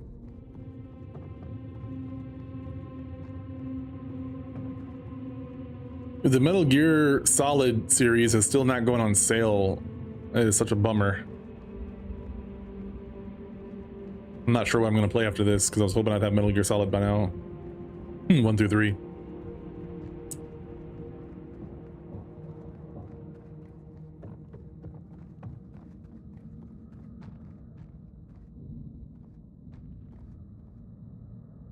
Okay.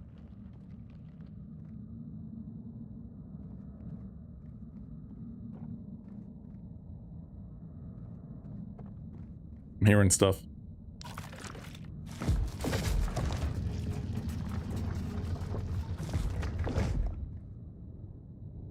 I don't like this.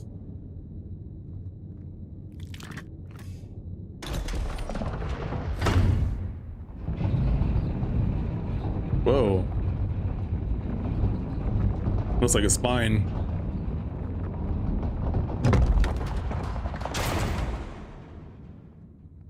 That's crazy looking. This architecture is ridiculous. Is this like a living organism, or did they just take a bunch of bones and flesh from everything? Both are equally concerning. Oh. Okay.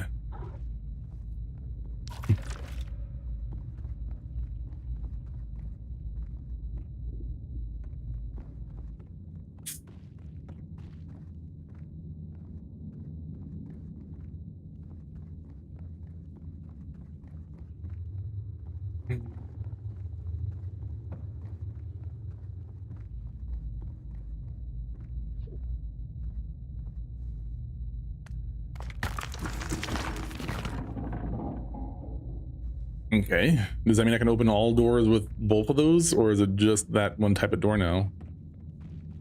I'm kind of exploring a little bit before I go back the opposite way, but I don't want to go too...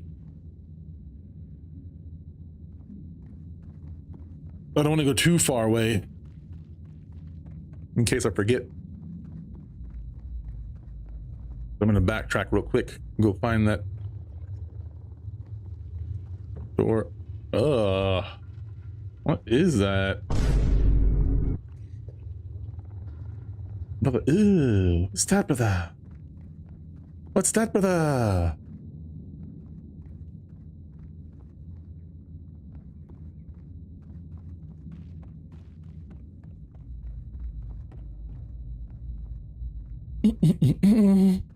Is this the elevator I just came out of?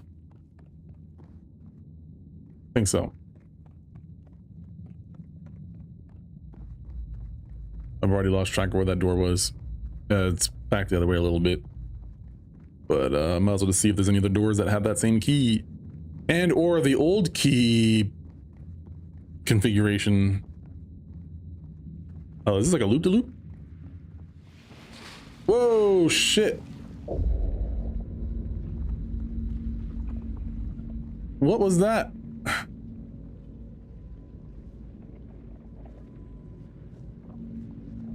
Oh boy. It's a colony of some sort. So this might very well be something that is a living organism or made from living organisms by living organisms of living organisms. Organism!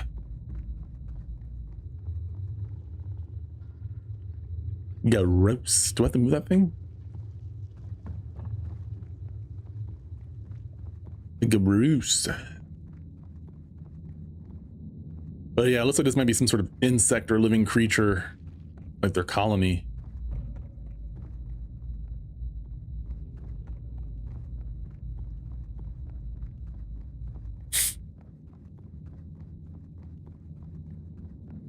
Oh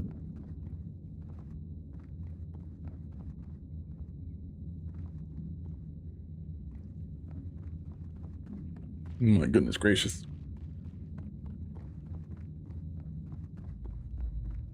Ooh.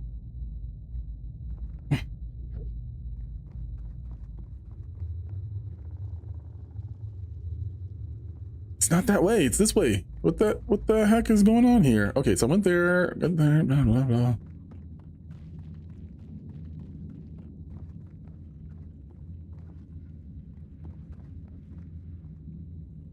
Not that way. Maybe that's a different one, but I don't see why they would have that.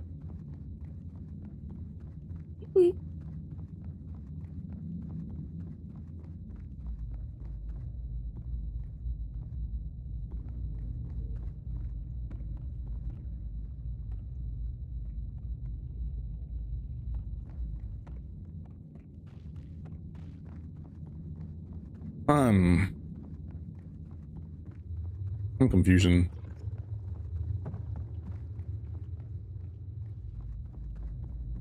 Oh.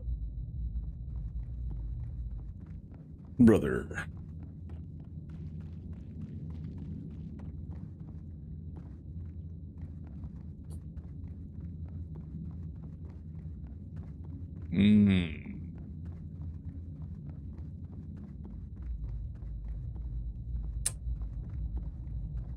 Where the there locked door at, god dang, man? I'm gonna lose my dang on mine, man.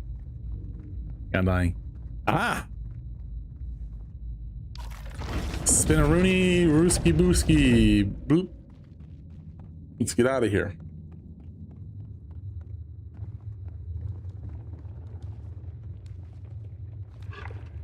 What the?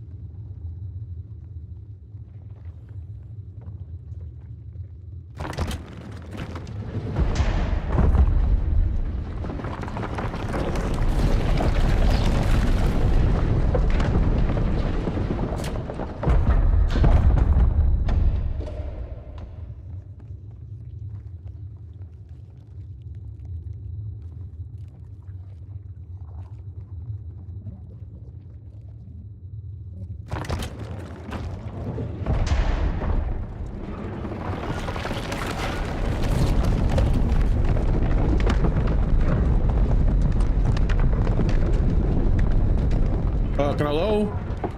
Hello?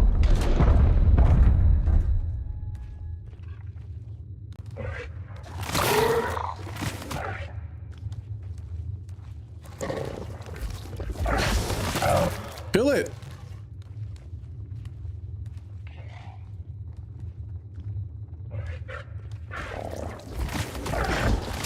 Kill it.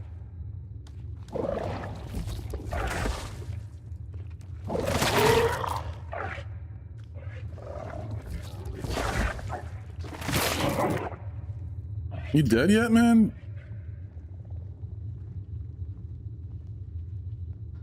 It sort of looks like an ant, like a fleshy ant. Like it has bug properties, but it's too fleshy to be an insect.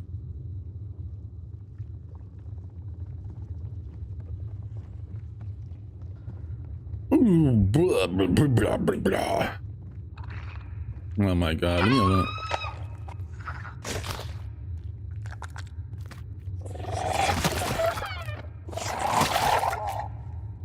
Shoot you right in that hole, you jerk. Gross. Gross. Gross. I don't want any part of that grossness. You get your grossness away from me. Don't call me Hefe. Wait, what? What?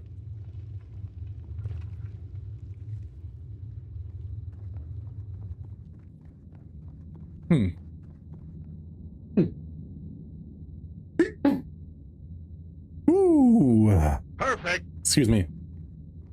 Oh boy. Not the day after Taekwondo, please. Oh.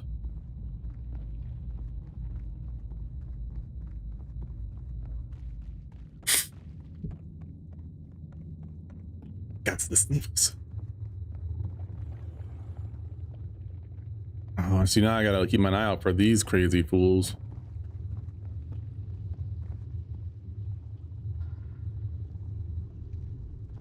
I don't understand. How do I get up there?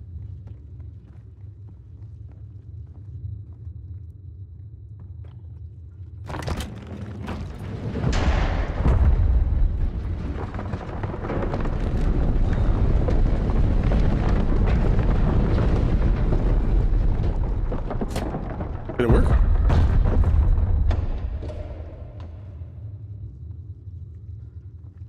What the hell? Bro.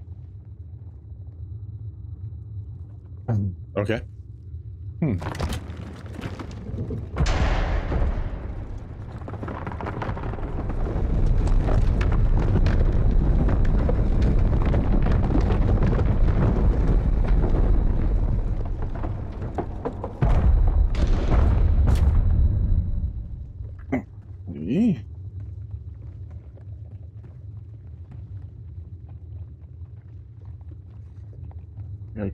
Okay. Wait a minute. Oh shit. Okay. I see.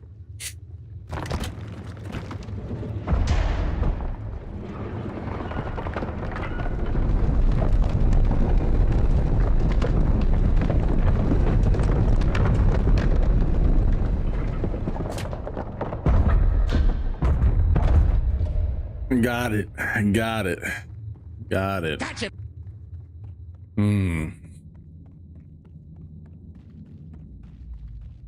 Up, swoopity swoop, doopity doop. Right here. Skirt. Turn it. Keep going. Right there. Loose turn. Skirt. 90 degrees. There we go. All right. We done found the way in. All right. Whoa. What the hell's going on here? I don't like it. I don't like it one bit. Not patriotic in the least. And I don't like the sound of this right here. Got me feeling kind of suspect if you ask me. Why do you gotta use the pinky? Why do you gotta put the pinky in first? I just want to know. What is the reason for using the pinky first? I don't like it. Oh my god. Get off of me, man. Ow. What is...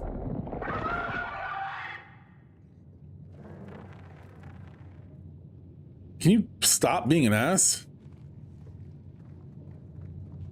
I don't like your hugs anymore. You are no longer my emotional support parasite. You are just a parasite. You're not even a utility parasite. Chicken chaser.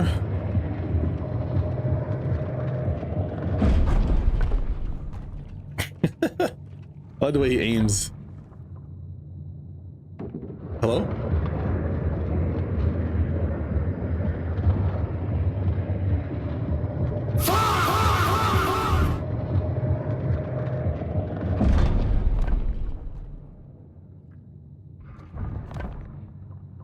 Back we go. That's my anxiety is all inside. I'm a little confused by the health bar though. Get me out of here, man. I ain't ready for a round 4. 1, 2, 3, yeah. Oh. Oh.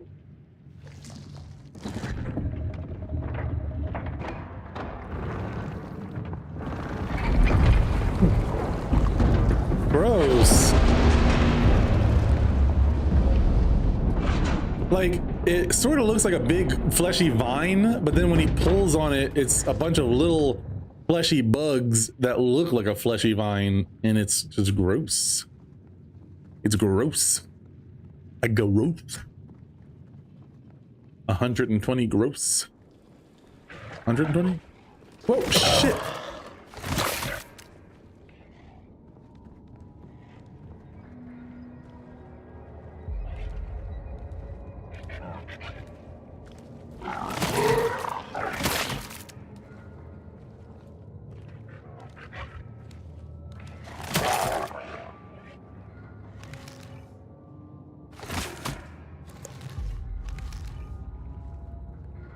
Yeah, buddy.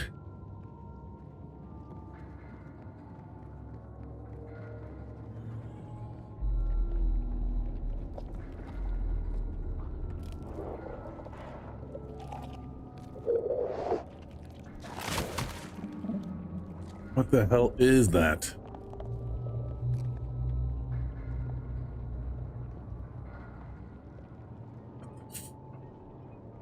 What is this world? Oh man.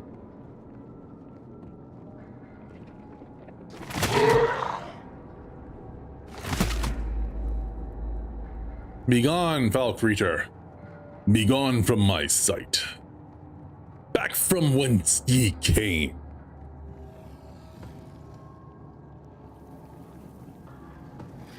I do not wish to be in your foul presence.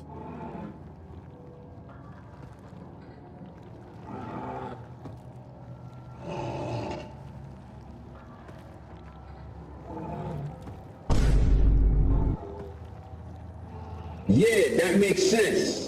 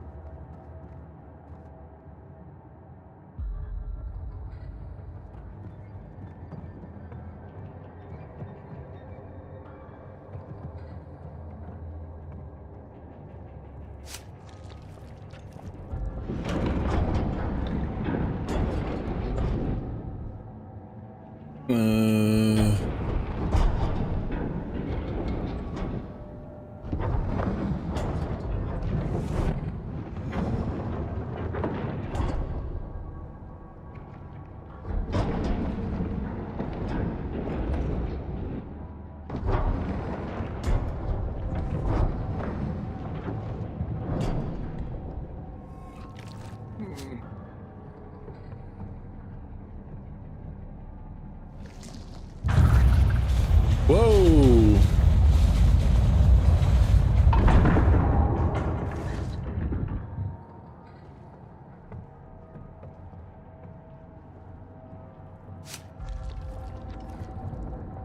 Nothing over here, but let's try anyway, because why not? Welcome back.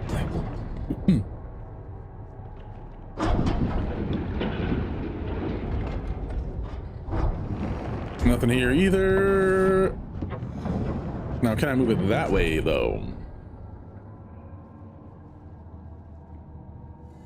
I cannot.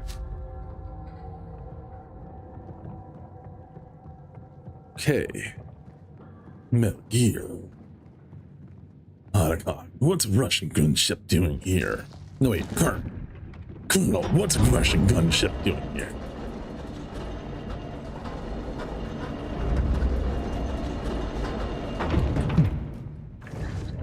Okay, my roommate made the most heavenly kebab meat in Fatouche. Fatouche, a Mediterranean food. There's a nice place called Bab el Salam. Wait, is this? Did I just go back to where I came?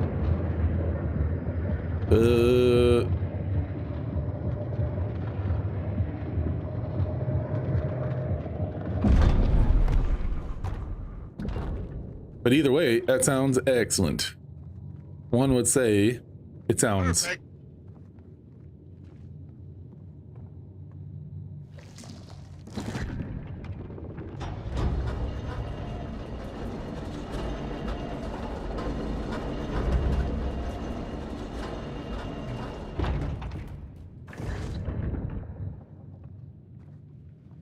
I'm gonna find a good checkpoint. What is this? What is all this?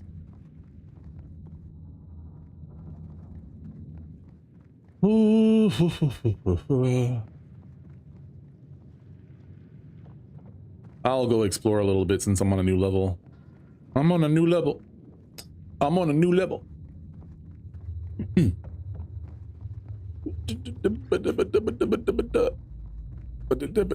Wait, I'm just back where I was before. What in tarnation, man? God damn, I don't like how I'm gonna do this. Just, bang, dang it. Why don't you walk? Why don't you walk?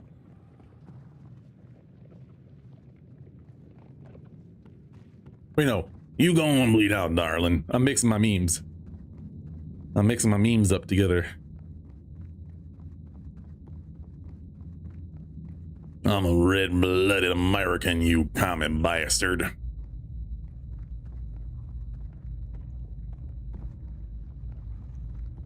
I can't remember the lines that old dude says, man. I can't remember them.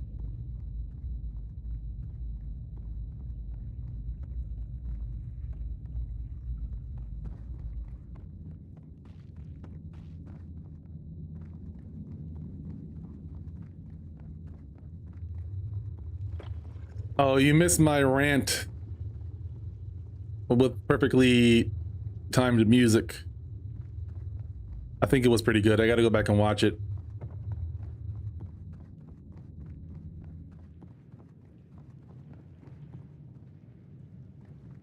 Oh boy, I'm flabbergasted.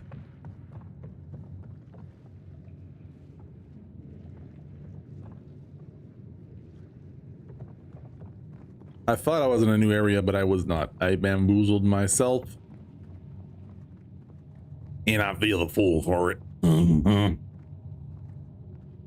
I feel a goddamn fool. Wait, how does this work? How does this work?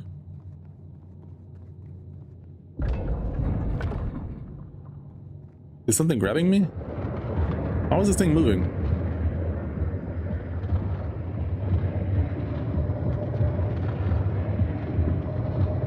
Oh, it's on one of those rails. Oh, wait a minute.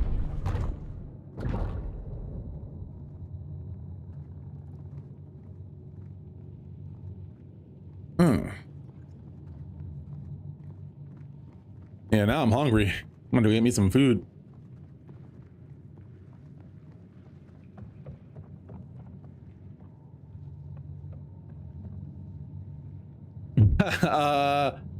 It is. Wait. What the fuck? I'm confused. It's not the same one. What? So.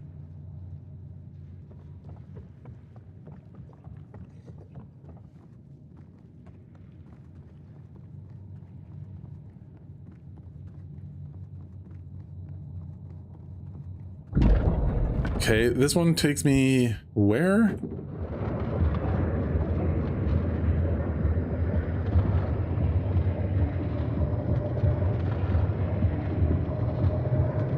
So, okay, so they both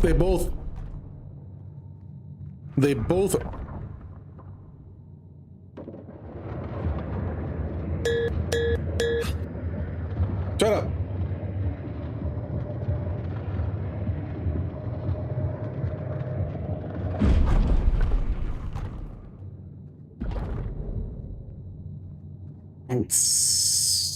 So they both rotate. Okay, this whole thing rotates around.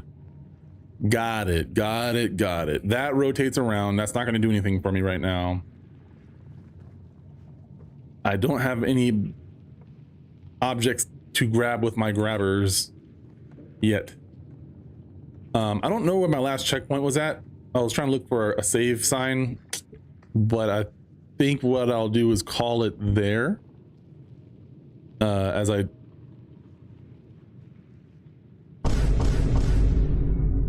fancy schmancy elevator, man.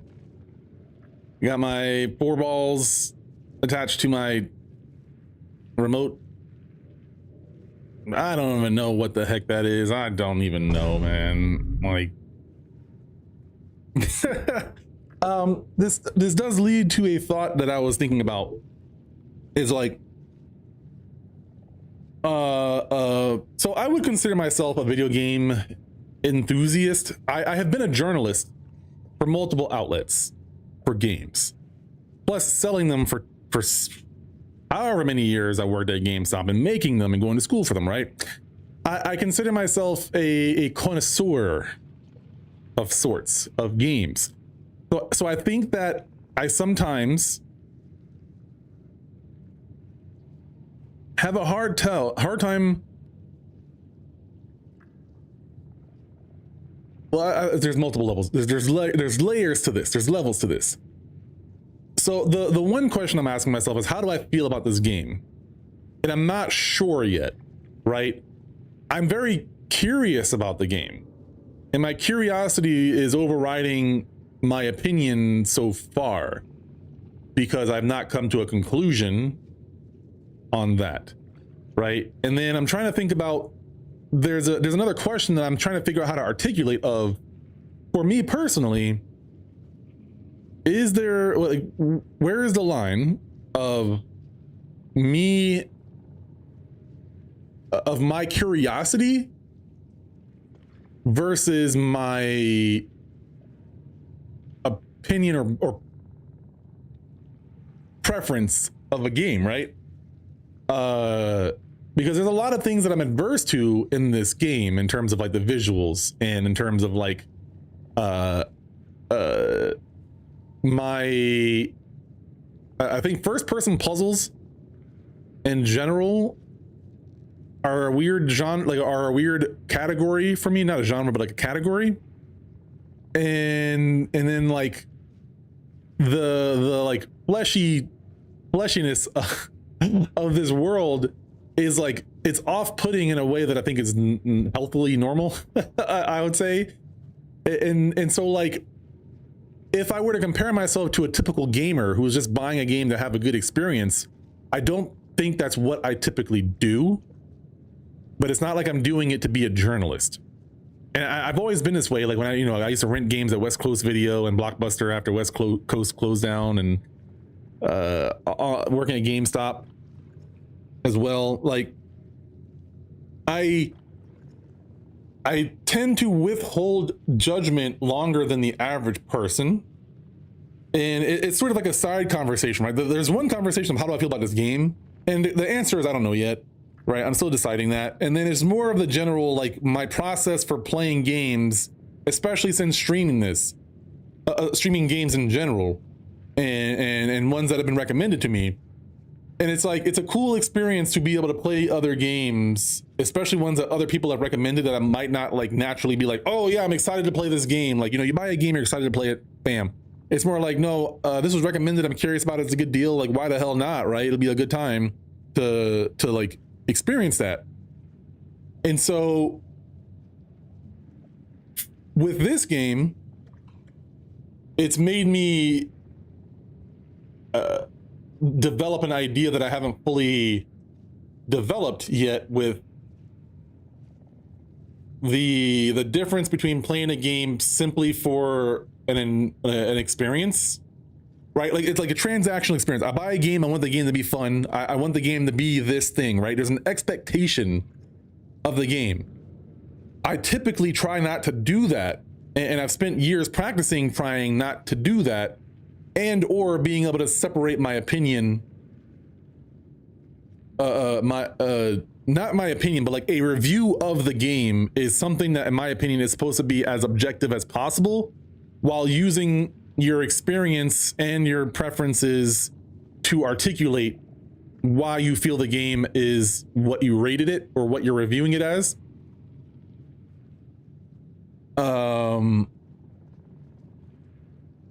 And so yeah, there's some unanswered parts about like why that question has come to mind, or what specifically it is about it that I'm trying to figure out what to articulate or how to articulate. Because yeah, I think where I'm at with this game right now, it's like I'm very, very curious, right? I think so this is the second time I've streamed the game, and I think that the first time I streamed this, I ended at 10 on the dot because I remember feeling nauseous. And at no point did I think it was the game, but I thought the game was just like not helping the situation. Today, I felt fine all day. And then while playing the game, I felt nauseous the same way as last time. And so now I'm like, is it the game that's making me feel nauseous? Or is it just like a coincidence around this time? Because I also ate a protein bar and had some water around the same time. So maybe it's just what I'm eating and it just happens to be that time. And I also did not eat a lot that day, just like I didn't eat today. Right? So it's like, okay, you know, if it is the game, I don't feel as grossed out about the game as I like to the point to where I should feel nauseous. Like, yeah, it's a gross game, but it's not the grossness that's making me feel nauseous, I don't think. Right? It might be the combination of that and the stress and the puzzles and like the frustration of not knowing what I'm doing.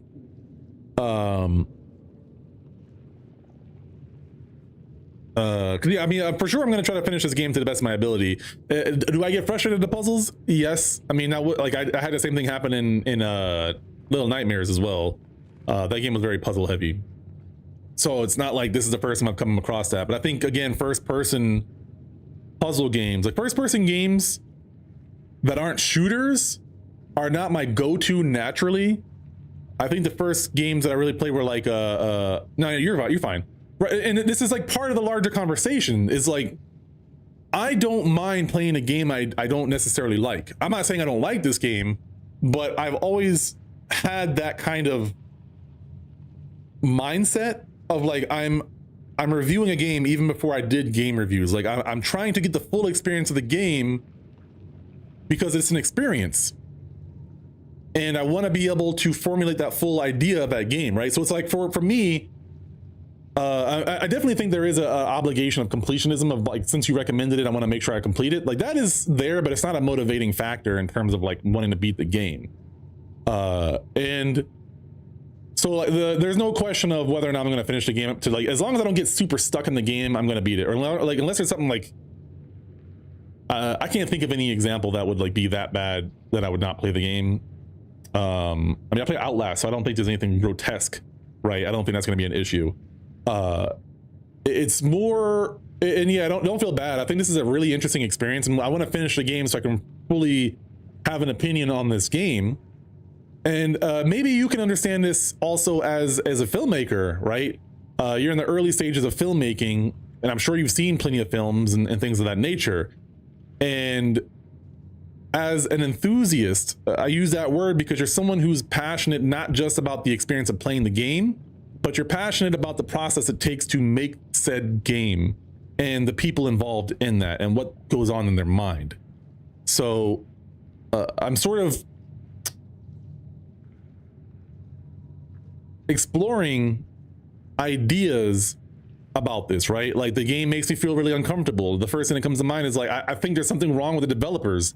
Like what is going on in their head? I'm genuinely curious. Like I wish maybe there's some footage that we can find later on, like after we beat the game, right? I don't want to look anything up right now, but after I beat the game, maybe there's any docu-series or something like that. I'd love to dive into it because it's like, there's one level of like, this is not something that I would naturally want to play.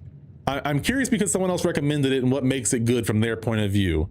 I'm also curious, now that I've played the game enough, I'm invested in knowing in what the hell the developers were thinking when they made this game. Because I would never in a million years want to make a game that looks like this. Right? Not that there's anything wrong with that. It's just in my head, I would never have a desire to want to make something like this. I'm not saying that I wouldn't have an idea like this. I'm saying that I'd never want to make this a reality. And to play this game knowing everything I know about game development and all the games that I've played over the years, you know, it's a very unique experience in a weird way, right? It's like, you know, it kind of has some of those survival. I don't know how far into the game I am yet, but it has. I like the ambiance of the world, so I'm just trying to find a good like angle to look at that we can appreciate the world of it, you know. Yeah, so it's like I want to know what's going on in the developers' heads, because yeah, I might have an idea in my head like this, but like it's you know, it's a has the survival horror aspect to it in atmosphere primarily. In terms of practice, there's not been any horrible threats chasing me down that like I can't kill, or there's nothing that I can't kill that has attacked me other than pre-recorded pre-planned cutscenes and stuff. Can't think of the term right now. There hasn't been any crazy horrible killer. No what is it, little big or whatever, you know, there's none of that yet. So there's not been any horrible threat that is trying to kill me, but the world itself is so disgusting. It is so like, what is the word for like rejecting, like it is so not abhorrent, grotesque. Yeah, that's a good word for it. This world is so grotesque that alone is the horror. Like, what the hell is going on in this game, right? Like, those are the things that are going on in my head. It's like my curiosity of what, like, it's the same thing with like the same sort of curiosity in terms of Little Nightmares, where like there's this horrible stuff that's going on. Little Nightmares was more artistic and more subtle than this, right? But I think that what was happening in Little Nightmares in some ways is equally as horrible. Like you can't compare these two worlds because I don't know enough about this world, first off, but I know that this person is casually enduring ridiculous, nasty pain, and there's people that are in pods just casually dying, and people with weird turtle hunchbacks, and I rip it off and like get the key off of them or whatever, that like take their arm to open a door. Like there's this casual violence and grotesqueness in terms of the architecture itself and the creatures and how they look like one thing but they're another thing and act like another thing. It's weird. It's really, really weird. And I'm curious while also being grossed out by what's happening, right? Like, so I wouldn't naturally want to play a game like this. I don't mind playing a game like this per a recommendation, especially since I'm streaming it. Like if I was never streaming, I wouldn't have the desire to want to finish this, but I do like the performance of having to go through the whole entire game. So like, again, there's no like end point to the thoughts that I'm having right now. It's sort of something I'm still trying to figure out as I'm exploring my feelings while playing this game and thinking about the different layers of me as a consumer, right? Playing the game as just a gamer, playing the game as someone who's played lots of games over the years and understands how, you know, a former developer, journalist, salesman, right? There's a lot of points of views that I've had to wear while playing and or making or talking about games and selling games. And this has been a very unique experience, and I'm thinking about how I'm wondering how I'm going to feel in the end, obviously having to speculate how the game resolves itself. So yeah, it's just a very interesting experience in itself. I think like me being nauseous and enduring nausea while playing the game, because I wanted to make sure I hit 10 o'clock last time. This week was only kind of mild, but I was like, oh man, it's still annoying. And I feel okay now while I'm talking. So I wonder if it's like some sort of stress thing or just timing, because I finished that last bite of the protein bar, even though I felt a little sick, and I actually felt better after eating that. Right. So I legitimately don't think it's the game. I honestly think it's like the timing of my eating habits, if I'm being honest with you. I think it's rational to think that this kind of game could make somebody feel sick, but something like this has never made me really feel sick like that before. So I think it's just a timing thing. And I think the timing of that has made like the experience of playing the game slightly more adverse than enjoyable in that aspect. But overall, like my curiosity is like the biggest influence in this game. So like again, like don't feel bad or anything like that. It's yeah, I'll be okay. Like huge tangent a little bit, but as someone who has had to like dumpster dive for food before and like didn't have a home for a little bit, this is the biggest first world problem ever. So do not feel any sort of bad at all for any of this, right? But I like to explore my own discomforts in that kind of stuff. That's just the person that I am, and this is a very like benign philosophical conversation about discomfort and the process of making a game. So for me, it's like playing the game while uncomfortable is kind of part of the whole process, right? Oh man, you probably haven't seen this. I'm really curious about the show. I would love for you to watch this. I haven't finished it yet, but Wonder Man on Disney Plus. Oh man, I've only seen 2 episodes of it, but the show is like, it's very relevant to this conversation, right? I don't know how much you said you don't do superhero stuff if I recall correctly, so I don't think you're going to watch it, but like from the perspective of a filmmaker, I would recommend it. I don't want to give a synopsis if you already know about it. Yeah, well, it just came out, so oh, you do love superhero. Oh my, I'm thinking of somebody. You like DC though. You like DC, that's right. But you didn't say you hate Marvel. But okay, do you know about the show? Or how much do you know about the show, right? I'm not going to spoil it. I can't really spoil it because I don't know anything about the show yet. But the only part that I want to talk about is the main character and his habits, right? So what we already know is the character is an actor, right? He is an actor, and in the first 2 episodes, it becomes very clear. I gotta remember my point here. I think explaining his personality will help me remember the point a little bit. Yeah. Okay. I ran through the process in my head. So yeah, our introduction to this character is that he's kind of like a perfectionist, right? And none of that is relevant to what I'm talking about fully at all. Yeah, no, that's not relevant. It is. They haven't even really gotten to that part yet in the show. Like they're getting to it, but the introduction to this character is him playing a role. Like he's already an actor to some extent, and he is like talking to the director or the showrunner or whoever, and he's like, well, maybe my character, like, what's the motivation for my character? Maybe my character should do this. Like maybe the moonbeam should be right here and I get murdered right here, right? Like this guy has like 2 lines and he's spending like an hour like trying to figure out the motivation for the character so that he can deliver the character right and make sure everything is perfect.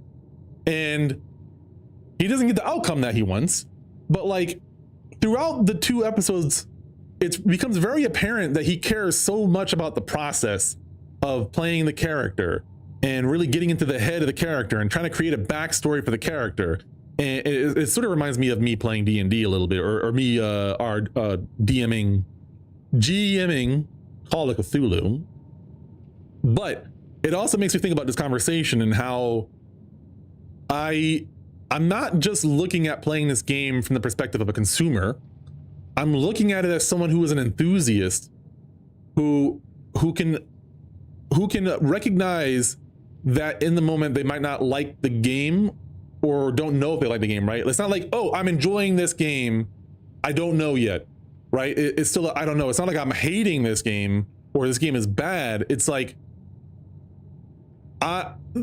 the preference of if I like it or not is not relevant in me completing the game right now, but it is relevant in terms of me observing my experience, right? And I think it takes a certain kind of enthusiast to put yourself through that, depending on what it is. You know, watching a bad movie, like a movie you know is bad, and not just watching it for the lulls completely, right? Yeah, you might have some lulls in watching a quote unquote bad movie. I have a hard time saying that, but you get what I'm getting at. Like for example, The Room, right? That's an objectively bad movie by most standards. If we were to have like a standard in terms of what you learn in school, etc., it's kind of objectively bad, but it's also subjectively bad and subjectively good and funny, etc. So I think if you weren't in the chat, I wouldn't be having this conversation. But I think as someone who can kind of relate and you're on the early stages of that path, right? You probably have watched thousands of hours of movies at this point, so it's not like you're a newbie. But in terms of the different points of views that you can experience something from, you know, you've only been alive for so many years, so there's no way for you to have that amount of experience yet. But you have experience, so you can have opinions and thoughts and stuff, and understand where I'm coming from. Yeah. And that's also true too, but that also, like, again, early stages, they haven't really explained any of that yet.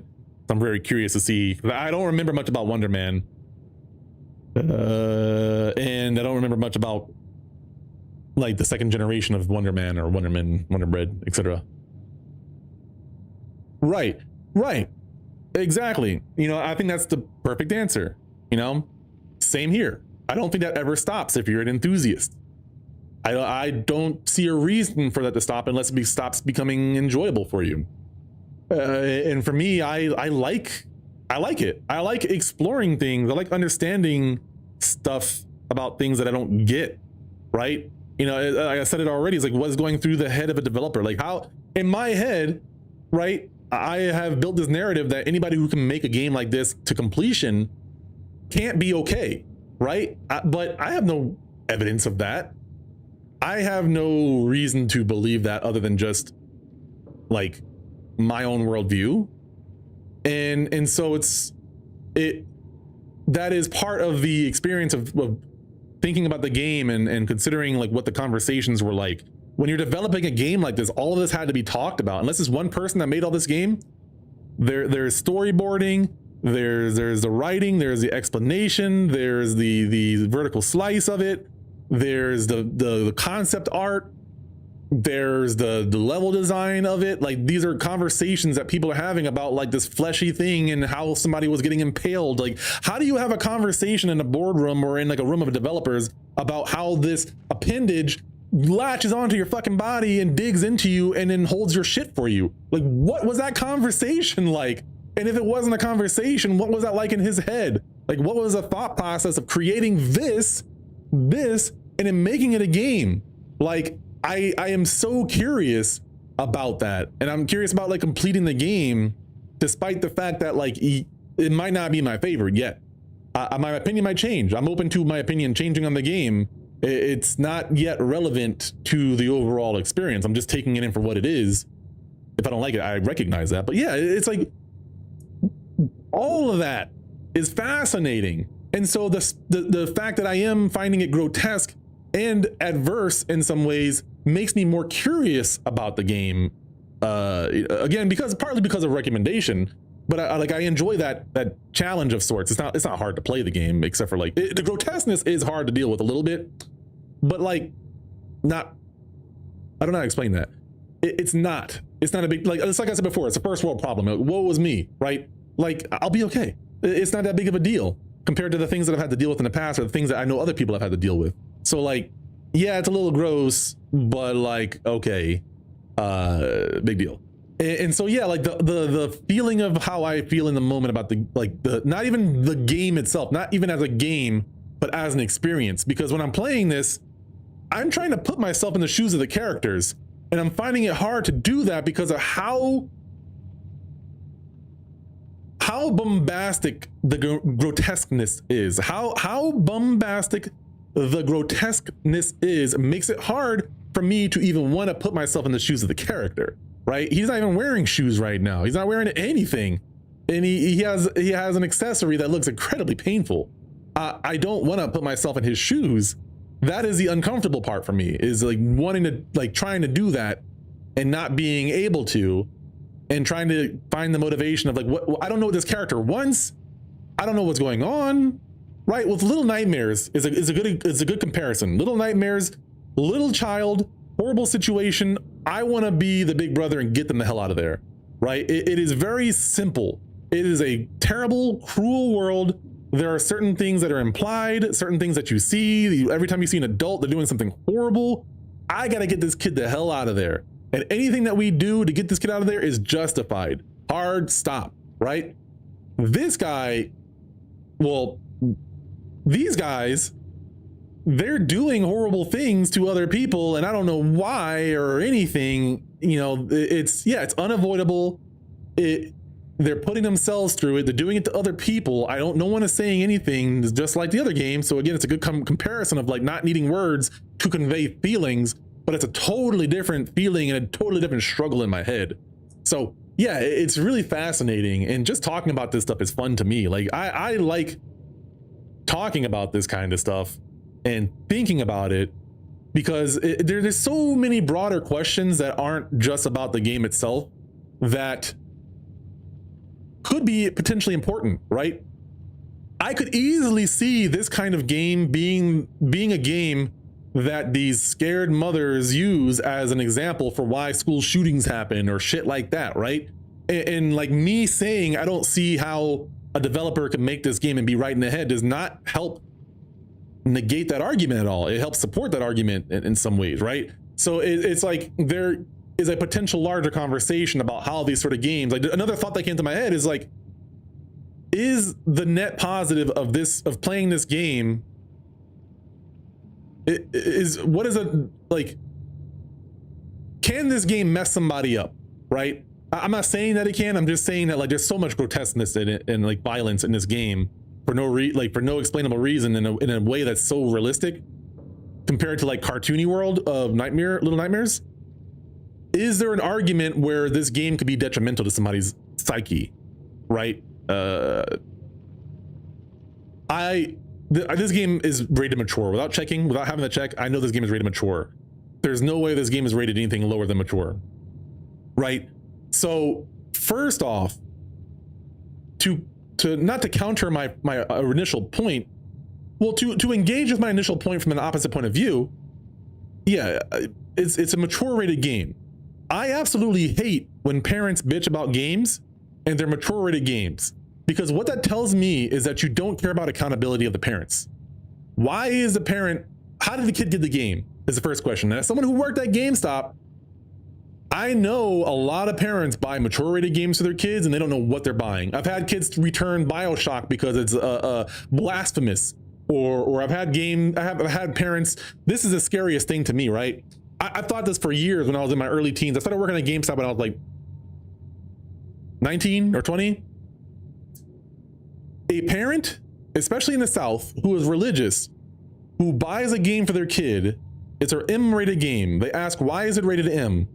It's rated M for intense violence, for adult language, for adult themes, for like grotesque violence is mentioned like 3 times somehow, right? And then all of a sudden you get to like sexual content or nudity, and they're like, oh no, not nudity, not sexual content. My baby, who I'm okay with murdering a bunch of people, can't see a half a titty.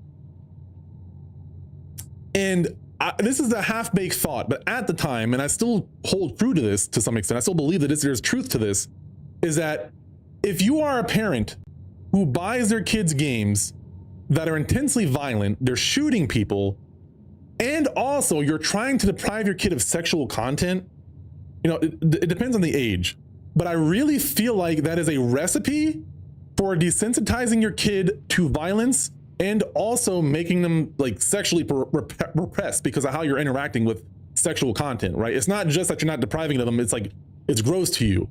And like, as a 19-year-old kid, me selling games to parents and them like buying games that are violent and all these other things, and you know, and knowing the kids or meeting the kids, you know, talking to the kids every now and then, or seeing the kids interact with their parents when they buy games at the store, and then when they buy games when they're not with their kid for their kids, it's like you're really not helping your kid develop in a healthy way, right? I don't know what all they talk about, but in the South and Alabama, they're not giving their kids a proper sexual education. I just know that a lot of these southern parents are not having those conversations with their kids. No sex until you get married or get out of the house, or goddamn, right?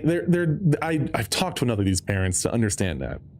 And that shit always freaked me out, because I also knew people in the military who were hyper desensitized to violence and like really joked about that stuff and made dead baby jokes and all this other shit, but like, you know, we're not socially or like sexually mature.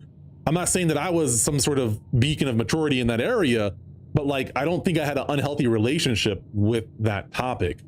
And so to circle it back to the conversation of the game, it's like, you know, and this is just like a thought experiment or a thought in my head that has no answer to it and is not swaying anything outside of just the questioning of it, of like, can this game be detrimental to people?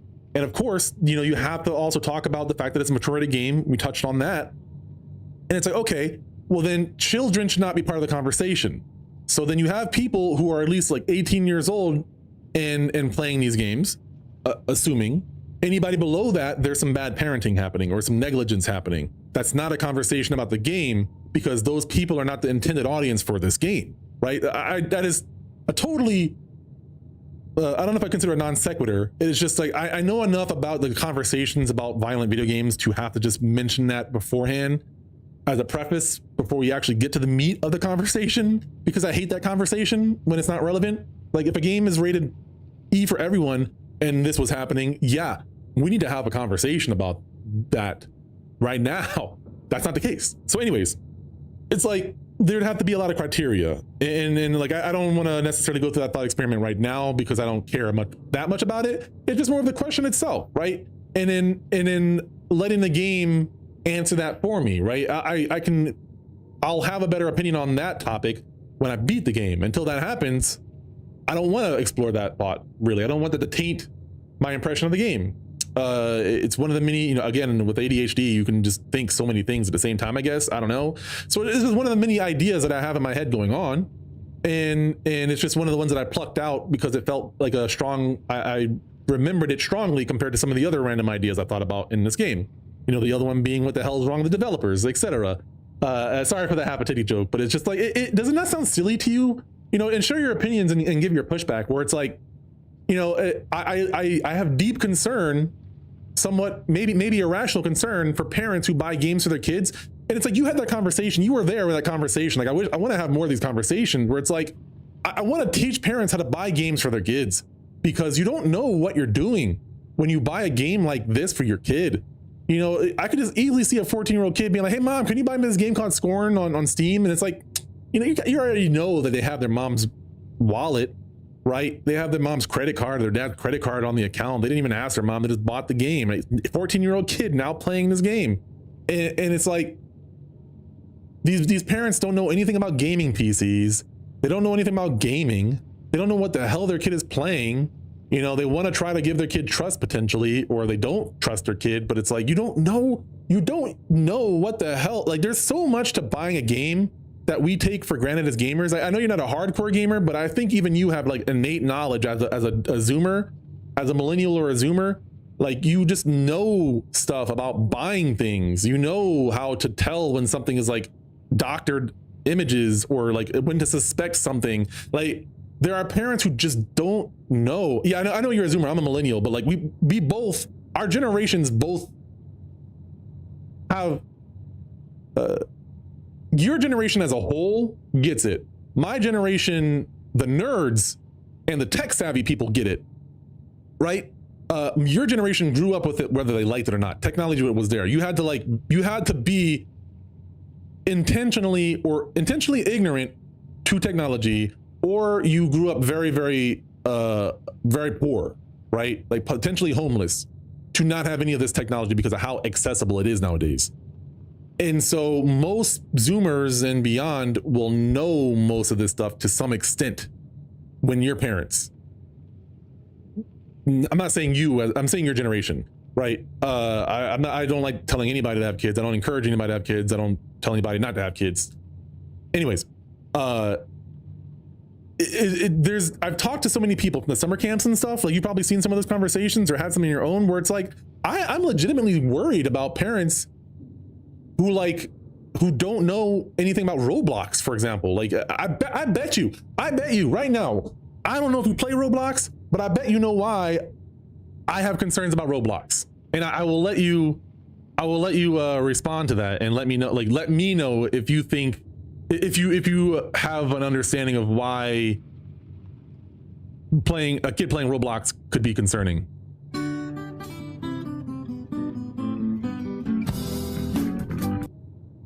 That's not the button.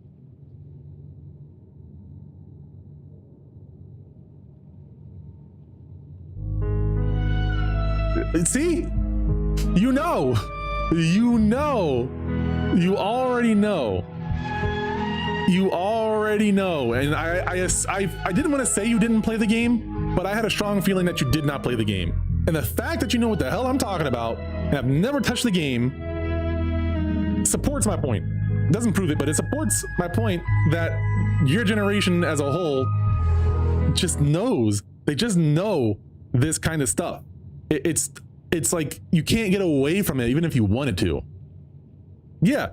And it's like, but you also, because you've played at least one online game and you played an MMO, so you probably get this better than even some gamers, online gamers, that playing a game, video game plus Predators plus online plus, and you don't necessarily need this last one, but also plus a lack of moderation, that's it.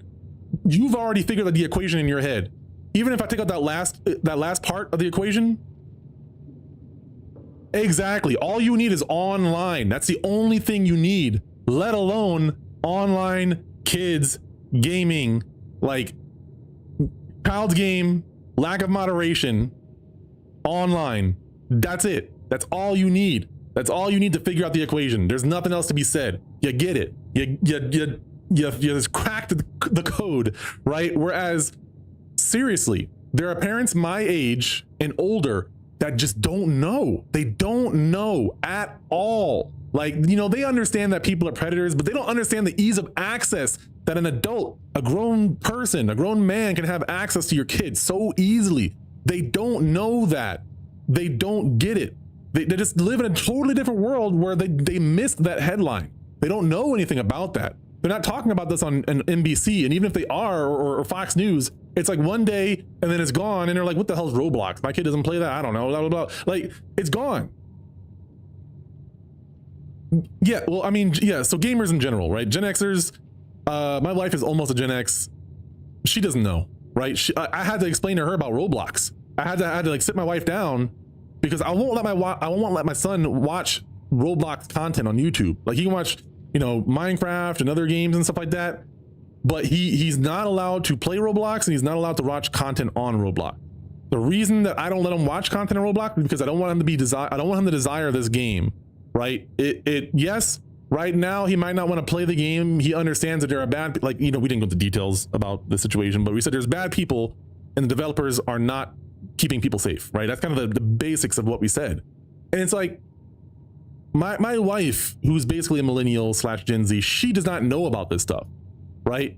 And that's why I said the millennials and even Gen Xers that grew up as gamers or nerds or tech savvy, right? And even boomers. There's even boomers that get this too. There's boomer gamers and stuff. They get it too, right? So it's not like a generational thing. It's just that as generations progress, you become more, as technology becomes more mainstream, as it becomes more utilized, right? The phone at some point was not used by everybody, right? The phone at one point was tethered to your house and you had to have a cord, right? The phone at one point was only for rich people, but the phone has vastly revolutionized how we communicate, how fast we communicate, and how much we can get done because of how fast we can communicate. And you can talk about on the instant instant messaging as well, right? You know, versus text messaging, etc. So like, we take it for granted how much shit we know to look out for, so that when we have kids, we just know to not go through those traps. But if you're not a nerd and you're like not Gen Z, I mean, even Gen Z too, everybody's susceptible to this. But like my generation or beyond, and you're not a tech savvy person or a gamer online savvy person, you're cooked. Your kid is cooked. Like, it is a gamble. You're rolling the dice, bro. If you're letting your kid play games and you don't know what they're playing, and they're playing online, man, like I won't let my son add people on Pokemon Unite right now. I told him when he shows me that he can be mature and have self-control and not like add people to his list without letting me know or doing these things, like I might sound overbearing, but you and I both know what can happen with just some text messages. And my son can read right now, but he's smart. He gets stuff, but an adult knows how to manipulate people. And it just takes one really smart adult with good rapport with a kid, and that's it. And it's like, you and I can call this irresponsible,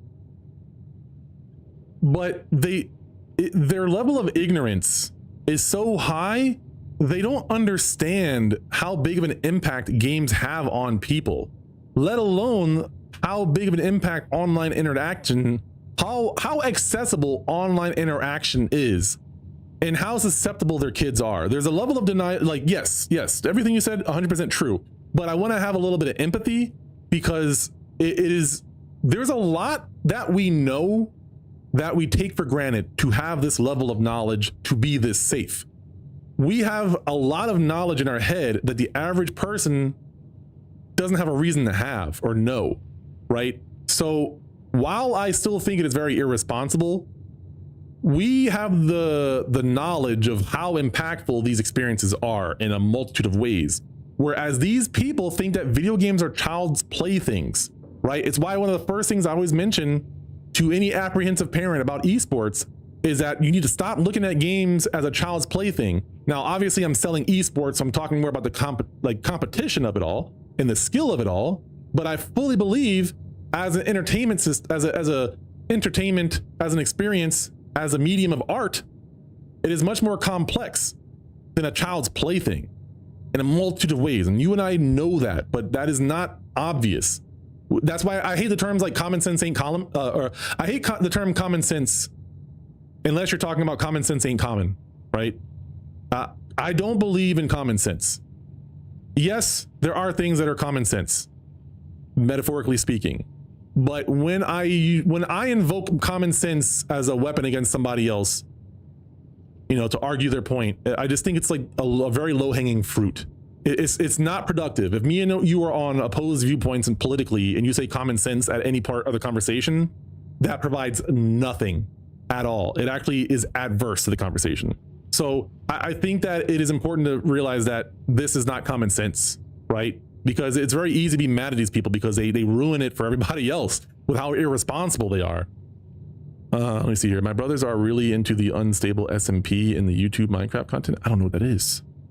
That's just irresponsible parenting to not know what your kid is playing and who they're talking to. But yeah. So I mean, I agree, but it's like there has to be some empathy because they're not going to learn otherwise. And we've learned multiple times that people are too prideful to like let people be condescending to them about their kids. Like parenting is a very sensitive topic. So ultimately, I just don't want kids taken advantage of. And if I just vilify the parents fully, then they're just going to double down and be dickheads and ruin their kids' lives. And while it's going to be completely their fault, I don't want their kid to have a horrible life because their kid is being exposed to things they shouldn't be exposed to without a conversation, right? It's like, these are conversations that you can have with your kid. I don't have a problem with a kid playing a violent game, honestly, if that kid is shown that they're mature enough to handle it. I have conversations with my son about some of these things, and you know, he's shown that he's mature enough to play certain games, and even still I'm just like, hey, it might be my bias, but like I just don't feel comfortable letting you play this game yet. And he's like, all right, that's fine. Like he'll question it, right? But he doesn't, if I tell him I'm legitimately concerned about this game, you know, or if he asks if it's too scary, because like he'll be like, is it too scary? And I'm like, yeah. And I'm like, okay, cool. I'm gonna like go to the other room or something like that. Because I'm like, I don't want you to be exposed to that. And he understands that. It's like, you don't want to make yourself have nightmares. He understands that concept, right? He's a smart kid because I've never used baby talk with him in my life.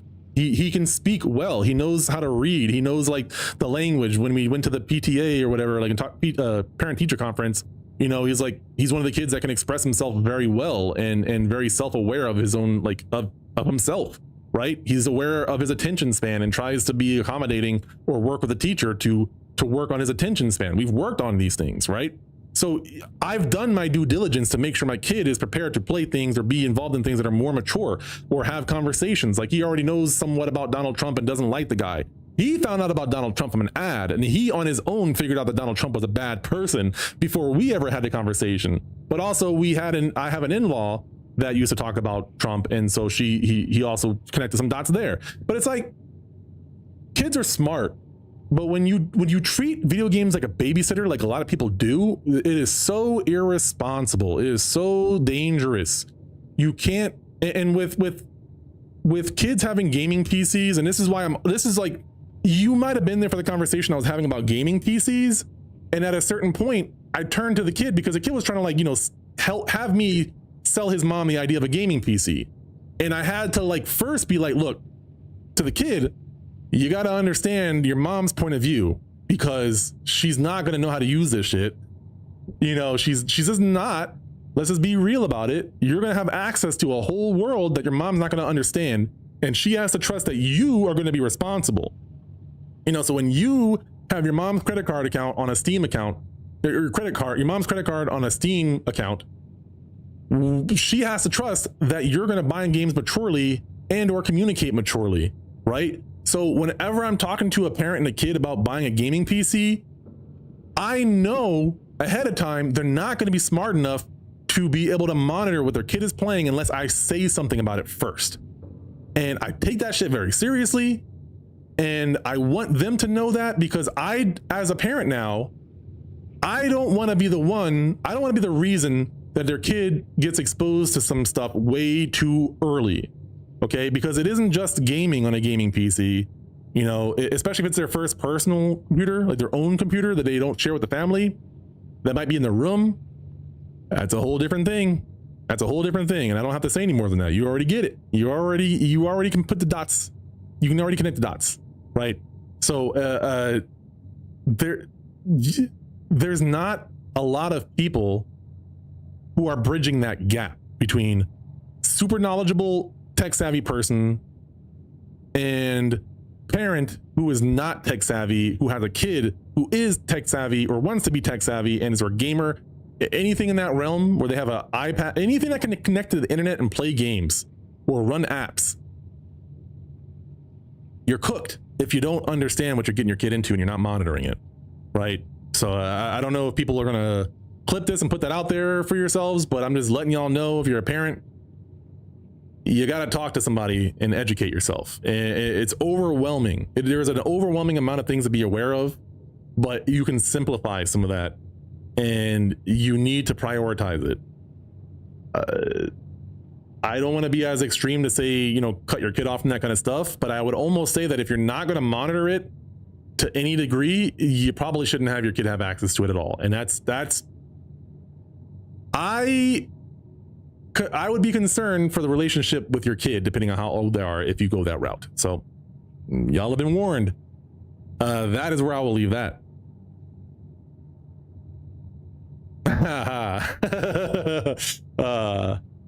Yeah. I was talking to my wife earlier today. This is a tangent a little bit that you inspired me to remember. That, like, I don't know if it's a me personal thing, and I've talked about the overall idea in general. Like, my brain works in a weird way where I just think in a way that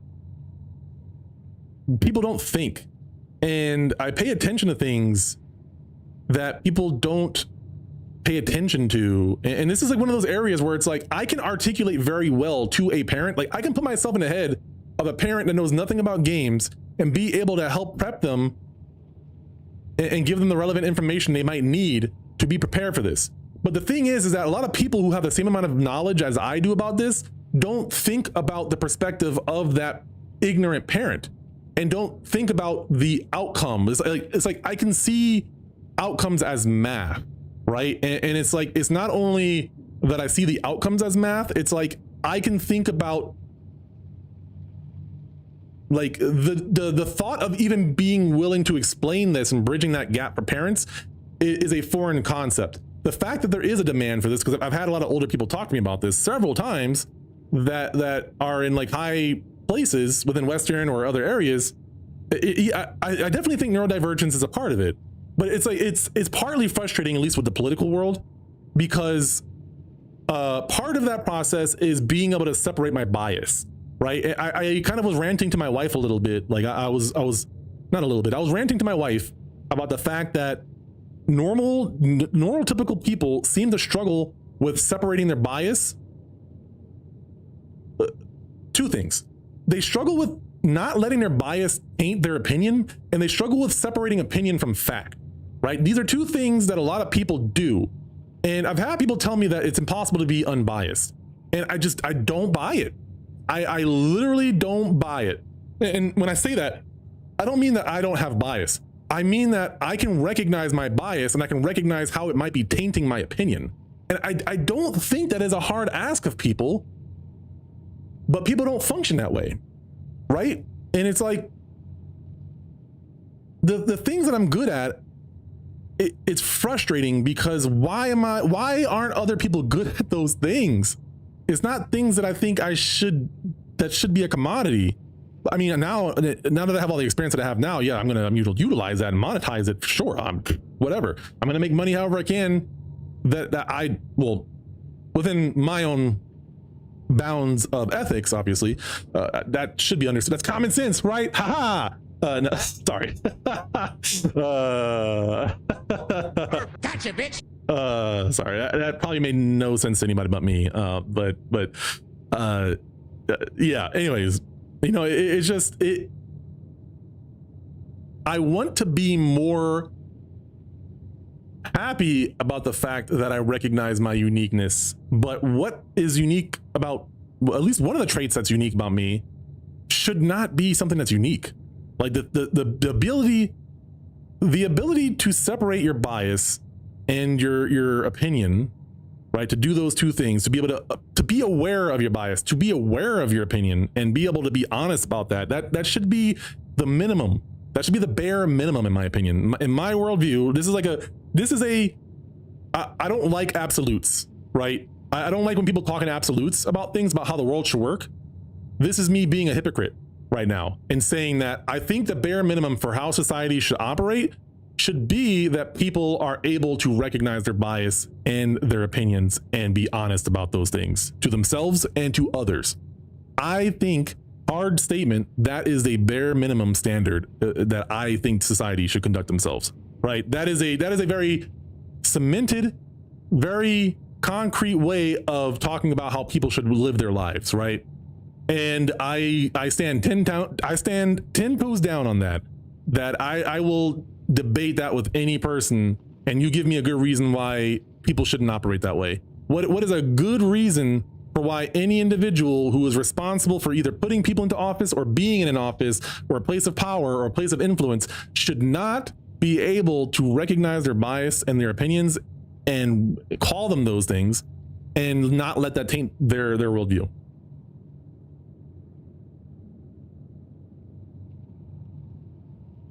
Well, yes, that's what I'm saying. That's exactly what I'm saying. Well, I don't know about the signal part, so I might not fully understand what you're saying. So let me know if I'm not understanding it fully. So the second half of what you're saying is like it would signal a level of emotional intelligence and introspection that a lot of people seem to lack. I might not know what you mean by signal, but yeah, it requires a level of emotional intelligence and introspection that I think everyone should have. Hard stop. I think kids should be practicing that. I think it should be taught in school how to be introspective, how to be emotionally intelligent, how to be able to recognize your opinion versus fact, how to understand the scientific process, and where you're looking for something, understanding that the way to find the truth is not by searching for the answer first, is not by searching to the answer that you want to the question that you have, right? If your question is what is the answer to life, and you've already presupposed that the God of the Bible is the answer to that, you're going to have confirmation bias, right? Confirmation bias is going to taint everything that you do ever, unless you are able to do what I just said, right? But if you are searching for that answer, you got to be willing to realize that the answer might not be what you want. That's why flat earthers are a thing. You know, it's like Around the Curve or whatever that Netflix documentary is, and how it ended with them essentially denying that they exposed themselves that the world is round, right? They prove the world is round, but like never fully acknowledge it.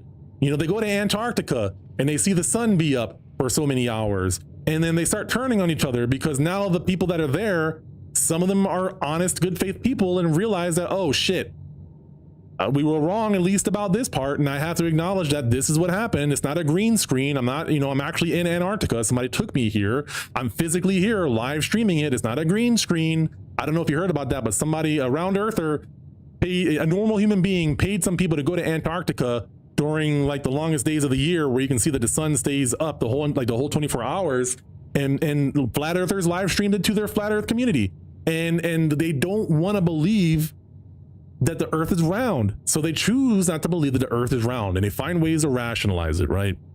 And that there's no fucking reason we should have flat earthers in 2025, except for the fact that people don't know how to do what I just said. They don't know how to recognize and separate bias and opinion from fact and reality. And the fact that I can, I don't know what to do with that, right? Because you're talking to people who are in higher places of power to you that can't do that. And anybody who can't do that is a fucking psychopath to me. Like, anybody who can't do what I'm saying is like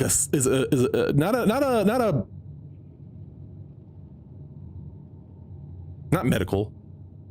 They're not a literal psychopath. They're insane to me. Like, I can't see them as sane, functioning human beings. But that's a majority of people. That's a lot of people. See, I think wasting time on people like that is just as productive as banging my head on rocks. Yeah, that's why I blocked somebody today. I don't know if you were there for that talk. Maybe that's slightly uncharitable. No, I mean, I blocked somebody today. You might have been out at that time. I actually read the chat that I have with this person. I blocked him and told him that you're the reason why Nazis got as far as they did. Because this dude is like, oh yeah, that's Trump's opinion that he stole that the election was stolen from him. It's no big deal that a sitting president is still believing that the election was stolen from him while he was actually the person trying to steal an election, and like also totally brushing off the president, a sitting president, asking for 11,000 votes and saying that, oh yeah, 11,000 votes is pretty close, to be honest. Not ever actually acknowledging the fact that he's trying to steal, he's trying to find those votes.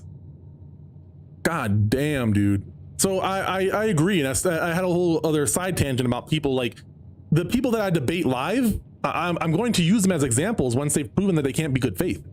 It's no longer about me being cordial. It's more about using you as an example and showing people what it looks like when you can't be consistent, right?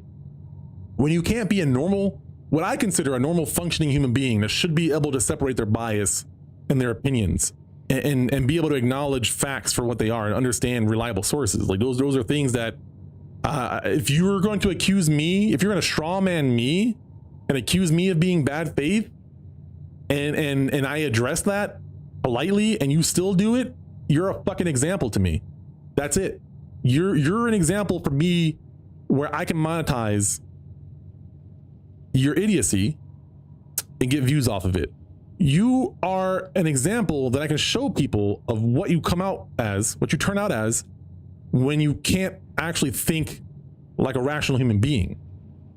I no longer, like, you know, with this guy, I wasn't debating him live. So it's like, I don't want to waste my breath with you. You're not a real human being at this point. Like I just want you to know where I feel with you because you're a fucking, like, you're an op. Like, I don't like to be extreme, but you're supporting fascism and you're brushing it off, acting like it's not a big deal. And like, you keep finding ways to rationalize and brush it off when I've clearly called out a lot of your thoughts, and like you have to deny and ignore what I'm saying in order to make that work in your head. Why am I talking to you? I'm not going to waste my breath on you, but I will use you as a story. I will use you as an example, right? Because kind of like you, and maybe I'm more like uncharitable. Like, this might be, I would consider this more uncharitable, but I'm willing to embarrass those people publicly in order to, not in order to, I'm just period. I'm willing to publicly embarrass them if they've proven that they are willing to be bad faith and they support something that is fucking detrimental to our society, let alone our whole world, right? America is a very influential country. So it isn't just our own country that we influence. It is every other country in the world to some extent, in some form or fashion. What we do as a country impacts the world. And I don't care if I die tomorrow. I'm going to be on record stating where I draw my line in the sand and stating who I think is the opposition. And I'm not going back to a world where my people are repressed, right? I'm not going back to a world where anybody's being repressed. And right now, seeing white people get shot in broad daylight in the face and in the back, and the leaders don't bat an eye to it, and they're quick to call them terrorists or whatever the hell they want, assassins and shit, without ever having an investigation come out. The fact that they can do that in broad daylight and get away with it still, that is terrifying. Okay, so yeah, I don't. You're not debating people. You're not trying to make content. You're not trying to like do what I'm doing. So there's no reason for you to waste time with these people. Honestly, like I wouldn't waste your mental energy on those people. Let me be those kinds of peoples. Let me be that person for you, so that you don't have to deal with that, right? Tell them to come talk to me. You come across somebody that has some argument, like they want to argue with people, tell them to come do it. Like if they want to put their money where their fucking mouth is, tell them to come talk to me live on air and back up what the fuck they believe. And then watch how quickly I will make an example out of them if they want to be bad faith, right? I'm so done being nice about any of this. I'm so done being charitable. I'm so done being accommodating. And maybe we can talk offline about some of this too, because I kind of went off on one of my friends that we both know, because someone was like, why do I take this so seriously?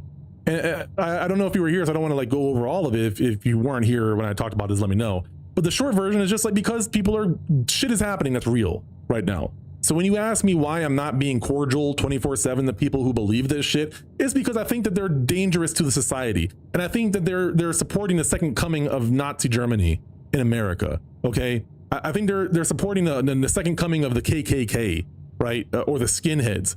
I think that they're supporting hurting people in unjustified ways. I think they're supporting inconsistency in the law, in getting away with whatever they want, and in believing whatever you want, and telling and gaslighting people.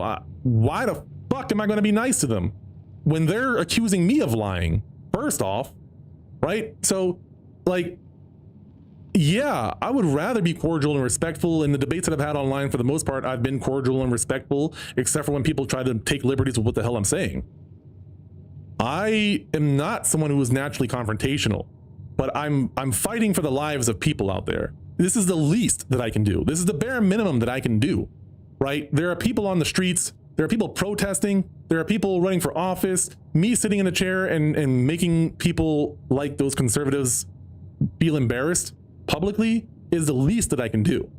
I have this skill set. I have this brain that can think in a way that I don't have to have any malicious intent to embarrass them. All I literally have to do is be genuinely curious and look for inconsistencies. That is all I have to do. And these people expose themselves. My own friends, when I question them, and I don't even actually refute their points, when I'm just still questioning and understanding their point of view, they avoid giving me the truth because it exposes the flaws in their argument. If my own friends are trying to do that to win a debate that they invited me to, I recognize, it's like radar. It's like, okay, I ask you a question. It is very clear that like, I'm going to take you, I'm going to assume that you didn't understand what I was trying to say. So let me reiterate that, because that's not what I'm asking. I'm not asking about that. I'm sorry if if that's what you understood, but I said this. So let's talk about this. We can talk about that later. I can argue that too, because that's fucking stupid, but I won't say that part. But we're talking about this. So like, let me reiterate the question for you. And then it's like, I ask the question again. It's if I'm asking you, how did you feel about Kyle Rittenhouse? That isn't me asking you to defend Kyle Rittenhouse's actions and why it's legally different from the situation. That's you running away from what I'm asking you. That's you not giving me what you think I want. I will accept your answer. If you were like, yeah, he deserved to be punished, then I have to assume that you're being consistent. Now, if you go back and you say the opposite of that, or if you say you were in support of Kyle Rittenhouse, but you're not in support of Alex Peretti or Renee Good, there's an inconsistency there. Why is there an inconsistency there? But they don't want to even answer the initial question because there's going to be a follow-up question, because they recognize there's an inconsistency in their morals and their beliefs and what they consider accountability, right? It's, you know, accountability for ye, not for me, right? Or for we. And they don't want to answer that. So all I have to do with these fucking idiots is ask them questions and look for consistency, and they expose themselves because they don't have reasons for believing what they believe in. They just want to believe it, and they want to convince everybody else too. But I'm not going to be gaslit by these motherfuckers. That's all I can say about that. So, yeah. Good talk. Good talk. I don't know if you're still with me or not. You might have fell asleep. But yeah, so if you're in here, if you're new to the stream, you know, sorry I'm so aggressive, right? I'm not typically the angry black guy, but times are crazy right now. So someone's got to be. And why not me, right? So if you like that kind of content, if you like honest, objective points of views, if you like debating, even if you disagree with what I'm saying, if you like how I debate or how I talk about things, or if you like some of the games that I'm playing, make sure you like and follow on all the platforms. This should be down below on my about me, right? You know, feel free to reach out if you want to have a debate. If you know anybody, especially if you know any MAGA people specifically that might want to debate, like that you think they want to debate, send them my way.